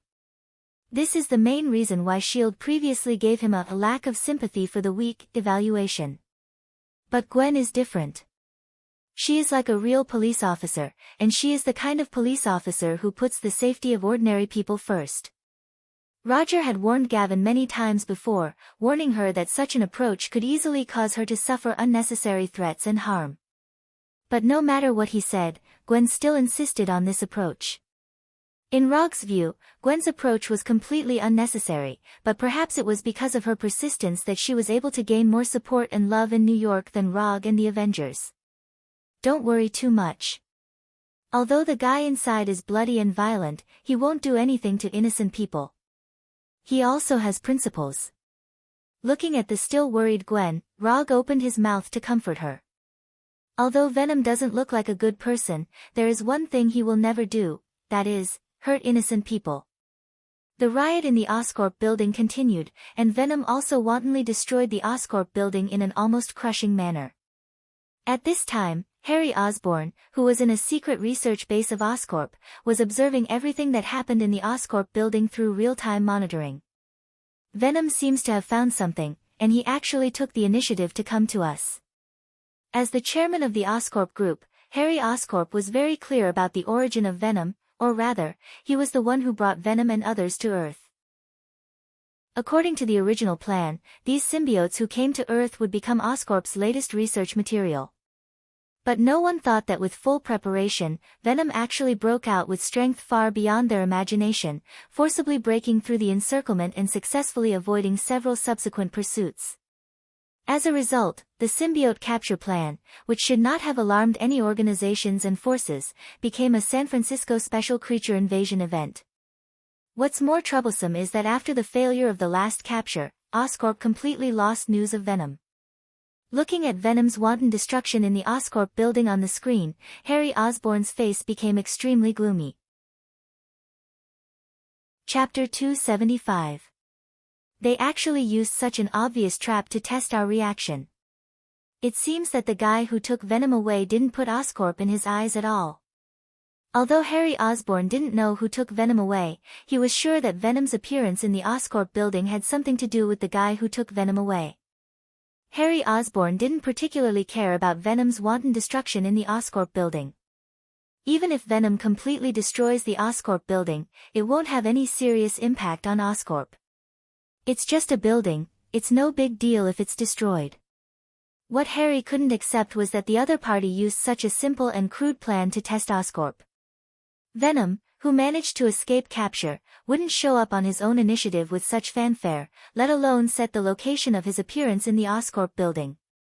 Even if Venom found out that the arrest team had something to do with Oscorp, he would never take such a crude revenge action. According to the feedback of the three symbiotes, Venom is not only not the kind of existence that will desperately fight for his own kind, but when necessary, he will not hesitate to abandon his own kind. If Venom's appearance was not his own choice, then why did he do it? His purpose was obvious. Since they want to play, let's play with them. Let the prehistoric Behemoth army and the Dark Thunder army set off, it's too much of a bait to not eat. Harry Osborn said in an indifferent tone, and a look of victory appeared on his gloomy face. Venom's appearance was obviously a trap. Harry Osborn knew this very well, but he still decided to cooperate with the other party's plan. Even if the trap is cleverly designed, it depends on who steps in the trap. Traps used to catch rats not only can't hold the king of beasts but also put the hunters who set the traps in danger. Oscorp is not an existence that can be provoked by a random person or organization. With Harry Osborn's order, a strange figure left the secret research base and quickly rushed to the Oscorp building. At this time, Venom was still jumping up and down in the Oscorp building, repelling the guards in the Oscorp building again and again. Venom seems to be looking for something, but the fact is that he has no goal at all. The reason why he hasn't left the Oscorp building until now is purely because of Rog's request. Before the target appears, you can't leave. These were Rog's words. Rog did not say what the consequences would be if he did not cooperate, but Venom had no idea of disobeying. Rog was very dangerous, Rog was very cruel, and Rog hated people who didn't follow orders. The first evaluation was Venom's instinctive intuition when he first saw Rog. The second and third evaluations were the factual evaluations that Venom got from Abomination after coming into contact with it. So even with the honorary title of a partner, Venom decisively chose to cooperate with all of Rog's plans. Wait a moment, there might be some superhumans or other special creatures. You don't have to do anything, just leave it to me. Rog suddenly said to Gavin. Calculating the time, it was almost time for Oscorp to show their cards. Rog was not worried that Harry Osborn would see that it was a trap, and he was not worried that Harry Osborn would deliberately not take action after knowing that it was a trap. Harry Osborn was not the kind of person who would endure, and to some extent, he could even be called crazy. Let the Rhino Man conduct a combat test in New York and let the Electric Man blatantly appear in Times Square. When he wanted to do something, he didn't have any misgivings. It didn't take long for 9 life energy signals that were completely different from those of normal people to appear in Rog's perceptual network. The perceptual network was a new habit he had developed in the past 6 months. After Chakra's perceptual range reached a certain limit, he set himself up with a more convenient passive perceptual method. The perceptual network was just a name he casually came up with. It was called the perceptual network, but it was actually a long-term maintenance of chakra perception. However, unlike chakra perception, which could reach hundreds or even thousands of kilometers, the perceptual network's perceptual range was only 5 kilometers in diameter. With his location as the center, maintaining a circular perceptual area with a diameter of 5 kilometers for a long time was the perceptual network. These 2 life energy signals, where do I seem to have seen them? Rog had a sense of familiarity when he sensed the 9 non-human life energy signals for the first time. If he remembered correctly, he should have seen similar life energy signals before. After a quick recollection, especially after connecting the 2 special life energy signals with Oscorp, he soon found the answer. Dr. Connors and the Electric Man. The life energy signals that were now rushing to the Oscorp building were very similar to the life energy signals of Dr. Connors. Interesting. Was this Oscorp's trump card? Dozens of seconds later, Rog saw the true face of the 9 life energy signals. 6 lizard men similar to Dr. Connors and 3 mutants similar to the Electric Man. Although Dr. Connors took away all the information about the lizard serum, it was clear that Oscorp had reproduced his lizard serum formula and created their own lizard men. As for the 3 mutants, they should be the Electric Man that was created in batches. Although there were certain accidental factors in the birth of Dr. Connors and the Electric Man, it was not difficult for Oscorp, which was good at biotechnology, to reproduce this accident. These lizard men and mutants did not find Rog and Gavin in the opposite building. Like special soldiers, they went directly to the top floor of the Oscorp building and then attacked directly. Unlike Dr. Connors and the Electric Man, who did not use weapons, these lizard men and mutants were like real special soldiers, with various weapons hanging on their bodies. Not only that, Rog also saw protective gear similar to bulletproof vests and armor on them. Obviously, they were completely different from human warriors, but they still built combat equipment according to the thinking of human warriors. Oscorp's approach was quite interesting. Obviously, the path Oscorp wanted to take was not the path of a personalized superhero, but the path of an organized warrior. Although this was a completely different path from Konoha and the Avengers, it perfectly met the requirements of human beings for an organized force. Chapter 276. 9 specially modified warriors with 2 completely different paths of strengthening. Oscorp used its unique advantages in the field of biotechnology to create its own army of enhancers. Although these enhanced warriors have not yet had any remarkable achievements and have not even been officially announced to the public. But it's not hard to imagine how the military and other organizations will react when they know about these enhanced warriors. For a large organization, especially the military, the enhanced warriors who can be mass-produced and have good combat power are the super soldiers they really desire. Rog and Thor's powerful and unique existence, will not be the military's first choice. Whether it's the military or other organizations, they need soldiers who can obey orders unconditionally, not Rog and Thor, who are independent and uncontrollable. No matter how strong their combat power is, they must be able to control it. Will your men really have no problem? Gwen asked with some concern as she watched the 9 obviously not human warriors break into the Oscorp building. At this time, Gwen did not know the existence of Venom. She thought that the person who destroyed Oscorp building was a member of Konoha. Don't worry, the guy inside is very tenacious. As long as they don't encounter a targeted fatal blow, the symbiotic demons can be regarded as an immortal cockroach. And Rog doesn't think Oscorp has any plans to kill Venom.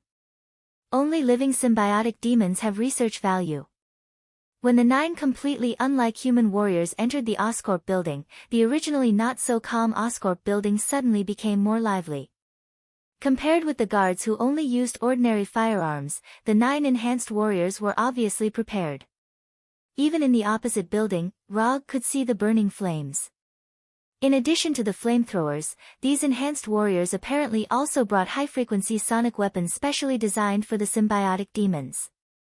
It didn't take long for Rog to witness the scene of Eddie Brock, who had returned to his original form, being taken away by the enhanced warriors. But unlike when they first appeared, when these enhanced warriors left the Oscorp building, their number changed from the original 9 to 4. There were only 2 enhanced warriors with the appearance of lizard men left.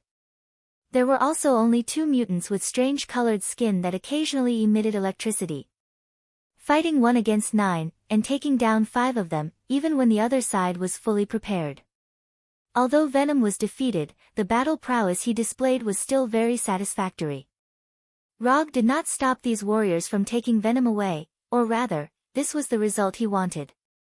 Delivering to the door didn't mean sending Venom to the Oscorp building, but sending Venom to the secret base of the Oscorp group. Using Venom as bait to fish out the real base of Oscorp, this is the real meaning of delivering the goods to the door. Of course, Oscorp can also send Venom to other bases to avoid exposing the real base. But that didn't stop Rog from looking for Oscorp's real research base. Using Venom as bait was just to find this research base faster. If Oscorp takes Venom to other places, ROG can also let Hinata and Konoha's intelligence department search for it. Unless Oscorp set up their research base on other planets, they would never escape the search of Hinata and Konoha's intelligence department. This is nothing more than a matter of how much work they do. When the four enhanced warriors quickly left New York with Eddie and Venom, ROG did not follow them, but used chakra perception to confirm the Flying Thor technique on Eddie. He had intended to leave a technique on Venom, but Venom's special form made him dispel the idea. The Flying Thor technique can't be fixed on Venom, which has no stable form and can change back and forth, so he can only leave the technique on Eddie. As long as Venom doesn't leave Eddie, then Eddie's location is where Venom is. As for whether Venom will be forced to leave Eddie's body, he only needs to pay attention to Eddie's life energy signal. Although Eddie, who was attached to Venom, did not seem to have changed in appearance, his life energy signal has changed significantly, which is completely different from the life energy signal of normal people. So as long as he pays attention to his life energy signal, ROG can know whether Venom is still in his body. When the Flying Thor technique on Eddie stayed in a location in the suburbs for nearly half an hour, he teleported over with the Flying Thunder God. He did not use the quantum transmission looted from Gordon, nor did he use the transformation technique to disguise himself. Oscorp is also an old friend, and as long as he does it, Oscorp can recognize his identity, so there is no need for disguise. In just a moment, he came from New York to Eddie's side and came to this secret research base belonging to Oscorp.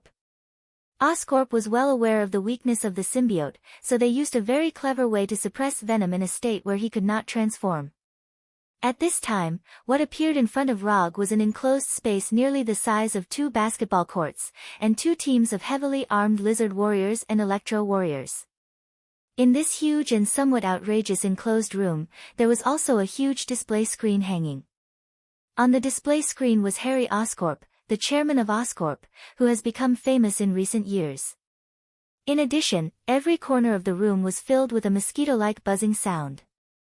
It was these ubiquitous buzzing sounds that made Eddie, who was tied to the chair, struggle as if he was possessed by an evil spirit. A black, petroleum-like substance constantly emerged and disappeared from his body. Obviously, these mosquito-like buzzing sounds were high-frequency sound waves specifically targeted at the symbiote. ROG looked up at the display screen hanging in the air and saw Harry Oscorp's unconcealable look of surprise.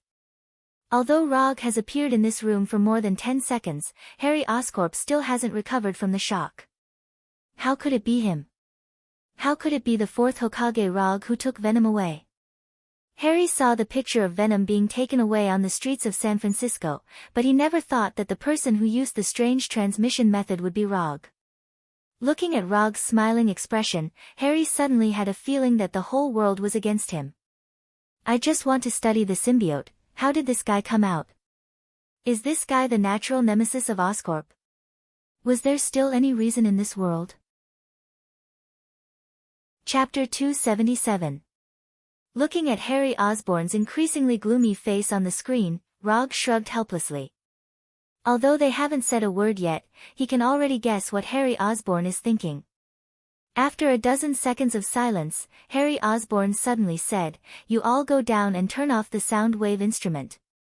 He didn't know if he was hit by a bad fate, but Harry Osborn's tone became a little lonely. The 2 teams of heavily armed lizard warriors and electric warriors did not hesitate and left the huge room without looking back. You want the symbiote too? When only ROG and Eddie were left in this huge room, Harry spoke again. Isn't it obvious? ROG's answer made Harry's face even more ugly. Although Harry has not officially dealt with ROG, he knows very well that if ROG intervenes in the symbiote matter, then Oscorp can basically say goodbye to the symbiote research. Aren't you being too overbearing? The symbiote was discovered by Oscorp, and it was also Oscorp that let them come to Earth. You are indeed strong, but Oscorp is not the kind of existence that will be easily manipulated by others. Harry knew that there must be someone else behind Venom, but he didn't expect that the person behind Venom would be ROG. He deliberately arranged for the Lizard Man warriors and the Electric warriors to capture Venom. He wanted to lure out the person behind Venom and capture Venom, the symbiotic demon that had escaped. Rog's appearance was indeed beyond his expectations and completely disrupted his plan. But even so, he had no intention of handing over the symbiote. The symbiote was the most important thing in Oscorp's next series of plans. So he would not hand over the symbiote, even if the person in front of him was Rog. You don't have to look at me like that, I'm not interested in the 2 or 3 symbiotes you have on hand. Rog certainly knew what Harry Osborn was worried about. He wanted a symbiote, but definitely not one of the 2 or 3 small shrimps in Osborn's hands. After knowing that there were hundreds of millions of symbiotes on the homeworld of the symbiotes and the god of symbiotes, it would be too unambitious to set their sights on the symbiotes in the hands of Oscorp. If you want to play, then play big. For example, completely conquering the symbiote's mother planet. You want to go to that symbiotic planet? After hearing Rog's words, Harry Osborn's eyes lit up and his brain began to work frantically. He was not a fool. If he were a fool, he wouldn't have turned Oscorp into a kingdom of his own. From Rog's words, he could tell that they could cooperate and even make a lot of money. It's easier to talk to smart people.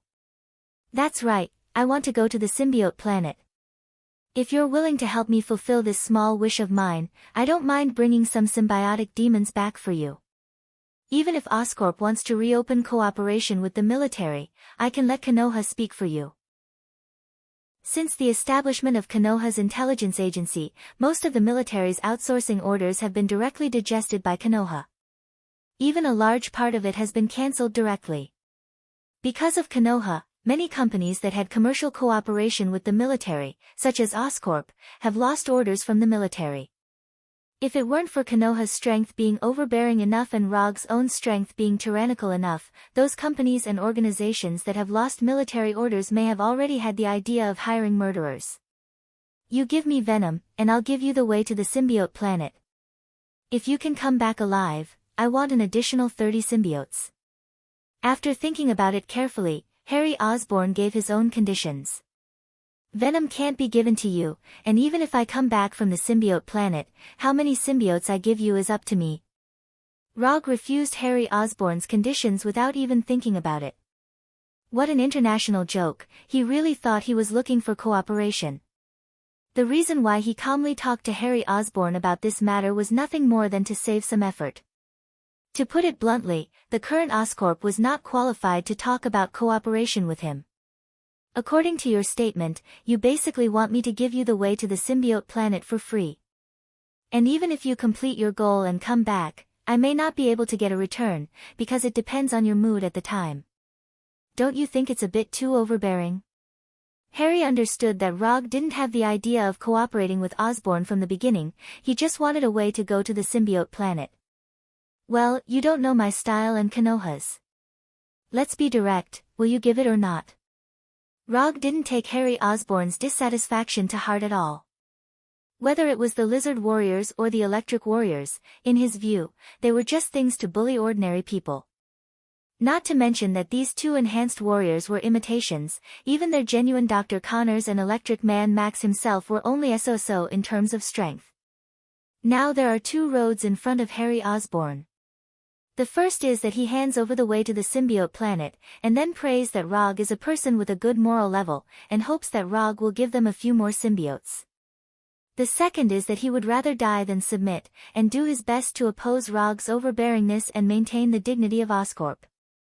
Harry Osborn is a young man, but he is not the kind of young man who is full of vigor, so he quickly made a decision. Take Venom away, and I will send the relevant information to Konoha's headquarters. In addition, let me tell you first, the information we have is not complete. There is no way to establish a stable space channel, so if something happens, it has nothing to do with us. It is certainly impossible to win. At the beginning, S.H.I.E.L.D. and Thunder agents joined forces and failed to deal with Rog, so Oscorp is of course even more impossible. Although that battle was not open to the public, Harry Osborn is one of the few people who are qualified and able to know the specific situation. S.H.I.E.L.D. was disbanded, Thunder Agents was disbanded, and 3 helicarriers were destroyed. Hydra was the biggest scapegoat and was chased all over the world. Until now, he didn't even dare to show his head. It's really easy to talk to smart people. I accept Oscorp's kindness. After that, Rog grabbed Eddie, who was still a little depressed, and used quantum transmission to return to Konoha's headquarters. Chapter 278. Not long after Rog returned to Konoha's headquarters with Eddie, Harry Osborn transmitted the method to go to the symbiote's homeworld. Under the huge gap in strength, and in the face of potential benefits, Harry Osborn was not as hot-blooded as other young people, but made a wise choice that could benefit both sides. Rog was not particularly surprised by Harry Osborn's decision. Harry Osborn is a person who knows how to judge the situation. Compared with the future benefits and costs, face is not important. After receiving the information from Harry Osborn, Rog immediately asked Hinata to conduct systematic analysis and research. He didn't worry about the authenticity of the information, and Harry Osborn wouldn't do such a meaningless thing at this time. Letting Hinata do research and analysis is just to ensure that he can safely go to the symbiote's homeworld. He is indeed interested in the symbiote and the god of symbiotes, but he won't put himself in a dangerous situation because of his interest. A cautious ninja isn't just talking about it. Time passed day by day, and after repeated calculations and tests for nearly a month, Hinata finally calculated the relatively safe coordinates of the space channel. In order to build this space channel, Hinata also deliberately cut a piece of the black boulder that can connect to the Tatooine planet and used it as the main material of the space channel. In addition, Rog also used the Gem of Reality to cooperate with several tests, so that Hinata could calculate the space coordinates of the symbiote's homeworld faster. Even the Kree battleship, which has been renamed Golden Jack, became a test tool in Hinata's hands. On this trip to the symbiote's homeworld, Rog didn't intend to take anyone except Venom. In terms of strength, there are several people on Konoha's side who are stronger than Venom. But they don't have the ability to survive on the symbiote's homeworld. The symbiote's homeworld is not a planet suitable for human survival. Without the possession of the symbiote, humans can't survive on the symbiote's homeworld. At the beginning, Rog also intended to let Venom attach to himself so that he would have the ability to survive on the symbiote's homeworld. But in the end, he dismissed the idea. The reason is simple: he doesn't like the feeling of other creatures in his body. How should he put it? This kind of thing made him feel like his body had been seen by someone, and it was the kind that was seen by someone of the same sex. Therefore, while Hinata was constantly calculating the space coordinates of the symbiote's homeworld, he didn't stay idle and developed a new way of surviving in the universe for himself. Unlimited mode. Unlike the Sage mode of the Six Paths, Nine Tails mode, and Sage mode that could greatly increase one's combat power, the Infinite mode's increase in combat power was almost zero. The only use of Infinite mode was to allow the user to survive in outer space or on other planets with a completely different environment from Earth. To some extent, the Unlimited mode was equivalent to a multifunctional spacesuit that was suitable for any planet's environment. Since it did not involve the increase of combat power or the enhancement of the body, the difficulty of developing the Unlimited mode was not very high. Especially for Rog, who is used to developing messy things and has the 7 attribute chakra, the development of Infinite mode is not as difficult as the development of ninjutsu and genjutsu. After activating Unlimited mode, Rog's entire body would be covered by the 7 attribute chakra coat. At the same time, it would emit a bluish-white glow. Simply put, when he enters Infinite mode, he can survive in any environment without restrictions. In order to ensure the effect of Infinite mode, he also deliberately went to outer space several times to test it. Of course, he tested it with the shadow clone technique at the beginning. The results of the test were no different from what he expected. Except for the continuous consumption of chakra, the Infinite mode perfectly met all his requirements. After all the preparations were made, Rog and Venom, who entered the Infinite mode, walked into the space channel to the symbiote's homeworld without looking back. Rog and Venom will go to the symbiote's homeworld through the space channel, and the Golden Jack controlled by Hinata will use the jump points in the universe to approach the symbiote's homeworld little by little. According to Hinata's calculations, the Golden Jack will arrive at the symbiote's homeworld 10 hours later than Rog. When the Golden Jack comes near the symbiote's homeworld, Rog can return to the battleship through the flying Thor or quantum transmission, and then return to Earth with the Golden Jack. There is no problem with the flow of the plan. The only thing to pay attention to is whether Rog and Venom can survive on the symbiote's homeworld until the Golden Jack appears. Regarding this, neither Rog nor Venom has any worries. Maintaining the infinite mode for 10 hours is not difficult for Rog. Even in the midst of an intense battle, there would not be any problems. As for Venom, of course, it is not a problem. The symbiote's homeworld is his home, and on the symbiote's homeworld, he can move freely without a host. So when going to the symbiote's homeworld, Venom deliberately left Eddie. Although Eddie Brock is a good host, this good host is on Earth. Eddie has no combat experience, nor does he have any extraordinary abilities. Bringing him along is purely adding a burden to himself. As in the past, Rog once again left Konoha quietly and began his lonely journey.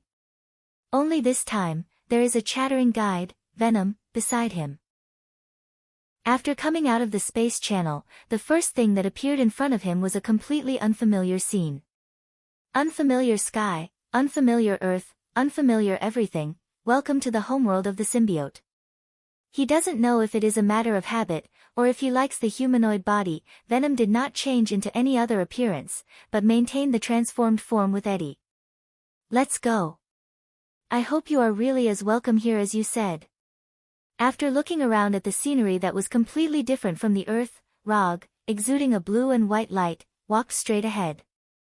Looking at the excessively calm Rog, Venom licked his fangs with his long tongue, and then quickly followed. The purpose of Rog's trip to the symbiote's homeworld this time is very simple, that is, to capture as many symbiotes as possible, the stronger the better. If he can get the symbiote god, Nar, then of course, it would be the best. But he can only think about this idea in his mind for the time being. The symbiote god, Nar, is a fierce man in the true sense, a fierce man who can cut off the head of the Kami group with a sword. The famous Void in the universe may be the head of this unlucky Kami group. Chapter 279. If there is a chance, I must go to nothingness to take a look and meet the famous collector of the universe. Rog's mind at this time was not focused on the unique alien scenery around him, but he was planning his future trip to the universe. Although there are many hidden big shots on Earth, if you want to increase your knowledge, you still have to go to the universe. Not long after they set off, Venom would talk to Rog about some things on the symbiotic planet from time to time. But as he talked, he lost interest in talking. No matter what he said, Rog's answers were basically, "Is that so? Understood, not bad, and pretty good." If someone else treated him with such a perfunctory attitude, Venom would have bitten off the other party's head. But the person who was perfunctory with him now was Rog, so all he could do was to shut up obediently. Rog, exuding a blue and white light, and the black Venom walked on the barren land without saying a word, like two lonely travelers going to a place of pilgrimage in their hearts. The symbiotic planet is not a normal planet. Although there are hundreds of millions of lives here, these lives are, without exception, symbiotic planets. So here, there is no need to have any idea of appreciating unique alien civilizations and strange alien lifeforms. Although Rog and Venom were silent, this does not mean that their journey will be quiet all the time. After walking for nearly half an hour, Rog and Venom finally met their first wave of enemies. Liquid-like irregular bodies, and strange tentacle-like organs of different sizes all over their body. This group of squirming creatures that look similar to a disgusting version of slime are the symbiotic bodies of this planet. Do you know them? Rog stopped moving forward and asked Venom behind him without looking back. In his opinion, these symbiotic bodies are basically no different from each other except for the color. But this is only his judgment as a human. As a member of the symbiotic body, Venom may have some unique recognition skills. I don't know them. Venom looked at the symbiotic demons in front of him seriously and gave an affirmative answer. As soon as Venom answered Rog's question, the group of pale yellow symbiotic demons closest to them suddenly turned into a humanoid form. Venom in his humanoid form was more than 3 meters tall, and the symbiotic body standing in front of them at this time was nearly a meter taller than Venom. You are Venom. The light yellow symbiotic creature seemed to be uncertain as it asked in a doubtful tone. Rog raised his head and looked at the pale yellow symbiotic body that was only 4 to 5 meters away from him. A curious look appeared on his face. The bigger the body, the stronger the strength. This was a very simple and common standard to judge one's strength. If the symbiotic demons also followed this standard, then his first prey had appeared. Who are you? Do you know me? Venom looked at the pale yellow symbiote and asked. You really are Venom. A few days ago, I heard that you and Howl were sucked away by the spatial rift. I didn't expect you to come back so soon. Is this creature your spoils of war? It doesn't seem to taste good. After that, the pale yellow symbiotic creature looked at Rog from head to toe and at the same time stuck out its disgusting long tongue. Venom didn't answer, but took a few steps back. Venom's strange action aroused the curiosity of the symbiotic creature, but before it could speak, a huge fireball with a diameter of more than 3 meters appeared in front of it. Fire release Grand Fireball. Boom! The next second, an orange-red flame soared into the sky. Although Rog didn't say a word just now, it didn't mean that he didn't understand anything. After experiencing the language barrier with Luo Nan the manipulator, he paid attention to the language problems of this space travel. Universal Language Translator. There were many universal language translators on the captured Carey battleship, and he now carried one with him. Although the symbiotic creature's language was very unpopular, it was still in the Carey Empire's language library. The orange-red flame only lasted for a short 5 to 6 seconds before dissipating. The duration wasn't long, but the damage wasn't low at all. Especially since the one being attacked was a symbiotic creature with 0 fire resistance. When the flame completely dissipated, the pale yellow symbiotic creature that was taller than Venom once again revealed its figure. Unlike Venom, who could still maintain his human form after being hit by the Grand Fireball, the pale yellow symbiotic creature shrunk back to its original form after receiving the Grand Fireball head-on, like a burnt bread. Rog looked at the motionless symbiotic creature in front of him in disbelief, and looked at Venom with a puzzled expression. What's this situation? Explain. Venom understood the meaning in Rog's eyes and immediately replied, for our race, body size has nothing to do with strength. Transformation ability and recovery ability are the criteria for us to judge strength. The more types of weapons we can transform into, the better the quality, the stronger the strength, and the same goes for recovery ability. This guy is obviously just an ordinary guy. Venom seemed to look down on the fellow who was killed by a fireball. His tone was full of contempt. Although he was also quite miserable after being hit by the Grand Fireball, compared with this guy who died directly, he was undoubtedly much better. What about the rest? Rog pointed to the symbiotic creatures that haven't transformed. They are all ordinary. Venom nodded with certainty. After hearing Venom's answer, Rog suddenly realized a problem. Although Venom's strength wasn't very strong in his evaluation criteria, but among the symbiotic creatures, Venom may already be a very famous powerhouse. This also means that the criteria for capturing the symbiotic creatures he set before may need to be greatly adjusted. According to his original plan, the symbiotic creatures that he can capture back to Earth must at least have the strength close to Venom. Otherwise, bringing these weak symbiotic creatures back is purely a waste of time and energy. Tell me honestly, what is your position in the symbiotic creatures? Don't tell me that you are just a weakling among the symbiotic creatures. The guy who died is the real weakling. Looking at Rog's serious look, Venom also put away his previous cynicism and said in a rare serious tone, at the army level, ranked in the top 10. Rog didn't know if it was his own illusion, but when Venom said this, he suddenly felt that Venom in front of him seemed to have changed into a different person. Not only did his momentum suddenly become stronger, but even his life energy intensity seemed to have improved a lot. Chapter 280. Top 10 of the Army Level. Although Rog didn't know how the symbiotic demons were divided into strengths, the name of the Army Level was quite good. At least it looked quite strong. How many levels are there in your symbiotic demons? Rog looked up at Venom with a curious look on his face. There are a total of 6, soldier, elite, general, army, lord, and king. Most of them are below the general level.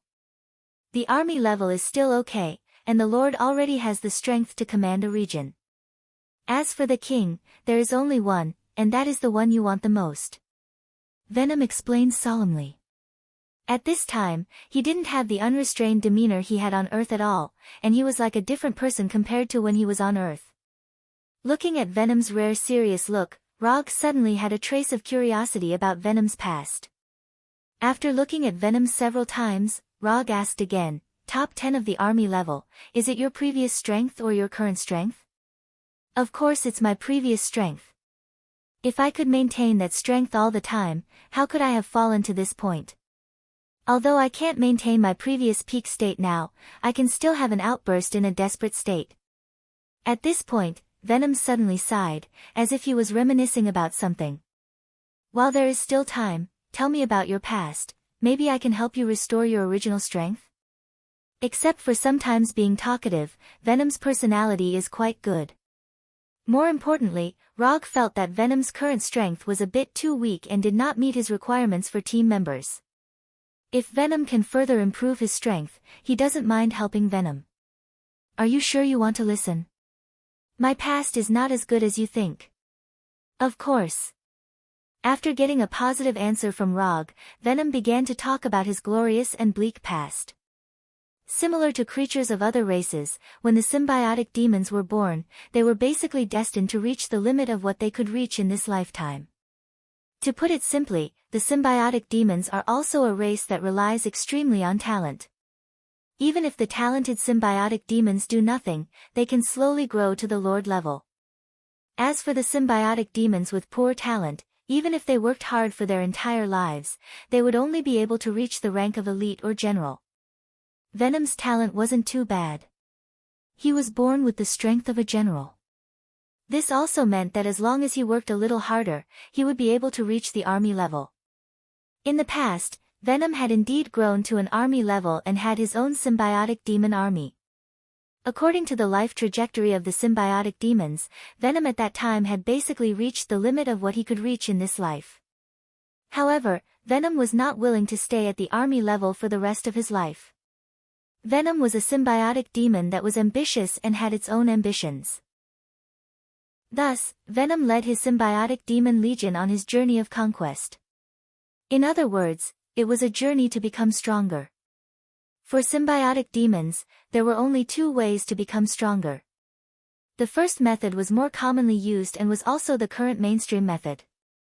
Relying on possession over and over again, he went through life and death battles that broke through his limits.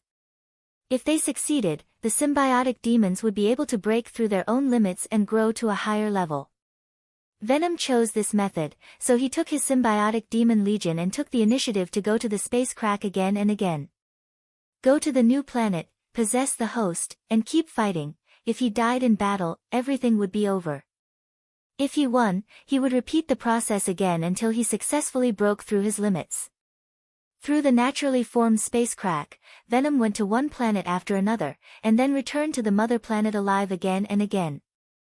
In the end, Venom, who was originally ordinary among the symbiotic demons, relied on his own efforts to improve his strength to the top 10 of the army level. That period was the most glorious period of Venom's life so far. According to this development trajectory, Venom was very likely to rely on his own efforts to successfully break through to the Overlord level and become one of the few peak powerhouses among the symbiotic demons. According to Venom, there were hundreds of millions of symbiotic demons on the entire symbiotic demon mother planet, and there were less than 50 Overlord-level symbiotic demons. If there were no accidents, this would be a very inspirational story of struggle. But life was full of all kinds of accidents, especially man-made accidents. Just when Venom decided to set off again, he encountered a Overlord-level symbiotic demon. Then, the result was without a doubt, Venom lost, and he lost completely. This Overlord-level symbiotic demon defeated Venom, took away his army, and tore half of his body. The path that Venom chose to become stronger was to use life and death battles to break through his limits. In addition to this first, the most common way, there was a second, less common way, but more effective way. Devour a symbiotic demon that is stronger than yourself. Treat other symbiotic demons as food and improve your own strength by devouring them. This method was more effective than the first method that Venom chose, but it was also more dangerous. Since the other party is stronger than you, what qualifications do you have to devour them? Normally, this would be an extremely difficult thing to achieve. But if you have a Overlord-level good friend, then it would be different. Generally speaking, there would not be particularly strong feelings between symbiotic demons, even if it was their own descendants. But there were all kinds of birds in the forest, and it was not particularly strange for one or two symbiotic demons to have extremely deep feelings for each other.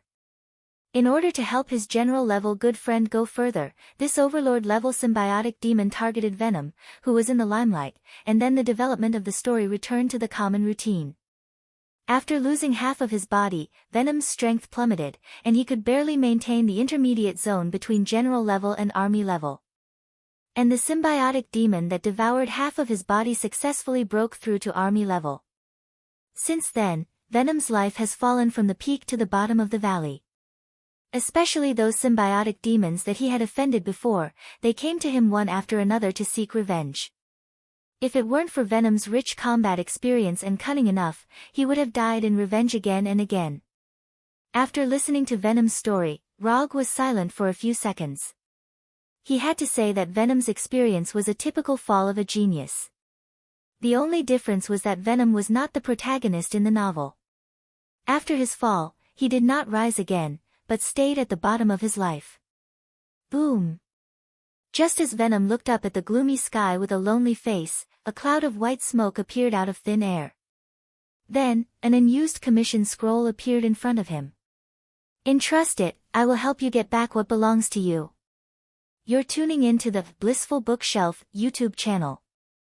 We're so grateful for your support, and don't forget to subscribe to join us on this incredible journey through captivating stories. Your generosity through donations truly makes a world of difference, as it's the primary source of revenue that allows me to expand and enhance this channel for you. Thank you from the bottom of my heart for being a part of this adventure.